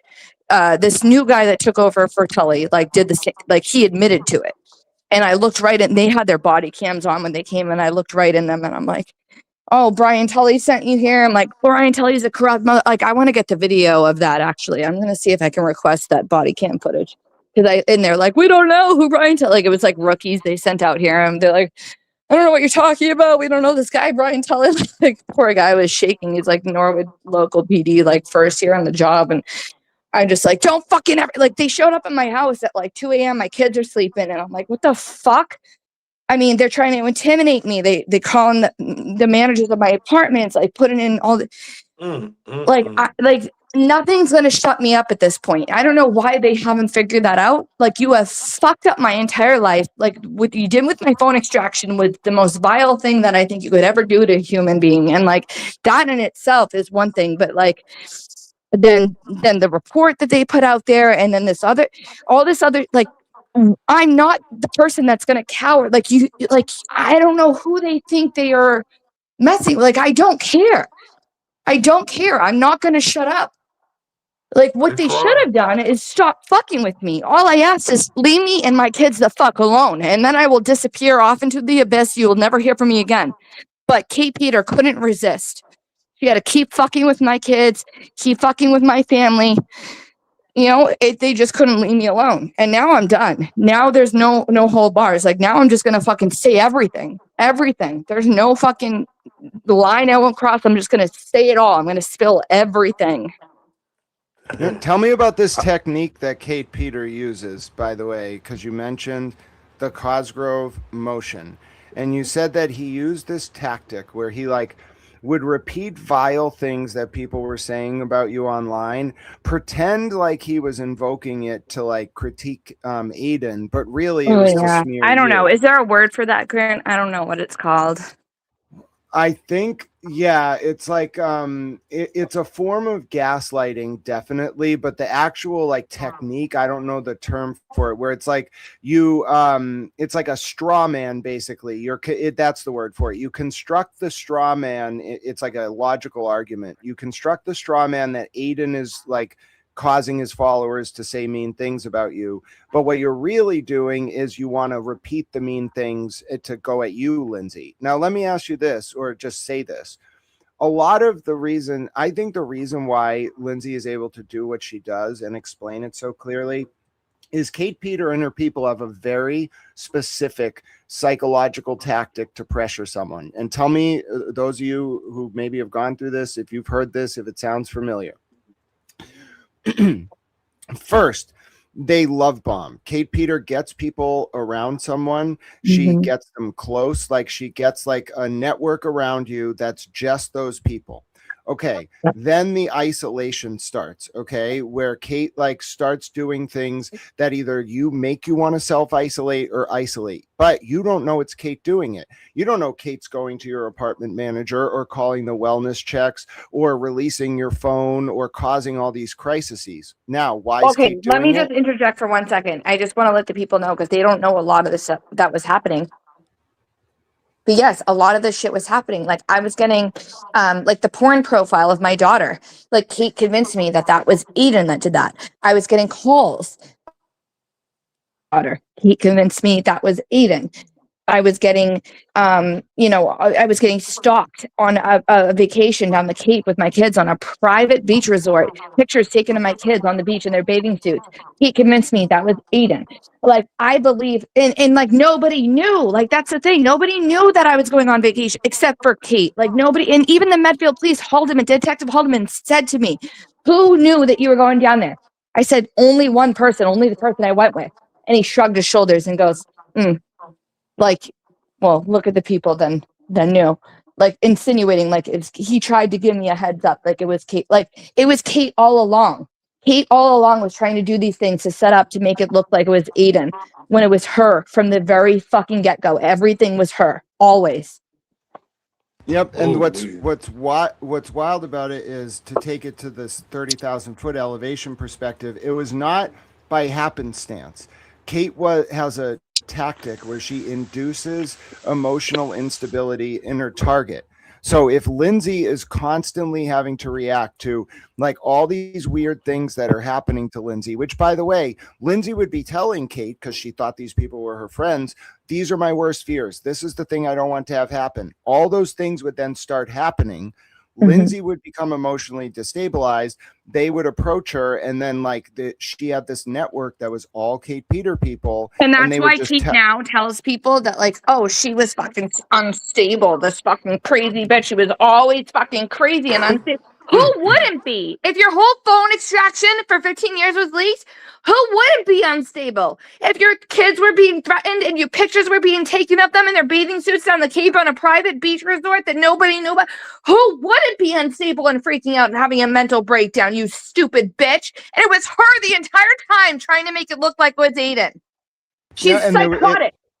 As much as it was psychotic and requires having the level of emotional detachment where you can have your kids taken away and not even fight to get them back, what's worse is it was targeted.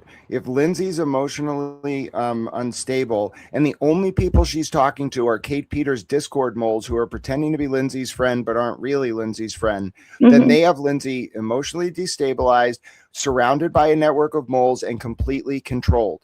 Lindsay was thinking, it was like Truman Show. Lindsay was just thinking, oh, I'll find a lawyer. Oh, it would be a Kate Peter lawyer. Oh, I'll try to get help. Oh, Kate Peter would be in her ear. And then when Lindsay would have to make big decisions, all these people would reinforce through groupthink, Lindsay, this is what you got to do. Lindsay, this is what you got to do. They had her controlled. They used very high level conditioning tactics to isolate her, manipulate her, abuse her, Every destabilize lawyer her, that target got her family. Kate had contact with. Every person I spoke to, the victim advocate, Kate was that was who she was working with. It's like you think of an abusive relationship, like that's exactly what it was, except I wasn't fucking Kate. Like, that's the only part that was, Oh God. like, I'm not to be crude, but I'm serious. Like that, this is It was the the mental ultimate image form of her naked. of mental abuse. Like it was. Well, and No, Grant that was the is only mental person that abuse. was able to pull me out of it and see it for what it was. He was the only person. If I didn't have Grant, I would probably be dead right now. I'm not even joking. I'm not exaggerating in any way. No, I I would have believe killed you. myself by now. I believe you. I believe you. Because this is the thing right here. Um, it's always gonna be somebody, who's gonna be able to protect us, and could see within the bull crap that was going on. It just so happened to be Grant Smith Ellis. That's why um it's honorable for him, right? Knowing how the situation has And turned his out. brain functions on such a higher level than most people. I think because of the autism that like people think he's weird or he's like, Who people have said, oh, you have Grant brain or what, like it's an insult. No, he's just so smart that he can see things. Like He has the ability to separate himself from the situation and see things from like an outside. Like I don't. That's why people don't understand. Like when I say he's my best friend, he literally saved my life. Yeah, He was and able to separate me from all this other shit and show me what was really happening to me. yeah, and you know what? They whoever do that, they just idiots, right? Because I guarantee you, all the people who said it about Grant, they couldn't touch him on his worst day, like we're doing this, or they can't touch him. I'm listening to him. This guy is the truth. So that's just dust. And what we do, we kick dust in the wind. Fuck them. And I'll say, like, don't mistake it. Like, okay, I realized this was, if you've ever seen the movie V for Vendetta, which I'm going to make Lindsay watch eventually, and I really appreciate that. It was very touching. I almost cried. I'm trying to hold it together. If you've ever seen the movie V for Vendetta, you'll know about the character Evie. And what pissed me off about this was like, I would never do this to someone like willingly. I would never be like, or like I would never force it on them and be like, okay, I'm going to work hard in you so that you'll be desensitized and you can survive intelligence community tactics and like piece it together and do PR at the same time. No, like the only reason that I did this was because Lindsay, like Evie in the movie V for Vendetta, was figuratively wandering down the fucking street when two like government agents fucked with her life. And I was like, oh no, you motherfuckers. Like, I make sure the government is held accountable non-violently and through legislative oversight. You're not going to fuck with this woman. I'm going to help her. And yes, like she is the bravest person I've ever met. I don't think folks understand. Can I just because I saw some comment at the boxer brief like, Lindsay, you should know who Kate was. I didn't know about these people. Like I And y'all wasn't a need to part shut of the this fuck up in them online world. comments I saying was that not a part dumbass of this shit. weird online world before this. I didn't know who Kate Peter was. Like, I mean, I found out when I started. I only dated Aiden for 3 months. Like, when you put that in perspective, like, that's nothing. That's no, No, it's nothing. like, I didn't know anything about this world. I wasn't like, I didn't even know like YouTube channels like existed. Like, it wasn't about this life. Like I had no idea about any of their beef or their history or Aiden's history or Keith. Like I knew nothing about this. When things were getting weird and like I was getting scared because people were I was getting messages from people that Aiden was gonna do X, Y, or Z to me. You need to, Leah was saying all this stuff and scaring me. Like, yeah, like then I started. Who else am I gonna reach out to? Like, I started researching and I saw that Kate had all saying that Aiden has done this to all these other women. Of course, I'm going to gravitate towards that. Who else am I going to ask for help or what to do or advice from? I didn't know anybody. I was not a part of this life. I mean, No, trust me, there's a lot of regrets I have. I feel stupid as hell. Like, I don't know what else to say to people. Like, I have so many regrets. nah, and everybody on here, yeah, they can't act like they shit don't stink either. We all got fucking regrets. And like I said, I don't give a fuck what they talking about in these bitch ass comments of asking you how you didn't know. How the fuck you gonna know when you dealing with a fucking psycho? You idiots ask your fucking self that. You don't owe nobody no motherfucking apology. I'm just glad you able to speak your truth now. And you able to get these off of your chest, Lindsay, because this is something that you've been holding in for a long time, right? And people who ain't walked in her motherfucking shoes, shut y'all bitch ass up. And I mean And that let me shit. just let me echo Ray here because people were like, "Oh, Grant, like you are so like aggressive with your questioning sometimes." Well, yeah, when I think people are doing bad shit, you're going to see a more direct side of me. But Lindsay, let me just talk about like what she just was talking about.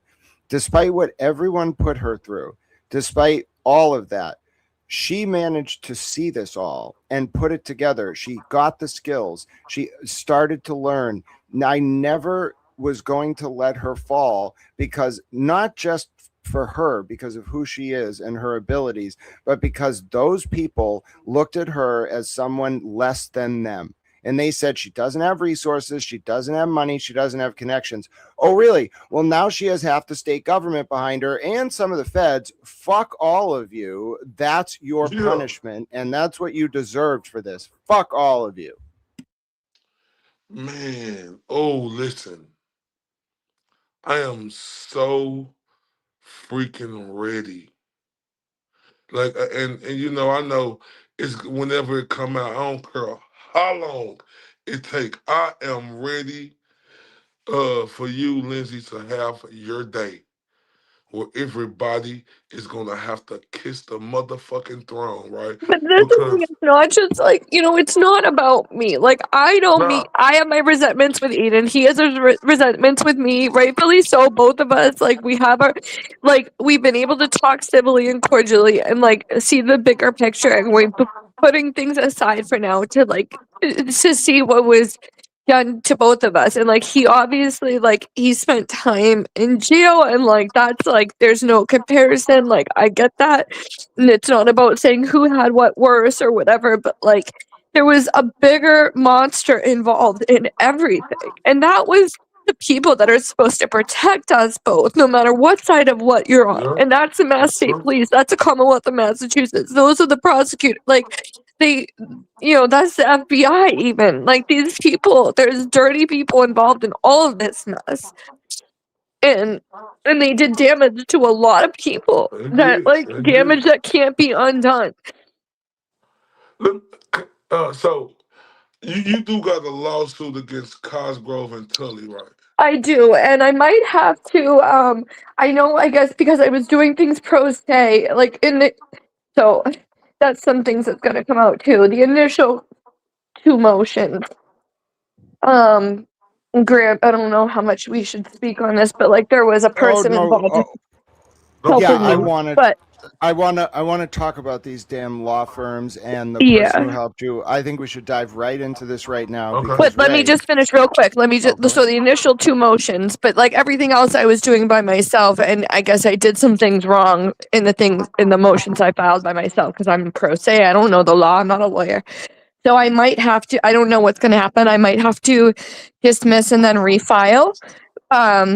Because apparently I guess procedurally I did some things incorrectly, because I'm not a lawyer, but yes, currently, like, there is a lawsuit in place. If you see it get dismissed or I withdraw or whatever, don't fret, because I will be refiling. But apparently, I guess they're saying that procedurally I did some things incorrectly. Go ahead, Grant. Well, yeah, and let's notwithstanding that, let's talk about the 2 things you talked about where you had some help from a lawyer or something, because I want to talk about the developments that happened over the past 2 weeks. So obviously, Karen Reed's also suing a bunch of people involved in all this, and one of them's Yuri Buchanan. And about a week and a half ago or 2 weeks ago, Yuri Buchanan retains a law firm, the founding partner of a law firm that we mentioned earlier in the stream, Brody Hardoon's Perkins and Keston. All right. Well, that was my mom's only law firm in her entire life, and she's known them her whole life. And it's pretty clear that that's what my mom was talking about when she told me that some of the McCabe's and Alberts approached her a year ago to find a lawyer, but it was too expensive. It was that firm. So Yuri retains the founding partner of Brody Hardoon's Perkins and Keston. So then immediately a week and a half later, what happens? Dylan Haldeman, in the lawsuit Lindsay filed against Cosgrove and that Aiden's involved in, a completely different case. Dylan Haldeman retains Brody Hardoon, Perkins, and Keston. Lindsay, maybe you want to pick it up from there. Who did help you in those first 2 motions? Do you think I can say it? Because I'm honestly afraid if Kate doesn't already know that Well, she's going don't to say reach it out to then. this If you lawyer too. afraid, don't say it. Nuh-uh. Don't say it. Oh, Don't say maybe it. Just not. leave it Maybe alone. not maybe not identifying Just information. leave it But can you alone. describe? We ain't got to go there. It was a friend. It was a close family friend of Grant's, of Wendy's, his mom. Oh, we already When talked about Wendy this put on me in touch Twitter. with this person, Wendy, his mother, put me in touch with this person, and Wendy was pushing me to do this by putting me in touch with this person, and this person didn't want to put her name on record as my attorney, but wanted to write the anti-slap and the motion. What is it? The special motion to dismiss. Grant. Oh, it was like 6 months ago, but yeah, she Yeah. helped you with like multiple things. And so those first two ones, and they were like really sloppily written, and I was like, damn, like after I learned, and I wrote the other ones by myself after that, and I'm like, this is a lot of work. It was a lot. And I'm like looking back, I'm like, wow, it was like 3 sentences she wrote. I'm like, she really, and I had to pay her. I don't know how much I paid her. It was over $1,000, but like she was like, no, it's fine. I'm like, is this legal? Like, you can help me, but not put your name as an attorney on record? Like, that's legal? Like, I'm not going to get in trouble for that? And she's like, no, no, no. You never have to mention it. You just send me the money. And she like wanted the money right away, though. It was all so shady the way it was done. And then to find out, like, this person, like Wendy had like, she was originally going to help and I call them McAlberts for just to, condense without having to list them all, but like she was originally they did a consultation with them for her to help them with a civil lawsuit, which I found out after the fact. And it's like, so Wendy was the one telling me to pursue this lawsuit and got me this person, her close friend, to represent me under the table, for lack of a better word. Oh wow. And yet and then she did such a shitty job that it was, and I even questioned it. I know nothing about the law, but I was like, listen, I did a little bit of research. It doesn't sound like this anti-slap is going to work because of X, Y, and Z. And she was like, no, no, no, it's fine. Like, blah, blah, blah. And she gave me all these excuses. And like, sure enough, like it was denied. Like, and like most of the times when you submit the initial thing, like you just do it to buy time anyways. Like you expect it's going to be denied, but she was giving me all these reasons like, no, it's a for sure thing. And like, whatever. And then after it was denied, never heard from her again. Like nothing. Like, and she was begging me, telling me, please do not seek out any other attorneys if you plan to sue about your phone extraction. Please promise me if I help you with this lawsuit, with this thing with Aiden right now, that you will let me get first dibs and you will only choose me for this if you plan on suing about your phone extraction, because that is going to be big bucks. Please don't interview any other lawyers. Please assure me that I will get first dibs. And then I never heard from her after the thing with this lawsuit like got denied. Never heard from her again. Do I think now that she was doing that so I wouldn't contact any other lawyers, so I would be unprepared, so I wouldn't, the statute limitations would run out and I wouldn't have any? Yes, 100%. I think she was trying to prevent me from finding anybody else to represent me, so I would not be able to sue the Mass State Police because Wendy is dating a Mass State Police trooper who is very close with Proctor. Yes. And I'm sorry, Grant gave me permission to say all this stuff. I asked him a million times, do you want to just leave your mother? This is your mother. Do you want to leave? Grant, will you please tell them that I'm not trying to drag your mother at all? No. I brought up his mother earlier, and we talked about that.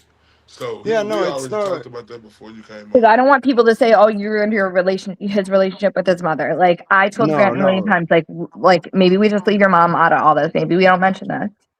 If anything, I'll be direct. I was the one months ago who raised to Lindsay that I thought my mom was compromised, and Lindsay was like, it was Lindsay who was like, Grant, like, are you sure? Like, no, I don't think that's right. Like, Lindsay had every reason in the world to immediately jump to the conclusion that you just heard her get to, and I would have gone right along with it, but she pushed back on me. She was like, no, we have to be like, you can't just like assume that. All right. Then shit started happening in a very rapid series of succession where it like went from 0 to 100 real fucking quick with my mother. And I was like, I looked at her quizzically and I was like, I didn't say the B word, but I may as well have said for the one of the only times in my life, like, B word, like, what are you doing right now? Like, why are you doing this? I know that it's pretextual. Like, she's trying to evict me, torment me over money, didn't pay my law school tuition like she said she would. I think this is pretextual. Now, I like wanted to say it, but I couldn't do it. But I just felt it. And I was even telling my sisters the other day, I was like, hey, Like, do you think it's possible some victims advocates catch and kill stories to protect the state police? Because I think I'm on to something. One of them smirked, the other one wasn't buying it. Anyway, the point is, my mother, no doubt in my mind, over the past 6 months, I started to put this all together. And then finally, the key, I should have seen it with the Yuri thing, but that could technically be a coincidence, right? Like that Leah Genduso was dating the colonel or the commander in the state police. Yep. He was partners with a woman named Anderson. Well, Anderson retained a lawyer when they were getting fired for like altering the police report about the judge's daughter. That's the same lawyer that's representing Brian Tully in Karen's civil case. So I already saw like some of this, and I was thinking, all right, Yuri, it could be a coincidence that it's Brody Hardoon's, Perkins, and Keston. As soon as the Haldeman thing, I think like Kyle Sharkey posted it or something, and I saw it. As soon as that hit, I was like, oh no, this is coordinated. My mother's at the center of it. They were trying to sabotage Lindsay so that she wouldn't expose what she knows about the state police. Holy fuck, these people are ruthless. And then I was like, fuck it. Sometimes you got to make a decision when everything's on the line. And I said for years that my principles were more important than anything else. I'm committed to this. If I don't stick to them now, I'm a fucking coward. So fuck it. Who cares? But I'm then rolling right the upon dice. the time his mom starts fucking with him and trying to evict him and do all this shit to, like, so imagine the position that I'm put in. Like, you know, like it's just like it's so fucked up when you realize how multi-layered like this whole situation is and how deep it goes. Like it's not, and I know people like this, like I hate when I see people attacking Grant like he's crazy or he smokes too much weed, because like it's not, he's been able to see through all of this shit and it all checks out. Like every piece of, you know, evidence that I have, every text, it all lines up. There is nothing he said that I don't, I mean, and Boomer, the Kate's person, Boomer, you know, who I thought was a good guy, tries to make, you know, us look like we're just mental cases and tries to say like, oh yeah, because Kate gave me exact numbers of people that were being paid for her Netflix stock. And Boomer made a comment on her recent ceases, like, oh yeah, Lindsay said the Russian oligarchs were paying me 30,000. Like, what the fuck are you talking about? First of all, his Russian story is not anything to do with this. You're trying to make us look insane, so you discredit us. And like writing somebody off as crazy is the most dismissive term. Like just to say, oh, she's crazy, he's crazy. It's just such a dismissive thing. And that's what like Gaffney and all those losers do, because they don't have the ability to, you know, have a healthy debate and actually respond to the allegations against them. It's disgusting. And it's really insulting because of Grant being on the spectrum. They just think, they write it off as like, oh, that's his autism. And I find that extremely offensive. I have a child with autism. I find it disgusting and despicable that they tried to use that as an excuse to like why he has certain thoughts, or not even thoughts. Like he can back up everything he says with factual evidence. You know, like it's gross to me. He's been the only person that's been able to see through everything, and not just see it through, but like back it up, you know. And these people Mm. involved, we're dealing with really dirty people that are facing, you know, the death penalty or life in prison. Like Matthew Farwell was facing the death penalty. He clearly is talking now because they took that off the table. And now, you know, who knows who he's giving up. But his team of people was Tully was the supervisor of his team. Like the people involved, like John Fanning, they didn't flash his face, his big ass face across the screen on Dateline. Was it Dateline or 2020?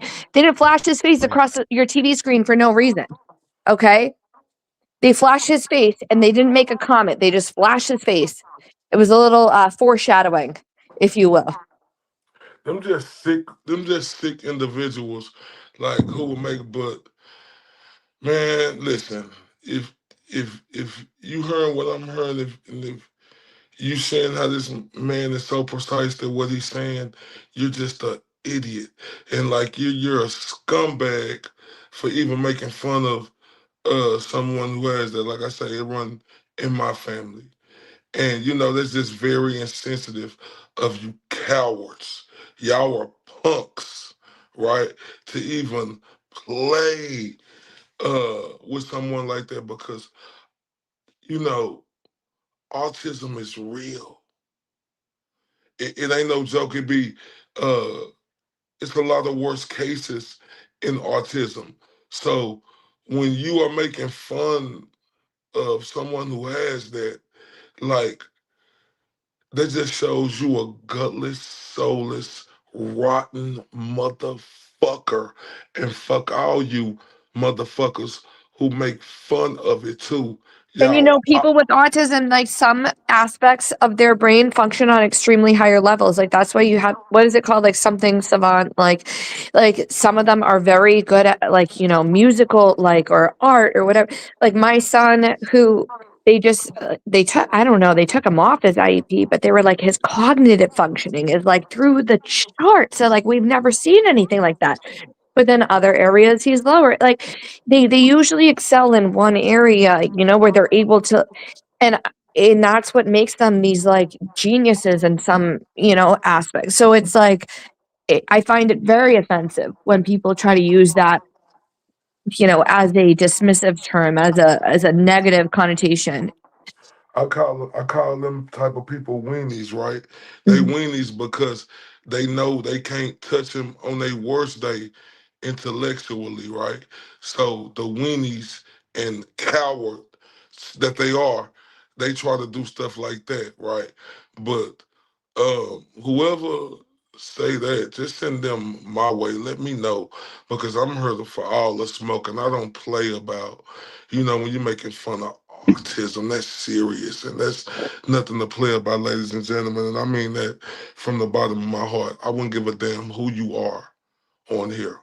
Don't play with autism. Don't play with no type of disability. That's not fair to only people who have that disability, right? But that's not fair to us.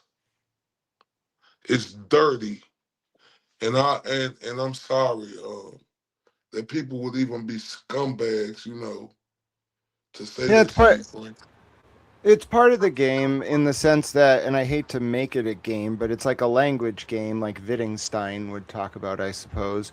And it's like when you're engaged in the public sphere, especially politics and everything about government, the judicial branch, the courts, the legislature, like the state house, the executive, the governor, the president, it's all political. So when you're dealing with politics, most of it is fake. It's like artificial things thrown out into the public sphere so that people will focus on that and not the detail. The hardest thing in the world is to be an authentic person in politics because no one is incentivized to support you. You're not going to help the moneyed interests. You're not going to help the fucking cops. You're not going to help the prosecutors. You're going to do what's right all the time. Nobody wants that. There's no Mr. Smith goes to fucking Washington anymore. Nobody can be in politics unless you're bought and paid for, traded and sold by controlled interests. I'm talking like the police, the like political parties, whatever. So that's what really frustrates me about this, that we got this situation where these people just accepted that this is the way things were. Lindsay talked about Sandra Birchmore. We should not underestimate the implications of where that is going. People talked for so long about accountability. If Matthew Farwell actually cooperates regarding the cover up of Sandra Birchmore's murder, it is very possible that touches on a wide ring of law enforcement officers in Stoughton, some of whom went to work for Brian Tully's state police unit, were abusing underage girls, not just abusing them, finding them in the Police Explorers program at age 14, grooming them, and then sending them into a dorm suite area where they would operate out of a brothel that was run by cops, basically.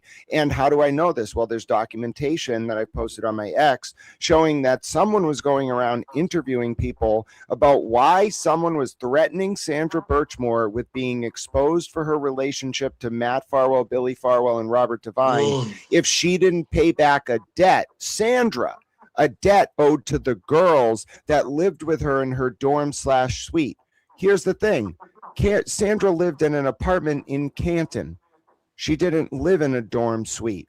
What the fuck is that about? And that's why this is a big deal. This was potentially cops abusing underage girls. It's the biggest deal possible. And when it does all come out, people are right. It should be Lindsay who's standing there telling people, I told you so. So with the Sandra Birchmore case, right? She did get groomed, right? Because I seen that, right? But and I'm familiar with it, but not as if it was some cops, right, who did it, brothers or something. Was it Yeah, so brothers? I can, yeah, I don't, I will, I'll try to do it. I'm still kind of awake. I'm glad I had that latte. So I'll do it Man, in the oh, grand hey, style. hey, me and you and Lindsay, hey, listen, hey, I come on your strength, bro. We gonna do this work. I love it. I love it. Night walkers, creatures of the night. But let me say this. All right. So, um, February 1st, 2021, 9:27 p.m., Canton Woods apartment, Canton, Massachusetts. It's dark, it's cold. Sandra Birchmore's 10 weeks pregnant with her unnamed baby boy. She's exceptionally excited to have this child. Picture her in her apartment. She's doing clothes to go to work the next day at a teacher's aide as a teacher's aide. It's a one bedroom or like studio apartment. She's preparing to order baby clothes. She's getting excited. She'd been texting Matt Farwell, the person she thought was the father of the baby, like excited about bringing the baby to term.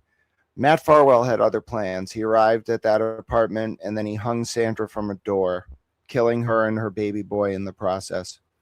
On February 4th, which I think was a Wednesday, maybe a Tuesday of 2021, the Canton police arrive at Sandra Birchmore's apartment. After a wellness check is called in by an employee and her friend at the school where she worked as an assistant.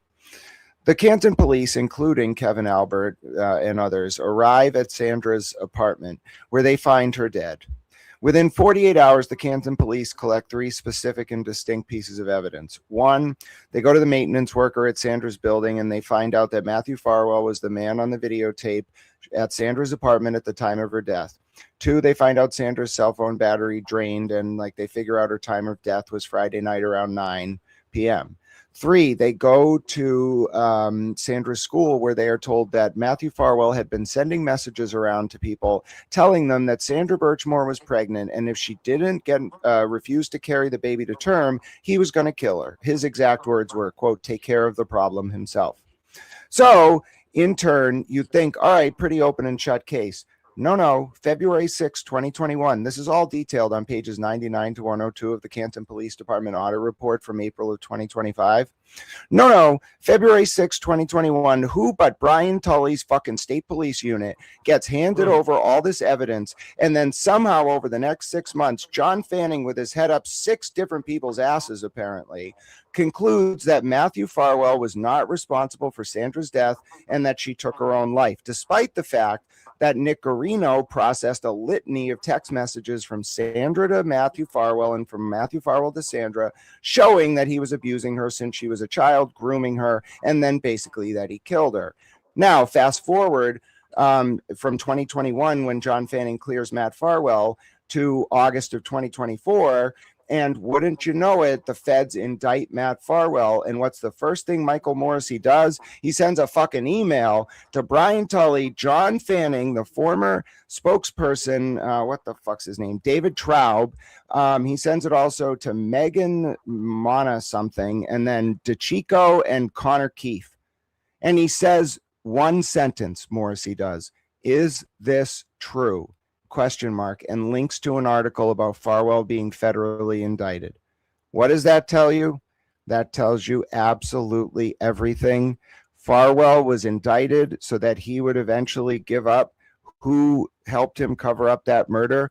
And then we find out just 3 months ago, while Farwell's in federal prison, that he's facing the death penalty. He gets a second indictment for the baby boy, and that he's not the father of the child. Someone lied to him. And then the death penalty goes off the table 2 weeks ago. Bullshit. He's cooperating. Lindsay was right. Oh my God. And look, you said Fanning. Ain't that dude who was sitting outside the jurors that people was talking about, like they say he was trying to intimidate the first jurors or Fanning something? was it has been Tully's partner, well, until recently, has been Tully's partner for over 20 plus years. They, I believe, went to college together and played on the same football team, if I'm not but I met Fanning one time. He was at Tully was on vacation during my second grand jury testimony. So John Fanning was there, and I actually thought he was a good guy. Like, talk about like Tully, I had like an initial gut instinct, like it was just a bad, like I just got a bad vibe, like this guy's a bad dude. But Fanning, I was completely fooled by. Like he grabbed my hand and held my hand and looked me in the eyes, and he was like, "Trust me, like we're gonna make this all okay." And like I just fell for it, like.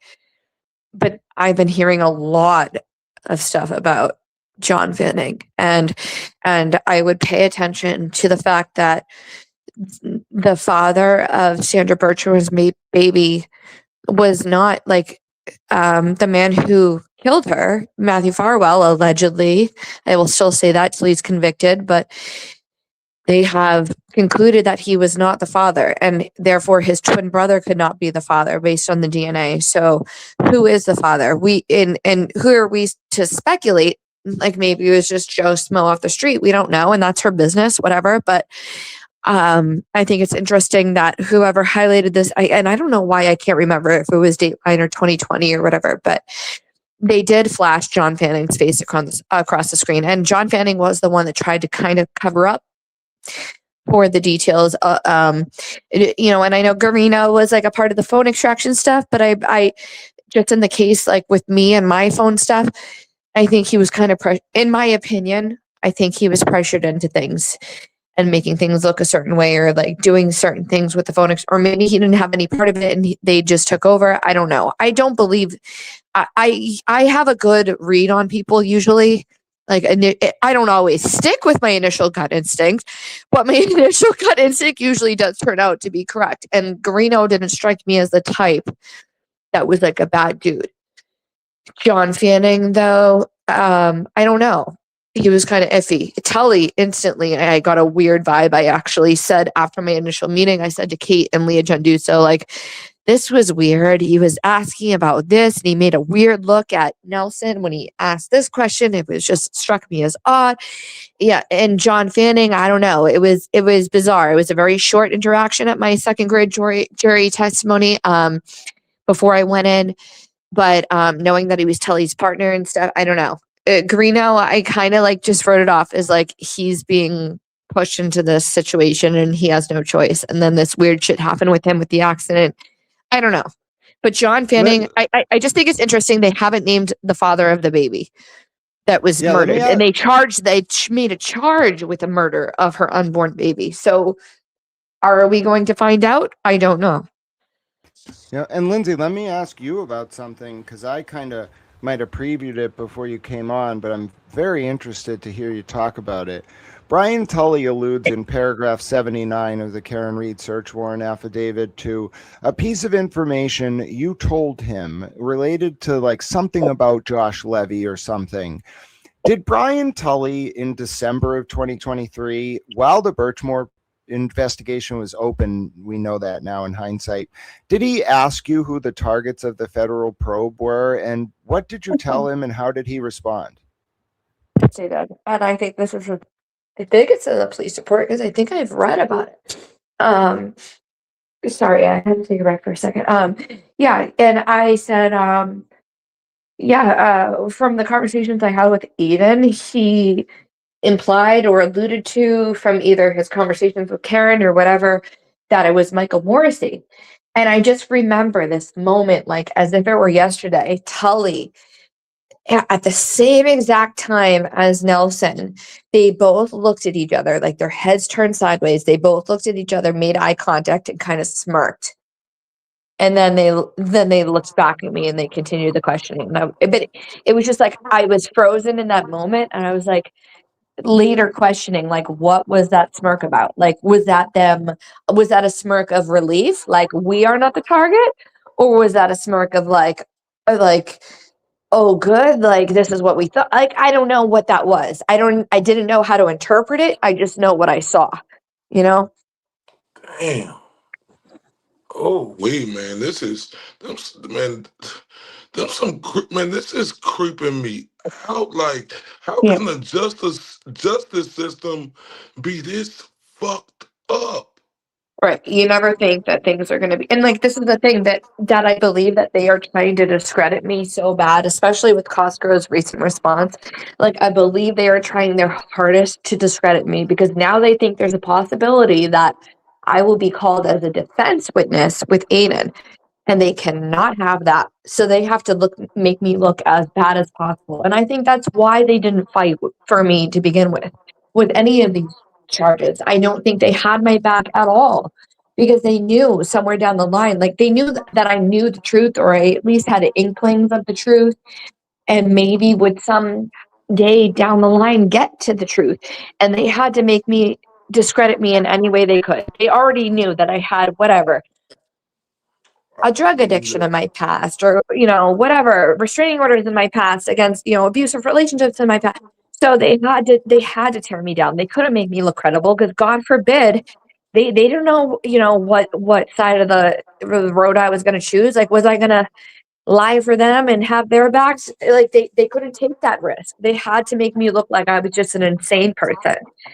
So they Why would Tully even think in December of 2023 to ask you, a civilian witness who has dated Aiden Kearney for a few months, now at a falling out with him, why would he ask you who the targets of the federal probe are, and why would he take your answer seriously? He must have thought, based on what he was reading in some of the information that you must have given him, that Aiden was telling you something that would make him think that was credible. But why would he ask you? Why would he even use his position? It wasn't related to what he was interviewing you about.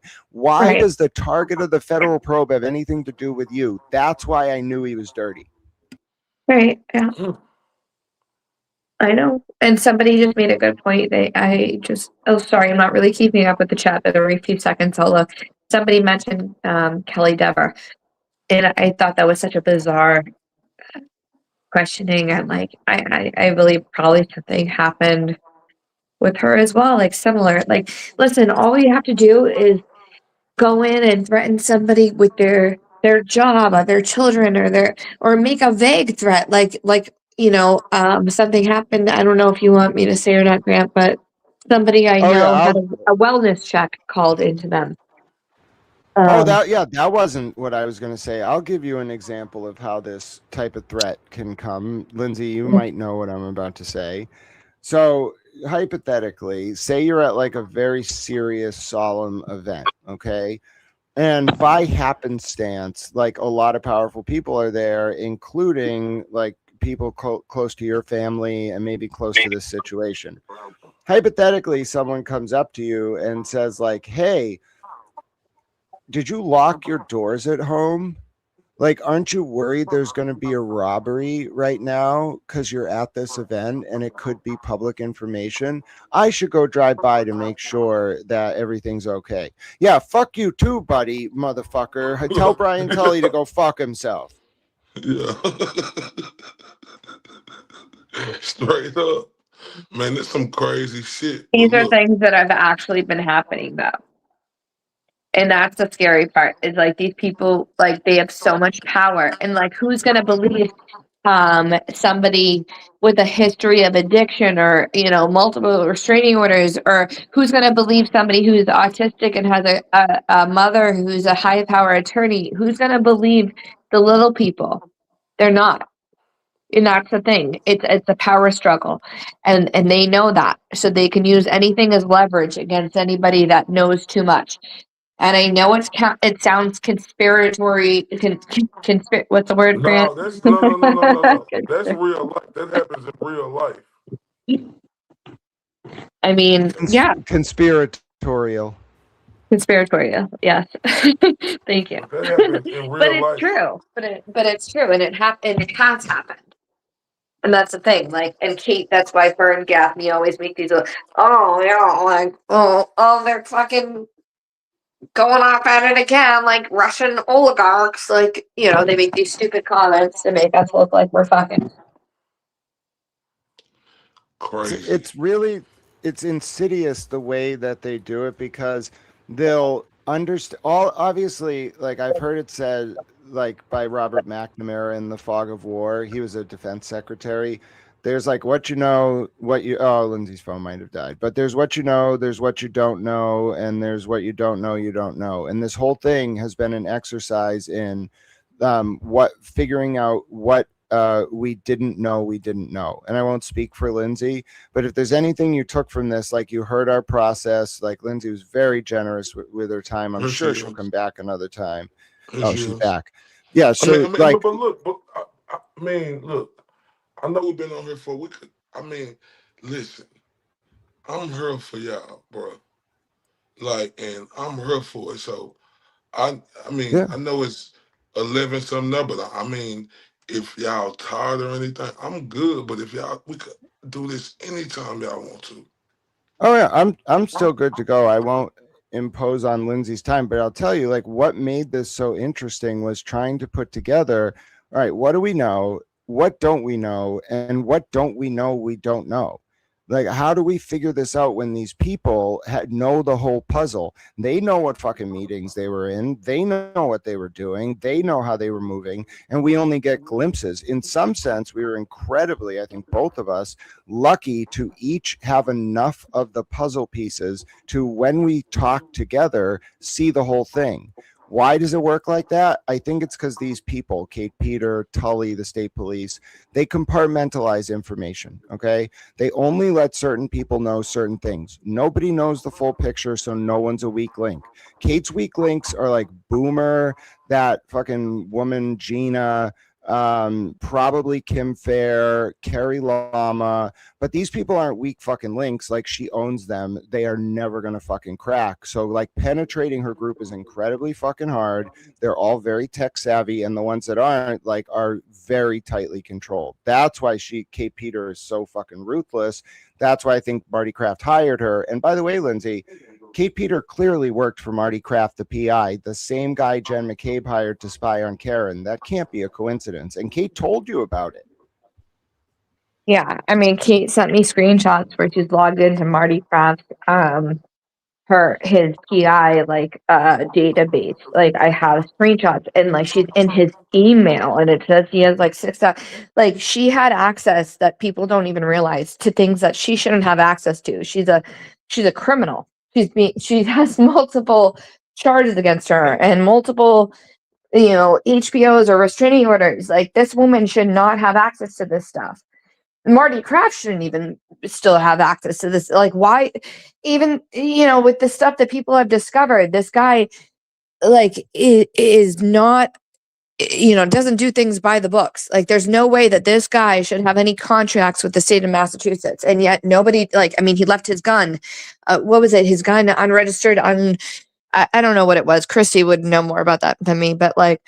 This guy shouldn't have any dealings with the state of Massachusetts, let alone the very players that are involved with the people that he has personal grievances with. Like, I don't understand it. I don't know why nobody's making more of a bigger deal, but like, who do you go to when the people who supersede these agencies are the very people that are intertwined with them? Like, who do you go to for help? Exactly, Right. And not because just that. oh, go ahead, Grant. No, go ahead. Well, not just that, but the history here. We like Lindsay's from around Boston. Like we're definitely like Boston folk. Like if you know the history of South Boston and Canton and We Whitey, tried the FBI. We've tried it. yeah, there's very little that you can do because they're so close hold that they hate these two agencies, the Boston FBI and the state police, and in particular the Norfolk DA's office, fucking hate each other. There is a visceral passion, like a passionate hatred.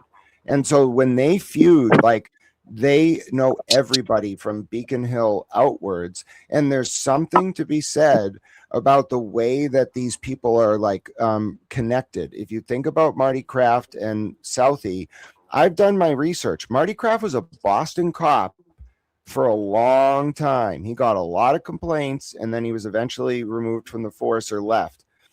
All right. Well, you know how it goes, man. Like Whitey had people everywhere. What is the connection between this weird fucking world and like Canton? Okay, and I know the answer. Okay, like I'm not talking about anyone specific, but Canton is a place where you retire to, or like you live there if you don't do business there. You get what I'm putting down, Ray? No, I hear you. I'm listening. I I'm feel like paying attention. probably wrap it up soon because I feel like when people get Yeah. starting to get tired, like they start to lose No, no, interest. So no. I'm not tired. Man, we No, locked and in on her. Look, it's not. keep It's going. not I'm that. paying attention. It's getting a little late, but I definitely think that folks I'm should not just. tired. Yeah, look, people was oh, sorry. asking me in I'm the not trying to. No, I mean, I'm just saying, like, if you want to, like, it's up to you. Like, right, like, it's your channel. I just don't want no, to, like, keep no. lingering on if you're. Mm-mm. Uh, Y'all so, gotta understand, like I goes in. but someone was asking me, how did I visually keep track of all this and present it You've got to? a brain, like, you wouldn't Yeah. understand. You would Look, never. Brain. and the answer, and I don't want to like toot my own horn, but like I didn't like say, okay, Lindsay, I'm gonna write this out for you. You got to memorize it. We like you just have to live it, and then like it becomes like part of you. Now, me, it's a little different. I have what's called an eidetic memory. So if I Mhm. see something, hear something, or read something, I remember it forever, basically, depending on the conditions and if I think it's important or not. I make a real time decision whether I should store it. And if I don't want to store it, I just ignore it. But I remember everything that I want to. Damn, that's a talent. That's a special talent when you could just. Oh, man, look, Grant, I'm starting to believe you on you. You talking about these people keep knocking her off. No, it's all right. We went for a while, and maybe that was her sign that, but we'll obviously see if She she back. pops. No, She I back. She just back. keep getting kicked off. But I did see somebody say, "Oh, Lindsay, always trying to control." No, I'm not trying to control. I'm just, I just feel bad because I'm like, we could talk. Grant, you know, we've talked for like 8 hours at a time. Like we could just go all fucking night, all day. So What the It's hell just are they it's talking been about? Y'all trying to control what? No, it's been such a long time coming. It's really someone was like in the chat, like I hope this process is healing for Grant and Lindsay. I can't speak for Lindsay. You don't know how cathartic it is. Like it's I would have interviewed Lindsay that and I kind of did ask her questions, but like to be able to actually have a conversation and just tell people like, listen, this is why people have been running their mouths so much because the actual story, one, it's so complex that you can't just focus on one part of it and you have to understand all of it. And therefore, if any one person's like, hey, like Grant, like wears a shirt that like is orange, like fuck him, or Lindsay has like purple lipstick, fuck her. Nobody's then going to take the time to listen to a 5 hour explanation of all these players and how they're connected. But it's so cathartic to just say it and be like, thank God people understand. or thank God, at Well, least people are listening, even if they don't understand yet. no, listen. Everybody on her, like, you gotta understand, especially everybody who been involved in the chat. Like, I was never involved in the chat. I just paid attention to the case. They so informed on everything that's going on. All these gems that's getting thrown out there tonight is making sense to all of us, right? But just think about it. We ain't even heard everything yet. We ain't seen everything yet. I feel like it's a lot more to come. Hey, I could be wrong. I'm not Nostradamus, I but I don't think even it's think we've probably, touched the surface. Yeah. yeah, that's what I'm saying. Like, I don't even think the surface have been touched. I think, I, like, I think this gonna blow a lot of people away, right? And Yeah, and if anything especially, happens to me or Grant, I'm half yeah, kidding, half not. no, I know, and you know You what? guys know who to look at. No, and that's scary to even think about, though, right? Because I've been hearing people on here say that, right? That's scary to even think about that. Like speaking the truth and trying to get the truth.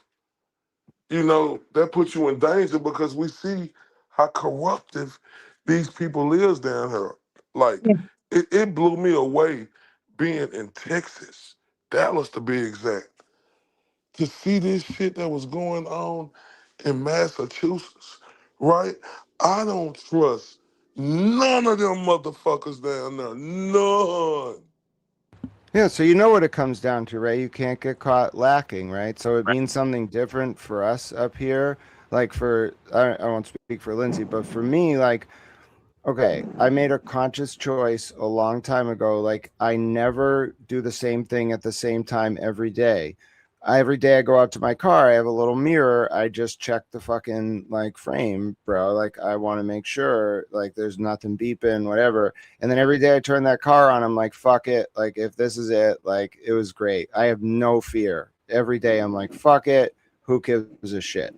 All right. But like, that is not a life you want to live. You don't want to be looking over your shoulder, turning right 3 times because there's a car that is following you. And if they turn right 3 times, it's a fucking tail. It's 24/7. It's all the time. There's a Okay, price and you that does pay. sound dramatic, but at the end of the day, Grant does care about the truth being out there, regardless. Like he doesn't like, yeah, we say these things half joking, half very serious, but like at the end of the day, both of us like want just the truth to be out there. So whatever, we're living our lives. If something happens to us, like that's why the louder we are about the truth, the less likely these people are to do something stupid to us, right? Yeah. And I No. don't, but I don't think for 1 second anyone should Poor Sandra, just. may she rest in peace.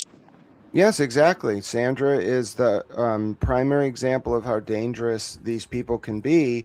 And I just think it's a matter of vigilance. Like, I don't think most people without some kind of like lived experience could just adapt to this. And it's not a fault. Like, no one should be expected to live this way. Like, Lindsay probably, if anything, underestimated the impact and the emotional toll of having to live this way.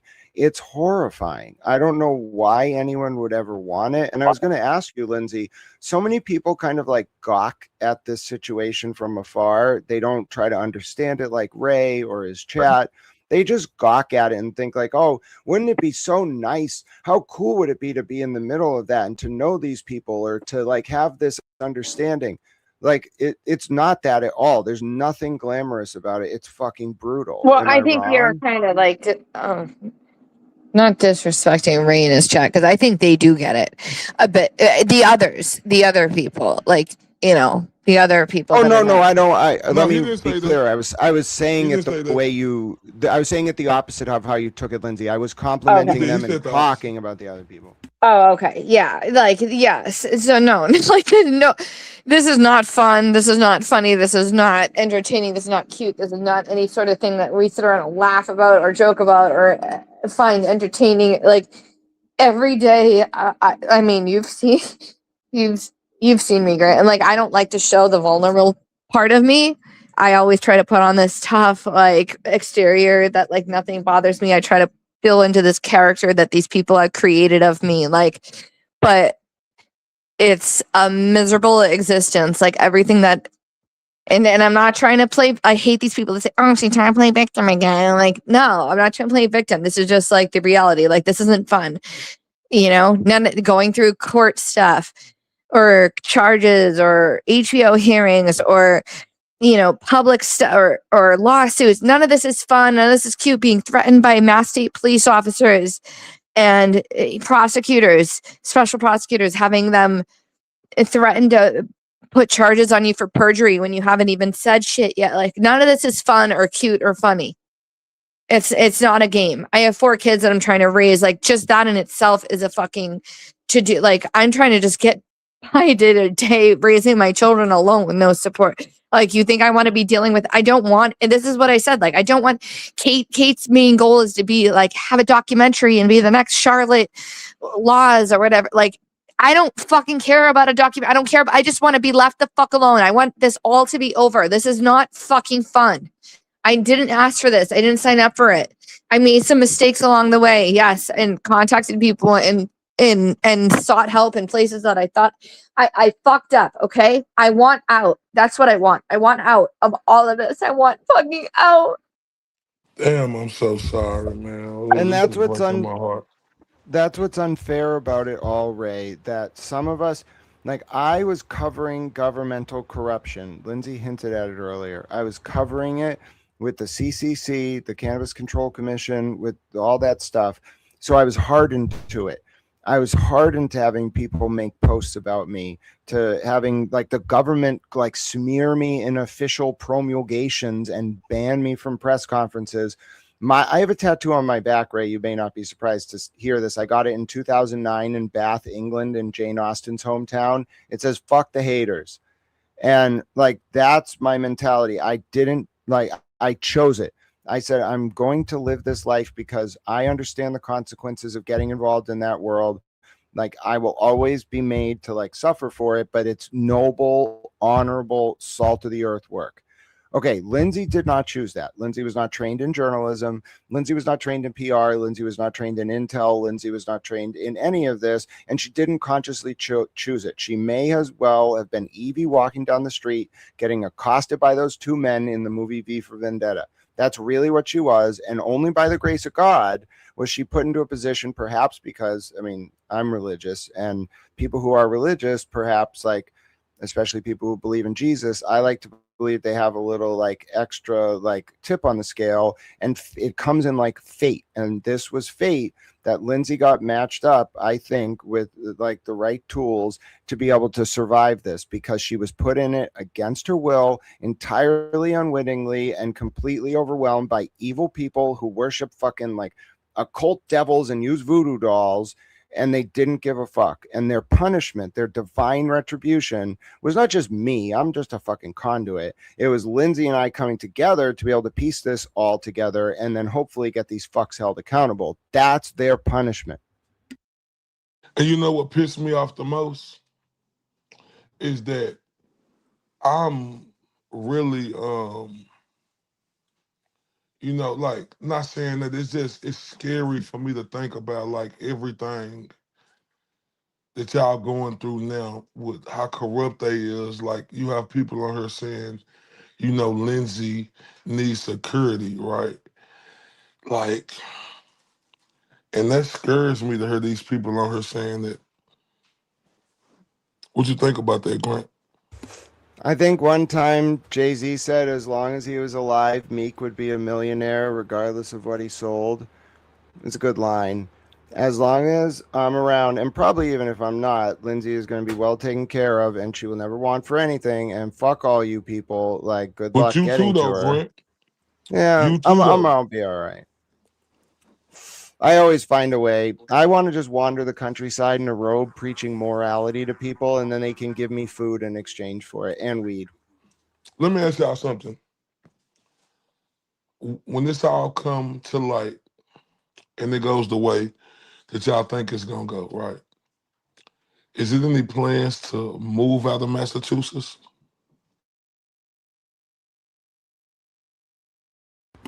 Have y'all ever I've been thought about alive. moving out? I've been alive for almost 40 years. I've never made it farther than 7 miles from Boston, and I don't plan on it. Okay, no, I get it. I heard that there's like a part of the country outside of Route 128, but I have no fucking idea what's going on outside. Like, as far as I'm But concerned, like but you're have you all ever part of had the thoughts same like about that though? pasture. Because like just to see how they doing, like that would seriously make me have thoughts like, do I need to get the hell up out of here? Tell you, like, I can't ever leave the state unless, like, so my three youngest children have the same father. My oldest child, who's 6 years older than my second child, has a different father. And he is a very, very good man. And but the father of my three youngest, like, I would have to get the permission of both fathers to ever leave the state. And the father of my youngest three would never agree to that. So like it's not even an option for me. But Grant would be able to if he I guess if he wanted to. But Yeah, but and it. just say if they did come together and y'all they could see how they should understand and respect to them how serious this is. I'm just saying if it was the case where they say yeah you could do this, would you want to leave Massachusetts? I would leave in a heartbeat if I could. Oh my. I would never come back. I would never look behind. Ever. Mm, You know what mm, she mm, really mm. deserves, though? You know what she deserves, though, Ray? She deserves a month in Zurich, part of the year, then a month in Aspen, then a month in Miami, and then a month in Prague, and a month in Paris. Like, she deserves to never have to deal with these people ever again and to just live a jet set life because they made her a public fucking famous person against her will and tormented her. And now, like, she deserves to at least live some life of comfort. You can donate to Lindsay, by the way, to all the people listening. She No, I has don't an want act. anybody. No, I don't. No, Oh, no, I was no. gonna say, Yes, if you're listening and you like, she's a person. Like, I have a y'all channel, sure I do can my donate to thing. her. What's the Yeah, link? you can help Put it in her. the chat. There's a No, give, send, go. I'll drop. No, you don't want me to drop it. No, no, drop that in the chat, man. Like mm-mm, everybody, like real. If y'all want to support Lindsay, no. support man. It ain't Donate to man. Aiden Listen, because he's the one that's going to be able to take these people down. I'll never be able to do that myself. Aiden is the only one that has the opportunity to do that. So donate to him. Wow, that takes a lot of fucking balls to say. Like, just the fact that she said that. I hope a lot of people who listen to Aiden I mean, people. appreciate I mean, I hope they don't go through one and not the other with people either. right. I hope you understand what she just said. That's like, first of all, no one asked her to say that. We were trying to encourage her to do the opposite. She had to overrule us, including Ray. So, like, take that to the bank and remember what she just said. That takes fucking balls of steel. Oh man, look. Oh Lord, look, man. I'm gonna just. I could just hope and pray, because I mean, I'm with you, Lindsay. I think not even for it to be dangerous. It just, I know it's a disdain for this state on how they did you, and that's where you from, right? So I could understand you when you saying, I would leave in a heartbeat, like, because, oh, this is cruel, and I hope everybody have a heart, and think about what she and Grant has been saying. And that's why I'm so appreciative of Grant, because she needs somebody like Grant by her side, right? She needs somebody who gonna stand up for her, be able to break it down and know what's going on, and know that he gonna protect the house on her like I protect the house on this side. And y'all know how I'm coming. Ain't nobody gonna be able to come up to her and just give her no false information anymore, y'all. They're not gonna be able to do that because she got Grant now, and that is much respected, sir. Thank you, Ray. There's got to be some honor in this world, not just because Lindsay deserves it, but like, I realize I cannot be there for everyone. I try really hard, but I'm like a one man. Okay, I'm just a person. I'm just some guy. Don't follow me. But like, if everybody was willing to act this way, even for one person in their life, think about how that would ripple outwards. We would overwhelm these fucking evil assholes very quickly. Just pick one or two people and do it. Just don't expect anything. Don't be a fucking selfish asshole. Don't have some ulterior motive. Like, just fucking do it. Live a life of service. If everyone does that, we will take over and win. But you have to live it. You can't say it. You have to live it. Even if you hate the person that you need to express compassion to or forgive, you have to live it. Words don't mean anything. And that's real. And this is the thing right here. It's hard for me not to believe. I believe this, right? Because I know how corruptive the mother people is down there. I know how corruptive they are, right? So if anybody don't believe this, you are just an idiot. You can have your naysayers out there, but I don't give a fuck about y'all. Y'all know how corruptive they is. Y'all know how they play the games. Y'all see how they tried to do Karen Reed. Y'all see how they trying to do the GOAT, right? For doing the right thing. Are you kidding me? You think I trust these mother? You think I don't believe this shit after what I witnessed? After I seen a leaf blower, red cups, Brian Apple don't come down, don't see the sirens and light. She called, we found out in the second trial, Jim McCabe called 2 times to her sister and she don't answer. Are you kidding me? Oh my. Oh my. Ladies and gentlemen, this ain't no game. And I want y'all to understand that this is not no game. We know who they is down there. Let's put whatever the fuck y'all think, what y'all thinking to the side and look at who we know who they are down there. Think about that. We know who they are down there. We know all the obstacles they tried to do to get Karen Reed down there with Country Kim to make them spreads. We know what they tried to do. But if it wasn't for the GOAT, not walking through the fire, running through that bitch and exposing this corruption, not only that, everything he been going to and then what he faces, man, we know who they are down there. Stop playing. Stop playing And with he me. can be a part of this too, Ray, by the way, in so many ways. Like Turtle Boy clearly, like if you look at his work before the Karen Reed case, it was mostly like about like protecting animals, and then there was like the ratchet coverage, but like city councils and fucking animals. Dude really likes animals, all right? So that's great. Like this dude has it in there. Like I think he's like alienated because people took his teaching job away from him, which he fucking loved. So maybe somebody should just hire this motherfucker as a teacher because that's clearly what he wants to do. But if he can't be a teacher, the very least is he's got to help set the tone too. And I think he can do it. There's no reason for it to be toxic, for people to hate each other. We can critique these fuckers without like stooping to their level and playing into their games. And I see Aiden moving in that direction already. I read that post to Nurse Kim today, maybe like 6 hours ago now, but right before we went on. That was contrition. If he can lead the way on that, I think the whole thing will change. It really just takes one person doing one nice thing for someone else, and then other people being like, wait a minute, like that is like a good thing. Like people will focus on that. All right, now it's popular. Now everyone's doing it. Great. Let's set the tone. Let's do it.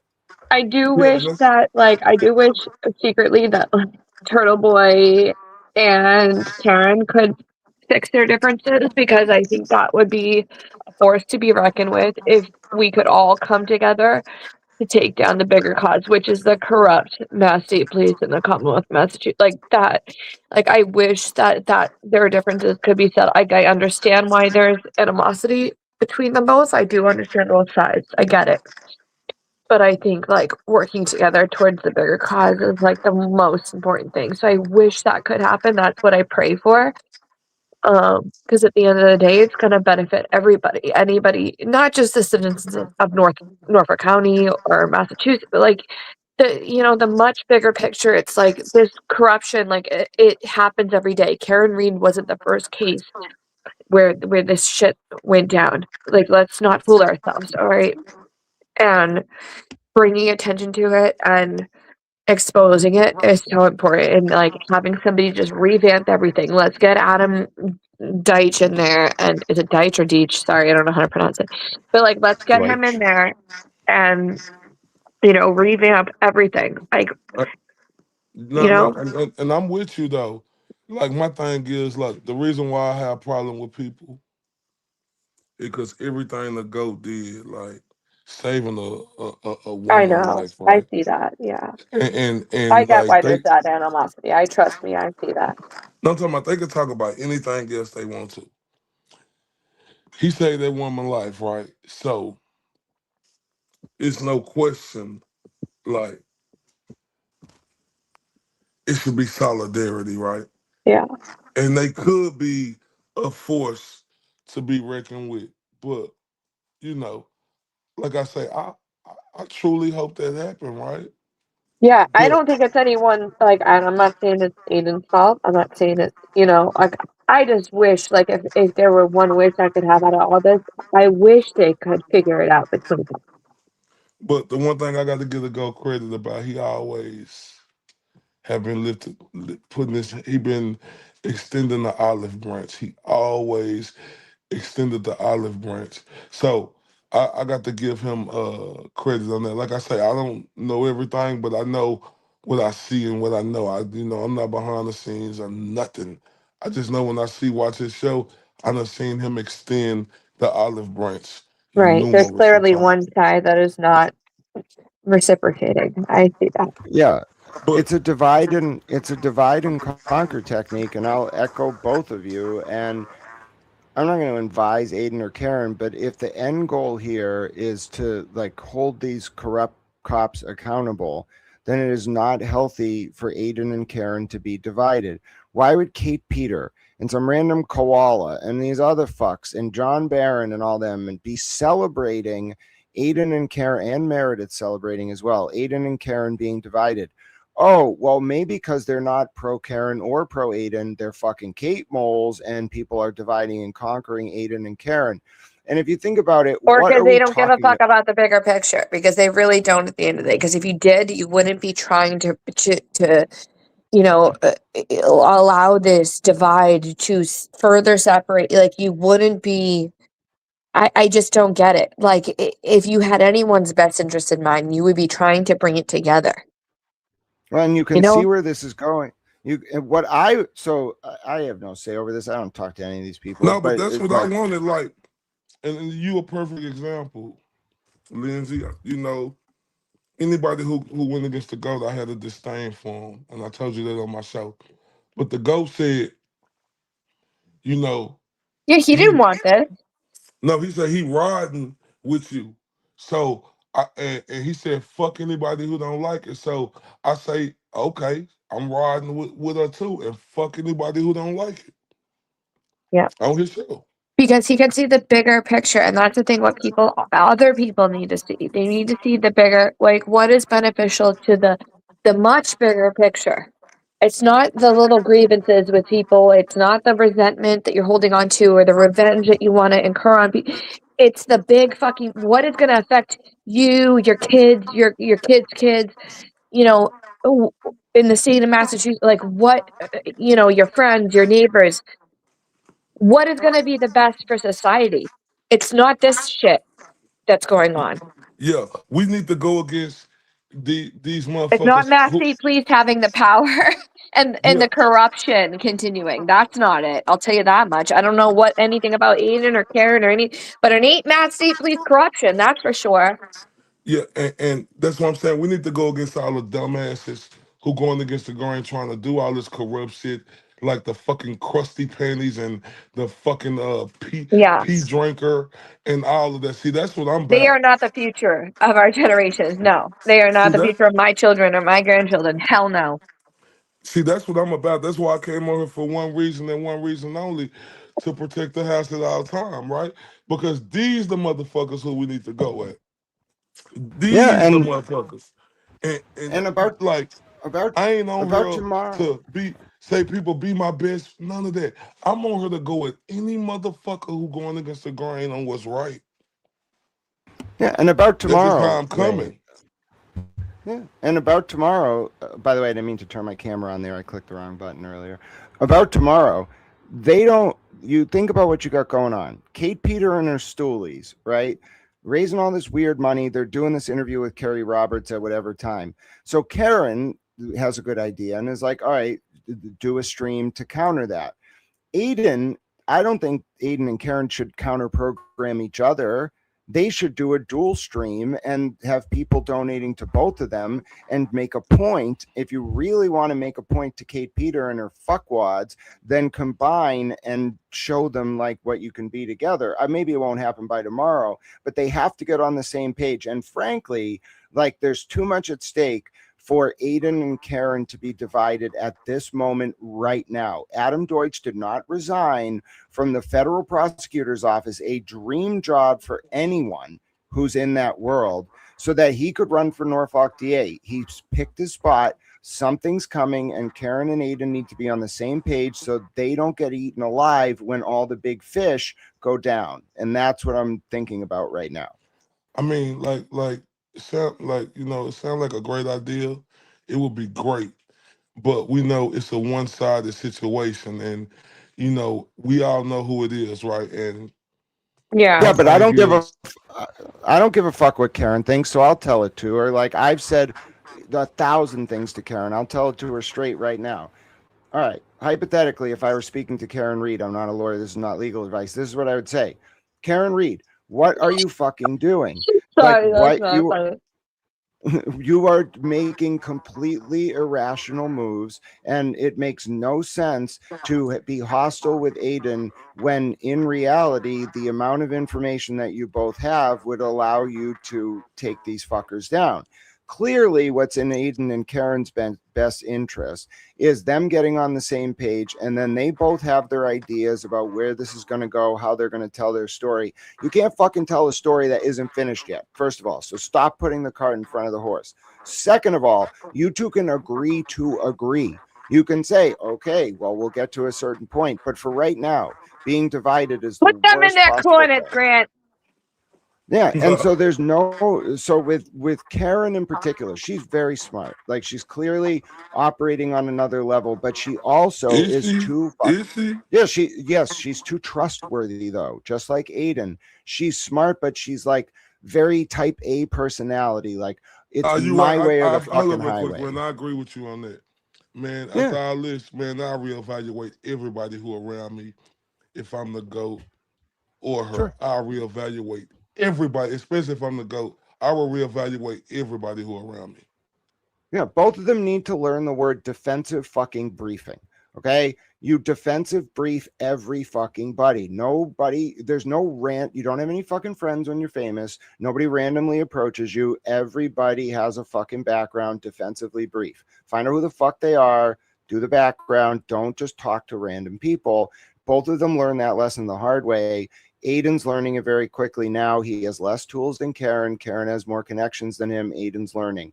Either way, they're up against a fucking monstrosity of a fucking institution that knows this better than them inside and out, has more connections on some level. And if they're going to take them down, then the DOJ has to see Karen and Aiden as fucking reliable, as decent, what I would call good bad guys. Karen and Aiden have their tactics that are a little rough around the edges. If the feds, though, think that you're fucking criminals, they're not going to work with you. So Aiden and Karen need to be seen as good bad guys in the eyes of the feds who are willing to get a little dirty to take down Tully's unit. If they can sell them on that, then these guys will go down. If Karen and Aiden Fisher and Kate Peter gets what she wants, then it's unlikely the feds are going to move on all of this, because then they'll start thinking about, oh, did Aiden commit crimes? Did Karen commit crimes? But No, that's what that's they've been not. trying to do, is get in both of their heads, trying to make them both think that, like, oh, there's potential charges, like with Cosgrove saying, oh, there's an active investigation, trying to get in their heads, thinking there's an investigation or charges coming on both or either one of them. So they're questioning each other. They're questioning themselves. They're wondering, what, do I need to turn on? Like, they need to just stay strong in their conviction, like against themselves, against everything, and like get together and realize that, like, they are, like, the Mass State Police and the Commonwealth are the bad. Like, I just hate this divide. Like, this was the worst thing that could have happened. And I know I'm not blaming one side or the other. Well, maybe one a little more than the other, but I'm not blaming, like, they just need to, like, whatever has happened, just fucking get together and squash it and see the fucking bigger thing that is happening. I Man, don't know. listen. I know you right, but like I said, I mean the GOAT have extended the olive branch, right? Yes. Like Yes. Karen Reed ego, like. I But see here's the it. thing right here. But, like, continuing to call out Karen Reed's ego, you think that's going to make her more receptive? But she Probably got. not. But listen, what else can listen? Man, listen. Let You me got tell to you play something. to her. I don't know. Like, I Man, don't I ain't know. playing. Listen, this is what I'm I saying know, right and I'm here. not saying No, no, no, no, no. I'm I know not you ain't saying saying that. you Look, I know. particularly. I'm just saying, like, sometimes you gotta I, kind of, like, I placate. mean, Like my toddler who's saying, like, I want a cookie. Okay, I'll give you the cookie. Like, like, you gotta kind of just. I don't know. I don't know what the answer is. I don't know. I'm just no, proposing. but see, my thing is, and you right. I know you weren't talking to me. It's just like with that lady, man. That's what kills me. And just, it's like this man saved your life. Like, what could he Right. do We that's all more see that. like, what is more? What is like? What's so better than your life getting saved? Right. I'll And that's give the I'll give you I'll give you her mindset. Like I've never talked to her; she's never told me. But I think I'll explain the complex. Karen Reed thinks of herself as a franchise. not the franchise player, not the quarterback, literally the entire fucking house. Forget the house that Ruth built. She's George Steinbrenner. That's how she thinks. She thinks of herself as like the shot caller. She is the yard boss. You answer to her, including her own lawyers. Now, Aiden also happens to think of himself that way. So Karen and Aiden meet, and what they're really doing is like an uneasy agreement where they're saying, all right, I'm really powerful and I'm going to help you. Okay, I'm really powerful. How can you help me? They do their thing, and then they're managing each other the whole time. Karen's got to manage Aiden. Aiden gets just enough of what he wants. Karen gets what she wants. Aiden's got to manage Karen. Oh, Karen can't be out like not being grateful enough, whatever. They both have huge personalities. And that's really what this comes down to. They need to think of themselves as people. If you think of yourself as your brand, Lady Gaga does not go into a fucking business meeting and say, Lady Gaga thinks this. No, she's fucking Stephanie, bro. She has a brand. She talks about it like it's a fucking brand. They live their fucking brand and they don't understand how to split it, and they gotta learn. They should watch her lecture, Stephanie, Lady Gaga's lecture from Yale in 2014. She tells you, bro, like, you will drive yourself insane if you live your public persona. That is not your real life. Oh Well, my I'm with it. God. I'm with it. I'm on some Three Amigos type shit. All for one and one for Are all. you eating Cheetos, Ray? Huh? No, no. I'm not eating no more. But look, Oh. but look. I'm on some Three Amigos. All for one and one for all. Right? But look, Okay, I was this is the gonna one thing say I got to something, say but I about the probably goat. shouldn't Right? say it because people will come for me if I say it. Never mind. What were you gonna say?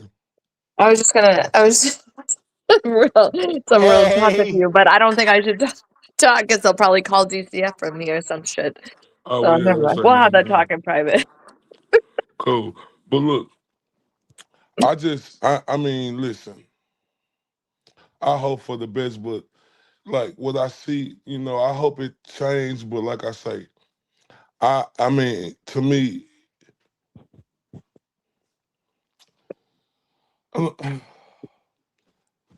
I just, I just, if I if I was in that position, like I ain't saying you got to kiss the, but like You're not gonna kiss the ring. No, yeah, there's not that gonna be shit, any of that that. We it know that. don't got to Yeah. be like but I would be so indebted to a person. I know. But like that's the thing. Like you picture like any normal person pictures like how they would react. Like, yes, like your life is finally free. Like this is how this person should be acting. But like the bigger picture is, guess what? Kate Peter's gonna win. Brian Tully's gonna win. That's the bigger picture we have to look at. Like that's what everybody needs to look at. That's true. Like, if you don't fucking put they your egos aside, no matter who it is that have to swallow their pride, guess what? These motherfuckers are gonna win. Brian fucking Tully, Kate period blood Peter. Those are the people that are gonna win and surpass all. Damn, they they trying got to her, get at Ray. me. They Yeah, got but a grant. But you know look, she's gonna pop right back on. But look, tell me, is it any different than a commission sit down? With like that's nah, what they fucking need.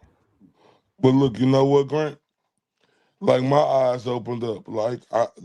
And I'm with that. Like I could get on that type of train. Like like I said, but we need her to get on the train with us. We do. We need her to get on the train with us, and we just need her to get on the train with us, and we could be a full train ahead, right? Well, right, That's but think that's about it. Think about it this way. Okay, like we're using this by analogy. All right, you're fucking the Gambinos. Okay, you're pissed off at the Genoveses. You can't just go to the but Genoveses and be like, talk that gangster shit, Grant. yeah, but you can't just go to them and be like, fuck you. Like, you have to go to them and be like, okay, this is my position. Like, you killed my cousin. Okay, well, your cousin stole $50,000 from me. Like, fuck you too. Okay, that's not gonna help. Like, Johnny Sacks, get the fuck out of here. Like, just like they gotta be I'm willing so to lost. talk. I'm talking about like by analogy, when you have two high profile type A personalities who both feel they've been wronged, who both have like an outcome they want. You can't just have them go talk to each other. You have to have a That's sit all I down. ever thought, though. And that's all I ever thought. But like you So we said, all know it's Karen. Karen needs to swallow her but fucking no, ego. We all know. Like, but let's look, just say the unsaid. Like, we know Aiden has tried. Karen needs to fucking suck it up. Like, that's what we're trying to say here.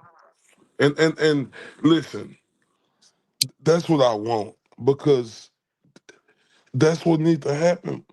But like, it's just hard for me to But you just think she's gonna be receptive to that? Everybody coming at her like you're wrong, Karen. well, No, but that's she what I'm needs saying. somebody to We, like down it. You know, like Karen. We know. I Like mean, like I said, I, we we need to come together and it could stop. I would stop going at her, but this is just my thing right here. everybody needs to cut fucking Jess Yeah, but Machado and listen, Meredith out of it and just let Aiden and Karen handle it themselves. That's what it comes down to.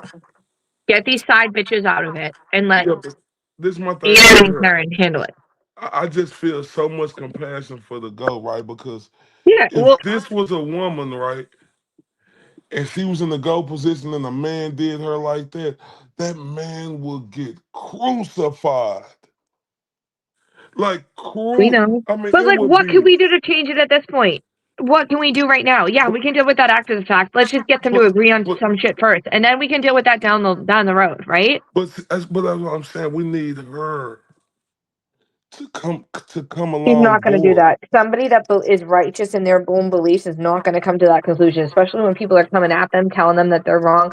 Like, I've been on that side when people are constantly, no, you need to do this. You're wrong. You're wrong. You're right. Like, when you're dogpiling on something, like, they're not going to be like, oh, you're right. You know, let me apologize and admit that no, right now we got to focus on the bigger picture, just settle, squash it. And then down the road, you can attack about who is right, who is wrong. Like, and right now it's about like the much bigger, like I see what you're saying. I get it 100%. I think Grant does too. Grant, am I right? Yeah, Am I not? there's something called pathological demand avoidance, okay? Oh, And what it Jesus. means, no, it's serious though, because it means like very like powerful people, if you tell them to do something, they're going to be like, fuck you, I'm not doing it because you You're told right. me to do it. Okay, yeah. So Pathological exactly. demand avoidance. Yeah. So for like Karen and That's Aiden, exactly what I if was you gonna say. if you say to Karen, you must do this, there's a chance she's not going to do it, regardless of whether it's like the most important thing in her life, Yeah, just to spite you. That's my read of her. Aiden is very exactly. similar. That's what If I you was trying tell to tell Aiden, the people. yeah, if Why you don't you tell guys Aiden, listen to me? I feel like Aiden's very similar. If you tell Aiden, this is very important, you have to do this, he'll be like 80% chance he'll be like, you told me to do something, I'm not doing it, fuck you. Not you, but the general you. All right. That is not a good way to live a life No. for in this sphere for two reasons. But the most important, you have to be able to ask for help, speak to everyone, and then call the play. If Oh, I you thought you were gonna say automatic call the police. I was like, hell no, never call the no police. call the play. Never. But if you can't listen to all those different perspectives, including some perspectives who might like have a personality type where they're telling you what to do, then you're not going to be able to function as a field general. Like you'll be Yeah, no. stuck as a sergeant at best. You want to But you know compete what on the those Never you know ground call what the the levels. police. main you know what the Exactly. main y'all know what the main problem with people is? Like a person can look at it could be like when you got two alphas, right? One of them can hold themselves accountable, but the other one won't hold themselves accountable. See, it's like you say, like you say, it's a power play, but like I say, people just need to be able to hold themselves accountable. That's it. If you could do that, everything will be good. If you're asking me what you think, what they think Karen wants, if I were, I don't know Karen. I've never spoken to Karen. If somebody was to ask me what she wants, I would say Karen would want an apology. Karen would want you to tell her you were wrong for recording her and you were wrong for saying that she owes you anything. Karen's gonna want all that shit. I don't know if Aiden's capable of doing that or having that conversation, even if to fake it. I don't know if he can. Because some people, like, you know, when you have two very strong personalities, I don't know. But me and Aiden were able to have a conversation, and like I was able, like, trust me, like he had to bite a lot of shit. I had to bite a lot of shit. Like I was not. There's a lot of shit that I was holding on to for a long time, like things that my kids were brought into, like, but you come to a point, and I don't know if Karen's come to that point yet. Maybe she's not. Maybe Aiden has it, like, where you just have to put shit aside and just see the bigger, like I said, and I don't mean to sound like a broken record, but see the bigger picture and like see what matters and what doesn't But matter. I know Grant spoke on it earlier about the two fundraisers. I mean, I love it that they running a fundraiser. And I'm not trying to be spiteful, y'all. I'm just being honest. Because the GOAT is the one still Melanie Little facing. offered to be a go-between. Wow, I didn't. I sorry, I just saw somebody's comment. I didn't know that. They should take But Melanie Little up on Yeah. that, because look at what's happening, right? It's kind of like countries. Like when you have like two very big countries, like America and fucking Russia. whatever, China, Russia, and they Yeah, both like, China. I get it, yeah, Jordan. I know, I see that. Yeah. yeah, they both are like a little bit like, you're gonna do what I want to do. All right, well then you need like France or Switzerland or whatever the fuck, somebody with some fucking institutional prestige to come in Really, and say, dumpster. Oh wow, I didn't "Oh, know that.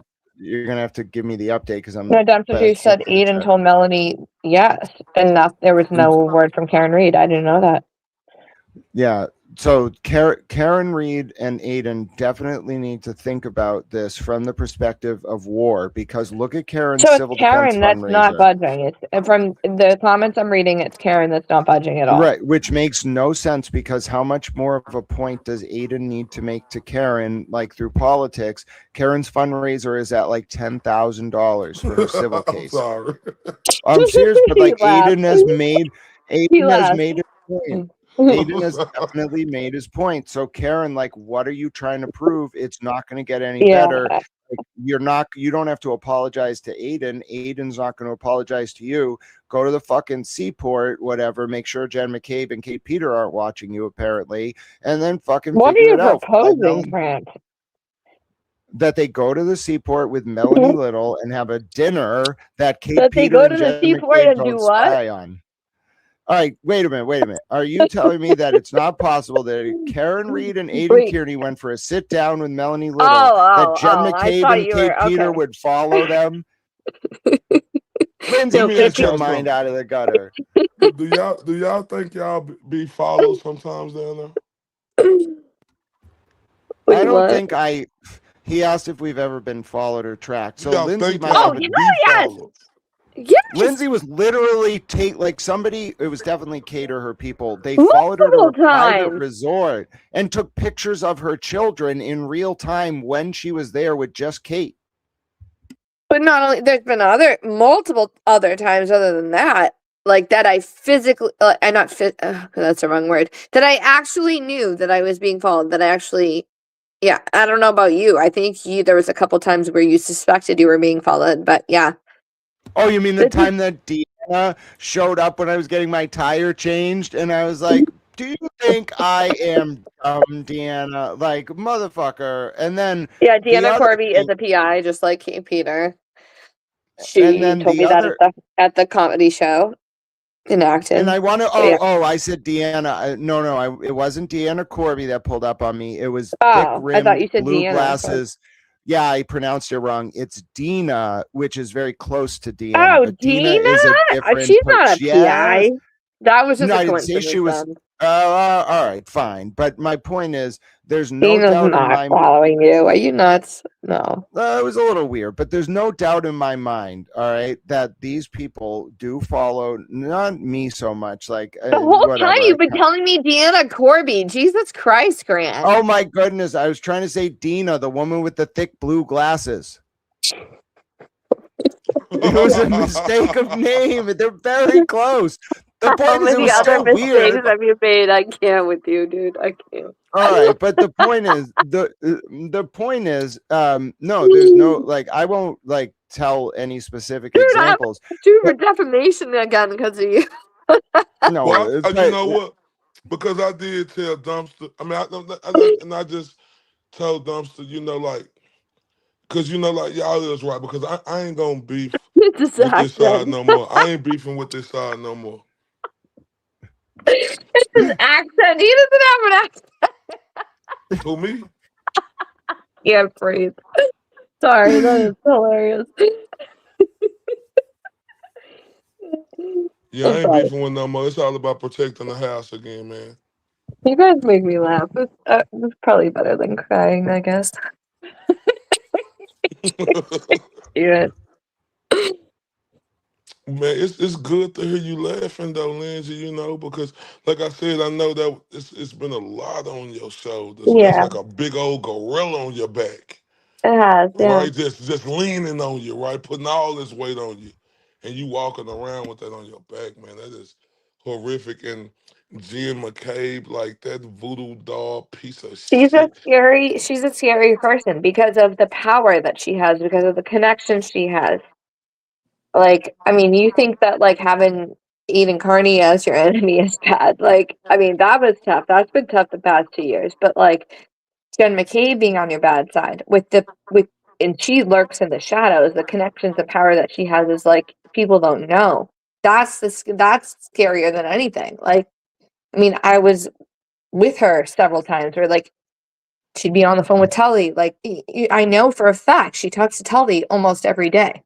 At least she was during the time period that I was associating with these people. So there's a lot of stuff that I know that puts me in a precarious position where like I don't know, am I in danger? Because like these people are this isn't just like situations where I'm trying to be dramatic. This is like people are facing life in prison or the death penalty because this Tully's whole group of people were fucking around with little girls. They were messing around with children, sexual crimes with children, where they are facing life in prison. So this isn't something like, it might seem to the online world like it's just like fun and games and it's just drama and whatever, but like the people that are involved that actually know stuff, like it's serious because their lives are on the line. So like who's to say what they're going to do to save their own life, to shut somebody up. I'm not saying I'm that important. I don't think I'm this like central, player in this whole thing that like is going to make or break the case. That's not what I'm saying. But when somebody keeps talking and they don't shut the fuck up when they want them to, I don't know. Grant, what do you think? Nah, but what you are doing though, somebody said what? Ray, did you get I'm making sure. Oh, let me check and see shit. Let me check his. Oh shit! Hold up. Here for underscore humanity out of Alabama. Who's Shout out to Nikki? her. Who's Nick? Who's Nikki? Shout Who's out to this? her husband and her beautiful child. Let's turn up for her, y'all. She done turn me up. Boy, she been turning me. Man, y'all need to turn me up on Venmo or Cash App like she is. Turn up. I ain't never represent, baby. I ain't do no wrong. I can clean up good for you. Oh, I know right from wrong. Yes, I wanna make it. $1 million, baby. yo, you gotta chill, man. Man, I love you for your kind words. Um, humanity. Like you are the absolute truth, and I appreciate you, right? Can I And ask you who this Nikki or Nick person is in the comments that everybody's talking? Are they talking about the Nick, the Nick they talking about Nikki haircuts. Panicky haircuts? Why is Uh, he in the chat right now or what? Is he in the chat, y'all? Oh, they just probably roasting his ass. Oh, Here, okay. _4 humanity. Appreciate you, your beautiful child, and your handsome husband, and your beautiful self too. Nick but keeps posting drama. Like, dude, stop. What is he So you posting? got y'all. So y'all got y'all. What's y'all story on him? yeah, well, I'm interested in Lindsay's thoughts on this. And Lindsay, before you answer on Nick Rocco, to answer your question earlier, like Do I think that these people who use tactics that silence? Yeah, but I also think they have different tactics for people that they can't take out. Like they have people that they think they can take out, and then if they can't take you out, they'll find a way to get you to take yourself out, or they'll try to pressure you via your family, or they'll use some other tactic to like get to you. That's what I see them doing. But yeah, I don't know if Nick Rocco's related to that per se, but yeah, I'm interested in your thoughts on him too. Me too. Wait, are you talking about me? My thoughts on Nick Rocco? Yeah. Yeah, because he came up in the comments apparently. Well, I'm trying to see what is he saying. People are saying he's saying shit, and what is he saying? Is he saying something? Because I think they just started probably talking shit about him. He not here. I don't think so. They be doing me like that sometimes. Boy, they be playing the shit out my ass like that Giardia song. When I first got on here, I was like, somebody started talking about Giardia was talking shit. I was like, what the fuck Giardia? I said Gloria or what is the something. Giardia? Is that a Jimmy thing? What is that Yeah, about? that's a Jimmy thing, man. I never got. I just started like seeing Jimmy recently, so like I'm Team Jimmy, Team Kim, Nurse Kim, and shit. But like Nick Rocco is a piece of shit, in my opinion. I'm sorry. Like I Who have is no this? respect for this guy. I had like a few interactions with him, like when I was dating Aiden. Like it was right around Aiden's birthday, and I was trying to throw like a birthday party for him, and like was asking Nick Rocco. Okay, this is fucked up. Let me tell this story real fast. You I can know it's take your getting time. late, but You can take your time. I'm up. I was Yeah, trying to by throw all this means. birthday party for Aiden. And I was like, I don't know, like, let's go somewhere, just like a small group of his closest friends in Boston, whatever. And I'm like, I don't know, like, who his closest friends are. And, like, so Jen Altman was trying to help me out, and she's, like, telling me, like, the Roccos and, like, a few other people. And so Nick Rocco immediately tried to take over with Jenna. Not so much Jenna. I guess it was mostly Nick. And Nick suggested some club in Boston, and I'm like, or club or restaurant, and I'm like, okay, never heard of. Like, I don't know Boston. Like, I haven't been into the city since I was in college. Like, I live like 10 minutes from the city, but I don't go out anymore. I have 4 kids. Like, I haven't been out in fucking years. I don't have money for a babysitter and all that shit. So, anyways, Nick suggested some place, and then like after the fact, we like a day later, or whatever, we look it up. And Jen Altman comes and tells me it's a fucking gay bar. And I'm like, huh? Like, why is Nick Rocco suggesting we have Aiden Carney's birthday party at a gay bar? For real? And I'm like, and it's like the number one gay bar in Boston. It's not just a gay bar, it's like the gay bar. Like the number one top rated gay bar. And ain't nothing, and I don't got nothing against gay Oh yeah, people in no, I bars. have nothing about, but like, why are you gonna set Aiden up to have his party at a gay bar? He's not gay, right? Yeah, goofy So I'm ass. like, what? Hold up, let's laugh at this goofy ass. Looking at it, nigga.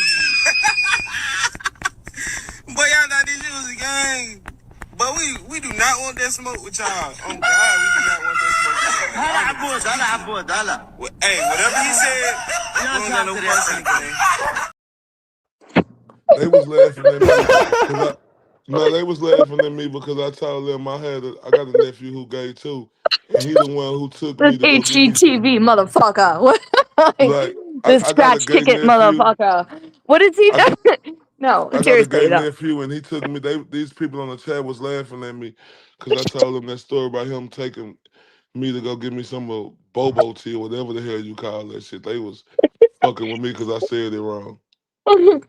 I don't know what his deal was. Like so when Jen Altman came to me privately, she's like, listen, I'm trying to cause no problems, but this motherfucker is trying to set you up, like having Aiden's party at the number one gay bar in Boston. And not only that, but he arranged, knowing that like the 2 top like news anchors for Boston News were going to be having dinner there that night, and they reserved the table right next to them. I'm like, what the fuck? Like, what? What are these fuckers doing? Damn. And Jen Altman just laid it all out, and she's like, "Listen, they are fucking like attention-starved motherfuckers. They're trying to set Aiden up so he looks like he's gay, having it at a gay bar, and knowing the news people will be Oh, you there. think So that's what they was trying to yes, do? hell yes, 100%, As much as That like I dirty disagree with Jen Altman on motherfucker, everything, man. and I think she's a bitch, and that's what she's known for. 100%, that's what the Roccos were doing, or at least Nick. I don't know about Jenna if Jenna was in on it, but Nick was. And listen, what happened next? So Jen Altman tells me all this shit, right? And I'm like, well, okay, well, we definitely can't have it at this place now, but I'm not confrontational. I can't tell him no. What do I do? Can you tell him no? Like, I can't do it. He's gonna be mad at me. So Jen's like, I'll do it, whatever. Like, she goes we're in a group chat, and she's like, yeah, no, we're not gonna do it at this place. Nick has a hissy fit like a fucking toddler and flips out like, fine, figure it all out on your fucking by your fucking selves, and you fucking fucked. Like he flips out like it's some big fucking to do. Like, what? Because we won't have it at a fucking gay bar? What? And you're trying to arrange it so the news anchors are there, like to get a photo op, you fucking opportunist. Fuck. Like, what? Like, this was supposed to be a private birthday party for Aiden with his closest friends, like Ernie and Jen, and like all these people that are close to him in his inner circle. And you tried to make it a fucking photo op with Channel 5 News. What is wrong with you, you weirdo? You fucking hair cutting weird opportunist freak. Like, what? So, yeah. So that's what happened, and that caused this big fallout. Like and then I was just like, "Fuck!" Like I don't want to be like, "Fuck it!" Like I'll just whatever cancel the whole fucking thing. Like it just ruined. Like Nick Rocco is just in it and then it turns out that the person that he knew that owned the gay bar was very good friends with Karen Reed. Interesting, Ain't that right? a bitch? But I know you Ain't spoke that a on bitch? Jen Altman. Shout out to Jen Altman. Shout out to Jen Altman for being real, even though she's a fucking bitch. Yep. We'll have her He on had here his 1 back. p.m. We'll have her on her Monday. And that's why he keeps her around. We'll have her on her Monday 1 p.m. Oh, I can't. Eastern Standard Time. Yeah, I did see that today. I'm like, I'm sensing a theme here. I'm glad. You should ask her about this. You should ask her. Ask her about the Nick Rocco shit? Yeah, about the birthday party thing in the gay bar. You should ask her. Because she had his back. I'm sorry, as much as I don't like Jen Altman, she had Aiden's back on that whole thing. That would have caused him to be, like pictures would have been taken. Like that was a whole setup to make him, we'll get pictures of him at a gay bar, make him look like it's a whole thing. And like I said, it's not about gays. It's about, they were trying to make this appearance of something. Like I was trying to do something nice for Aiden for his birthday, and they turned it into this whole, like, what the fuck is wrong with these people? You said, let's come together. Can you and Jen come together? I don't know. I don't have anything against Jen or for Jen. Like, I don't know. I'm just not with these group of people. Like, I'm just trying to get out of this mess. I get it. I'm trying to do the right thing now and like provide anything I can to help Aiden bring down the corrupt Mass State Police in the Commonwealth of Massachusetts. But other than that, I just want to live my life and be done with all this. So when I can provide what I can provide, then I just want to walk away and live my life. So like, these people are not going to be my friends or anything, nothing like that. I can be civil with whoever and provide whatever I can to be helpful. But other than that, like, I just want to be done. I want out, And I feel you though. But like I said, I'm rocking with Oh yeah, that wasn't sorry, I was just reading the chat. That's not an insult either. Jen Altman knows it's not an insult when people call her a bitch. So I don't think she'll take that personally. Oh man, I can't wait to have her on the show. Yeah, that's gonna be interesting. 1 p.m. Eastern Standard Time. Oh my God, can y'all throw up them hearts and let me turn up for her? Cause she gonna be on her Monday, everybody. We gonna turn up.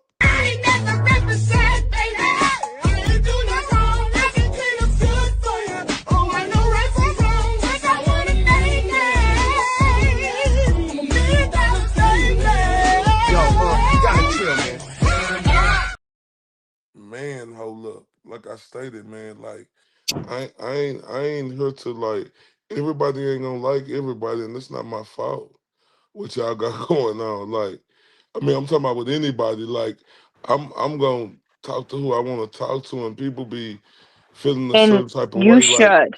especially when you came on Yeah. here. Like, I can't help the way other people feel, and even when you seen me, then I was trying to, be cordial, and you stood on business, and I respect that. And that's what I said to everybody. Like, that's what I respected about you, that you didn't you didn't bend, because of my feelings about you didn't say like, oh yeah, I hate her too. You stood in your convictions. You said, well, I'm cool with her, but if you got something to say, like, that's what I respected about you. Like, you don't fold it, like, depending on your guest's opinion of somebody. You stick in your own conviction. That's what I respect And so she much got about mad you. at me because of that, and that just really tipped me because I'm like, why you get mad at me? Because I'm having a person on here. It's Yeah. not my fault she don't like you. The way I hear you talk about all them folks on your show, now come on now, pump the brakes, lady. Yeah. So it's kind of like Ray. It's kind of like very clicky, I guess, up here. So like we Oh don't yeah, and she like. gonna tell me, I'm not from Massachusetts. What the hell do that mean? What does it matter? Well, Yeah.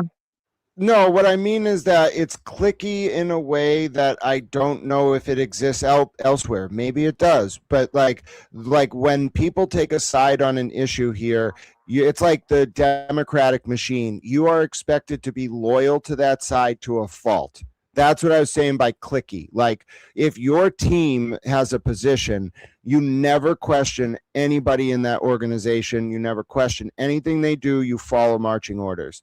That's kind of what it became with this whole thing. It became very fractured because no one ever, and that's, I was going to compliment you, Ray, and say what Lindsay said was exactly on the money.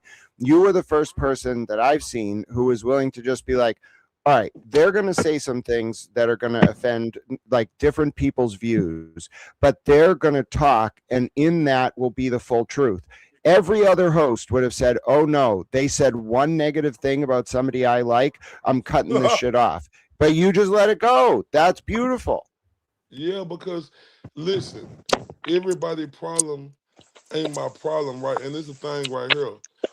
I could like somebody and I could like both people and they don't like each other. What they got to do with me? If they want to come on here and spread, like, Hmm. look, I know her show bigger than mine. She could have easily came on here and expressed herself back if she wanted to do that. But she gonna put me on this. Um, I'm not realist because I had her on my show. Okay, but thank you for still having me on the board. I appreciate that. Keep saying my name. Keep me on that board, please. Keep saying my name. I love it. This my name getting said. She be getting them views though. Look, At least keep you're not saying in my name, the girl. I crack love house. it. You're not in the crack house, right? Just be grateful. Hey, I mean, look, she keeping us. Hey, look, keep saying my name. I don't get offended. Ain't nothing about me Put you me in the crack understand. Nothing. house all day long. I don't Huh? care. Yeah, You're in the no, no, I'm but just, you're in the it's just, I pretend. just, What is the house that you're in that don't exist? The not real. What section are you in? yeah, and the one that's not real. And see, when I Yeah. look at her, but like I be watching her, right, and I see her get offended by a lot of things, but she say these harsh things to people all the time, but she give it, but she can't take it, and it's a problem. I ain't saying that people ain't did wrong to her or whatever, whatever. But Nah.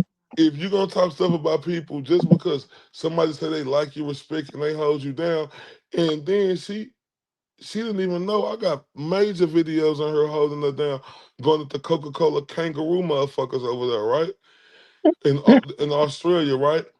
But like, hey, to each his own. She could keep me on the not know me list. I love that, but I'ma still, like hold it down. But it is what it is. We know. Grant won't comment on her, but I will all day. She's a No, fake and off I, and bitch. I yeah, no, and I get it, but like it's just childish, right? Like, come on. And then I didn't even know that she had Kate Peter. That was her first interview. Really? Yeah. Come on now. Like she should have just threw that in the garbage and just took that up as an L because she got mad about me interviewing you, which I didn't care. But she just should have just took that up as an L. Because when Mm-mm. I found out she interviewed Kate Peter, who everybody hate, I'm like, oh my God, Yeah. how dare Don't even you? get me started on that. We'll have that How conversation another day dare when her? Grant's not present because I don't want to get him in any trouble. But like that, yeah.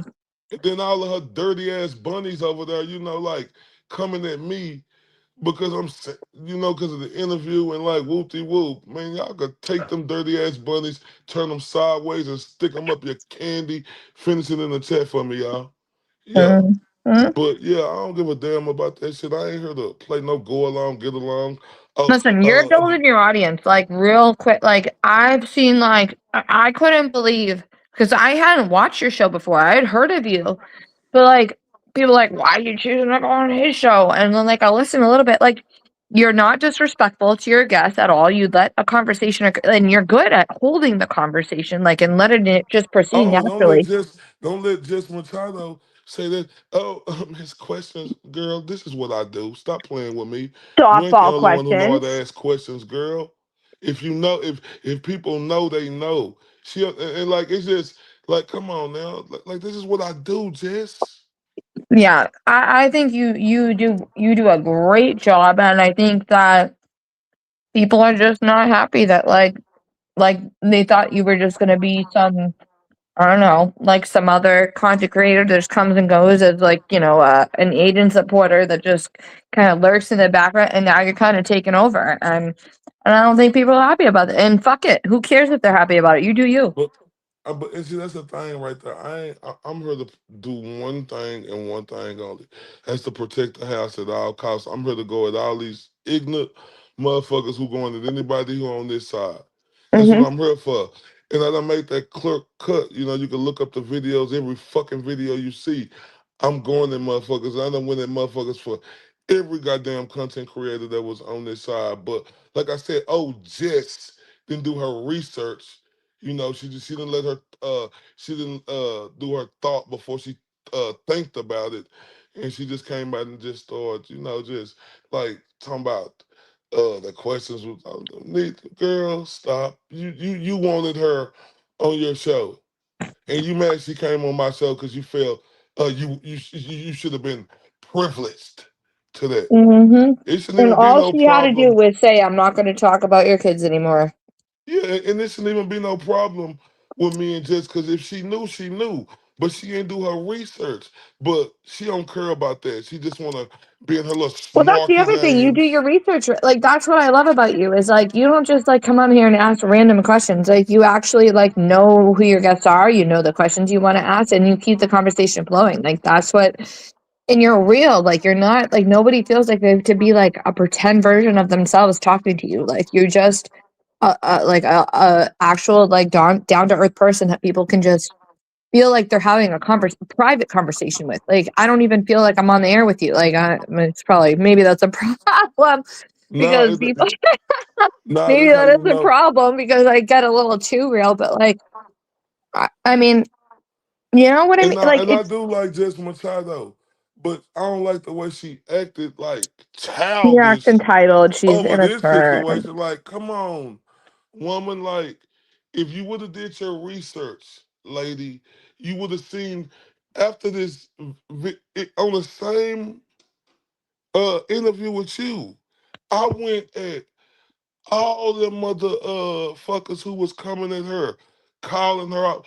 But she just listened to what she wanted to listen to until she went to sleep and then just woke up not knowing that it's been not just that video, but plenty of more videos on her.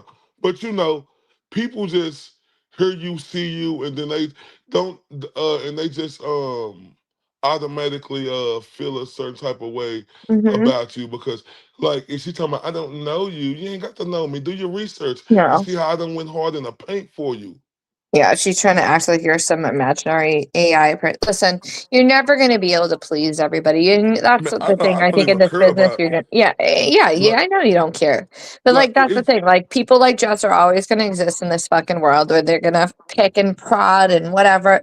They're gonna be jealous, and you just gotta just do yourself and stop. Don't even yeah, worry about I ain't no fucking thirsty coward. bitches like Jess See, one Machado. thing about me, I Machado. ain't no coward. I ain't gonna get on her and just act like something is okay.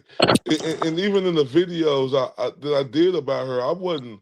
She is the one who I kept it the easiest on. Didn't disrespect her or nothing. I just told her, like about herself. Right? Like you get mad because like, come on now, pipe down. you say you don't know me, so if you knew me, you would have did your research and looked up my videos and see how I came for you, and you didn't have to ask me to. I did it Yeah. because I knew you was on this side, right? I don't even understand the appeal with her. Does anybody think it's actually? I don't think she's funny. Like I think she tried. Like I don't think I'm funny either, but I think like unintentionally sometimes I'm funny. Like Jess tries to be funny with the whole guitar singing a song thing. I think that's like insufferable. Like I literally cringe and I get like secondhand embarrassment. I have to. Ugh. Like I don't think she's funny. I don't think she's. I don't know. There's no appeal to Then she me. like I to don't get throw it. subliminal like little I dishes and guess there's an shots and audience for everybody. Like. then she, like she like to throw little subliminal dishes and shots, and I ain't did nothing but never showed the woman nothing but respect, until and I still ain't truly disrespected her. I don't want it to go there, but I ain't never really truly disrespected her.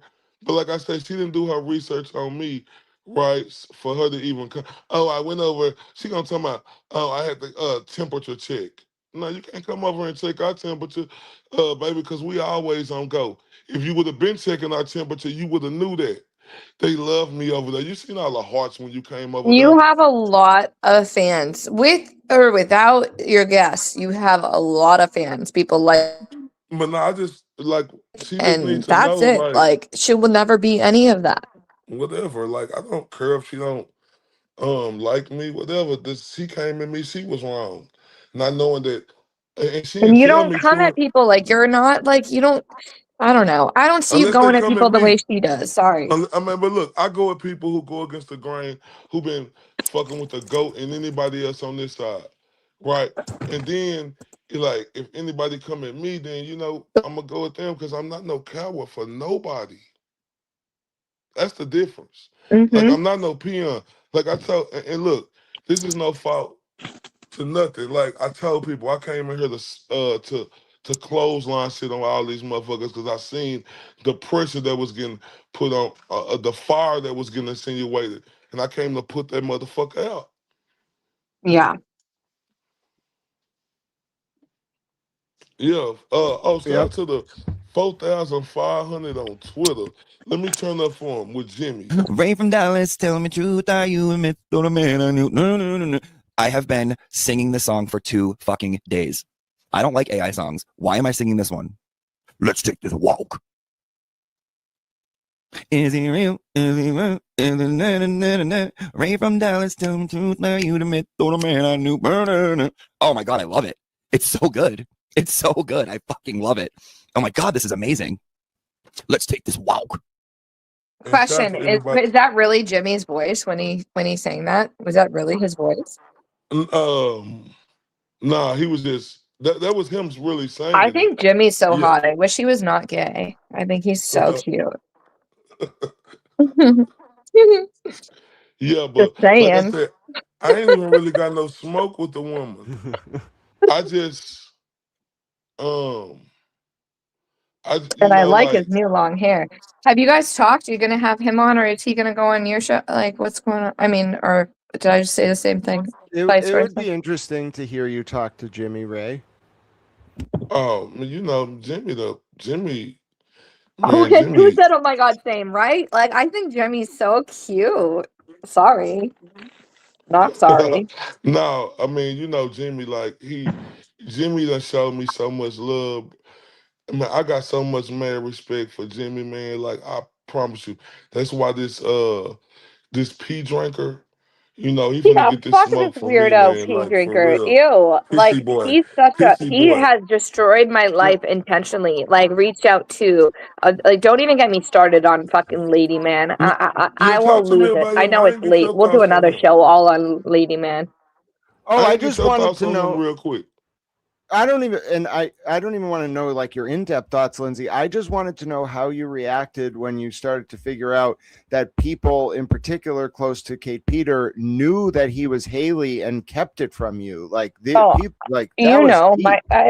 in like the utmost rage took over my fucking insides. Like I could do a whole show just shit talking this motherfucker. So don't even get me started. It's too late right now to start that. I understand. Lady man. But there's something to be said about, and I won't make Lindsay talk about it. There's something to be said about the way Jason Broyles acts, the way some of Kate Peters' folks act. Like, it's so transparent, but not when you're the target of it. And I think all of us sort of talking about it is what makes these tactics fail to work. So I know it's late. It's been a fascinating discussion, but like, Lindsay, even in your tired state, like, you still have that acumen to be able to like talk it through, but you learn that as a skill. And I hope anyone listening to you today, like in this great platform Ray provided, can hear in your resilience, like, no matter what you're up against, no matter how hard the odds are stacked, it could be the state police, it could be the most corrupt, dangerous institution you could imagine, it could be an online army of trolls. If you apply yourself, if you find one or two good people, and if you're willing to learn and you pay attention, you can win any war. You might not win every battle, but you will win the war. And The that's what war ain't matters. over yet. We're just getting started. No, but listen, this is, when I tell y'all, like I tell y'all right here, I'm riding with you. I believe y'all. Jimmy's watching. Hey, Jimmy, you're so cute. Jimmy on here? I don't know. Where is he? I'm just playing. Somebody said Jimmy's Oh always no, watching. he do. He do like, nah, man, Jimmy the man say. Mhm. But look, y'all always um I mean, listen. And not like I say, Doing his you Lego. right, Grant, Grant, when you give Lindsay all her just due. But man, you done, like, I don't know, but you getting a lot of great feedback, man, in these comments. And not that this is my first time talking to you, Grant. You know, I didn't know what to expect because I done seen, you know, some things, right? So I didn't really know you, so I ain't gonna judge nobody until I talk to them. Because they say perception is everything, right? So you don't go off perception. You want to be able to really have a conversation with them before you go off perception, even though you see stuff. But I knew that you were real smart just by watching your show, though.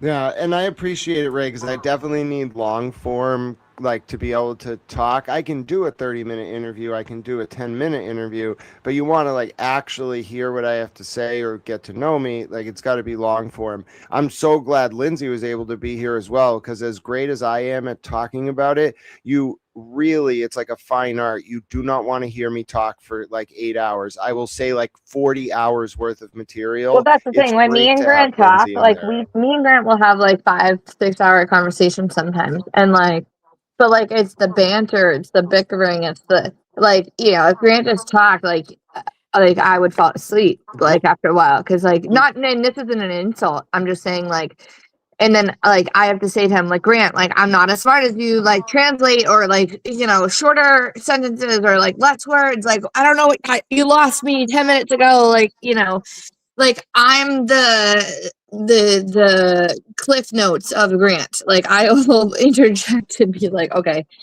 say it in a way that like an idiot can understand, because I don't know what the fuck you're saying. No, it ain't.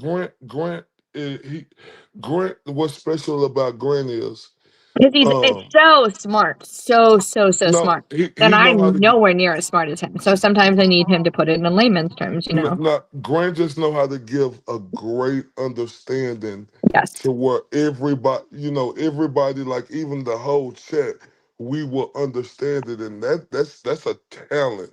That's not on you. That's in you.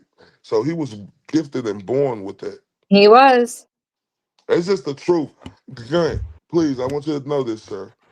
I don't gaslight people up. I'm gonna tell the truth, the whole truth, and I don't just agree with people, right? So I want you to know that I'm telling you the whole truth about yourself tonight, sir.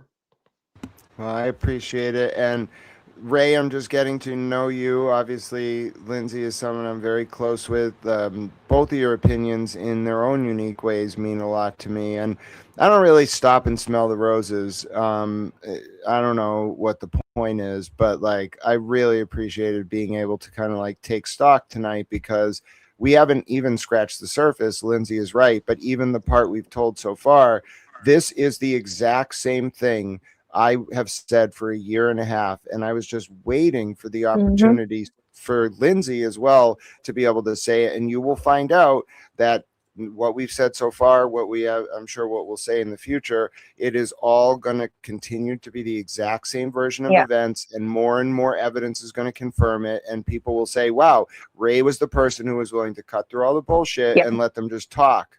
Ray was the first one that platformed it. Like, mark our words right now. Like, Grant has been saying this. I've been saying all this shit, like, in private conversation with Grant since day one. So when it all fucking hits the fucking roof, like, Ray from Dallas was the first one to fucking platform it and put it out there to the world. So, yeah. And I'm gonna tell you like this, we have to keep the pressure on this. So yeah, it is getting late. I know Grant got to be up in a couple hours. We have to do this again, man. Everybody truly enjoyed this, and this has been the best live show I've ever did. And it's like the 102 live I've done in like 70 some days. But this has been the best one thus far. And I'm talking about that's clear cut, no debate. I'm talking about the era of steroids when Barry Bonds, Mark McGuire, Sammy Sosa was knocking shit Sammy out of Sosa. I space. forgot about Sammy Sosa. Yeah. Like that's this been the best show. And look, like I said, man, y'all, it's because of y'all. And like I said, it ain't just because of who y'all are. Bong. People know who y'all are, but it's y'all conversation as well. Y'all are both very intellect, and people hearing this has opened their ears to look at other things now, and that's what I mean, and that's a great thing. I'm gonna just say that. I Ray from loved it. Dallas. You're the man. But y'all, give your closing thoughts, Lindsay, and then we're gonna let Grant finish it up. No, I'm just happy to be here. I'm just happy you let me continue to speak. That's it. I don't need nothing, no last words, nothing. Grant, go for it. On you, Grant. Well, thanks again. Thanks to Ray and to Lindsay and all of you who listen. And I don't know if you've ever watched my streams before, folks. I end the same way every day. I'll give you a truncated version.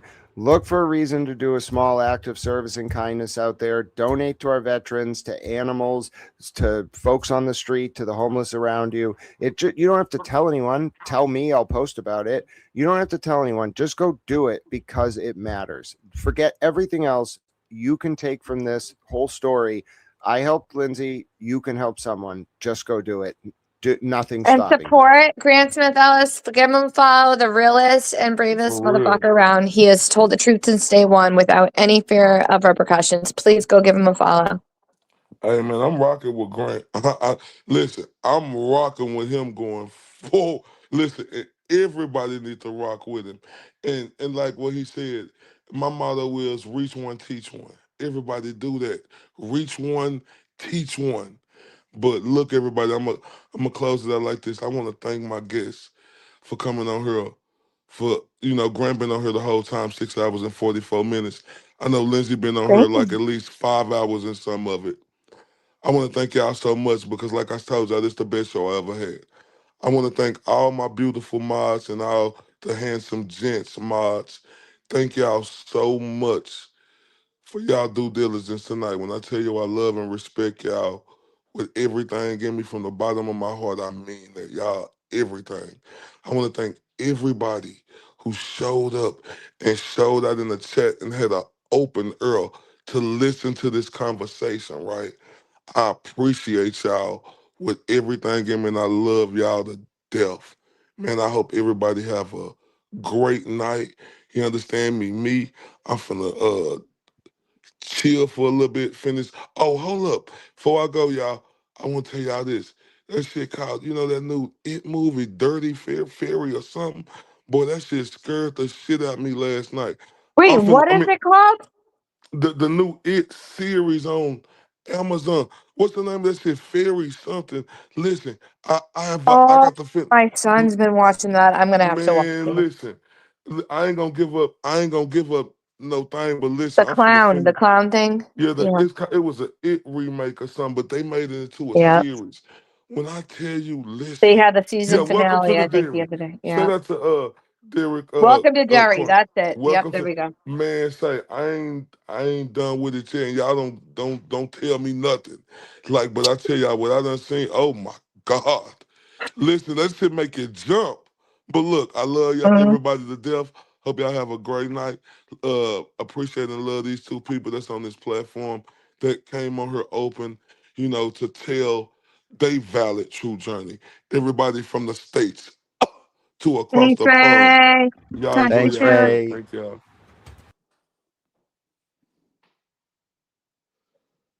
TRUF. Truth.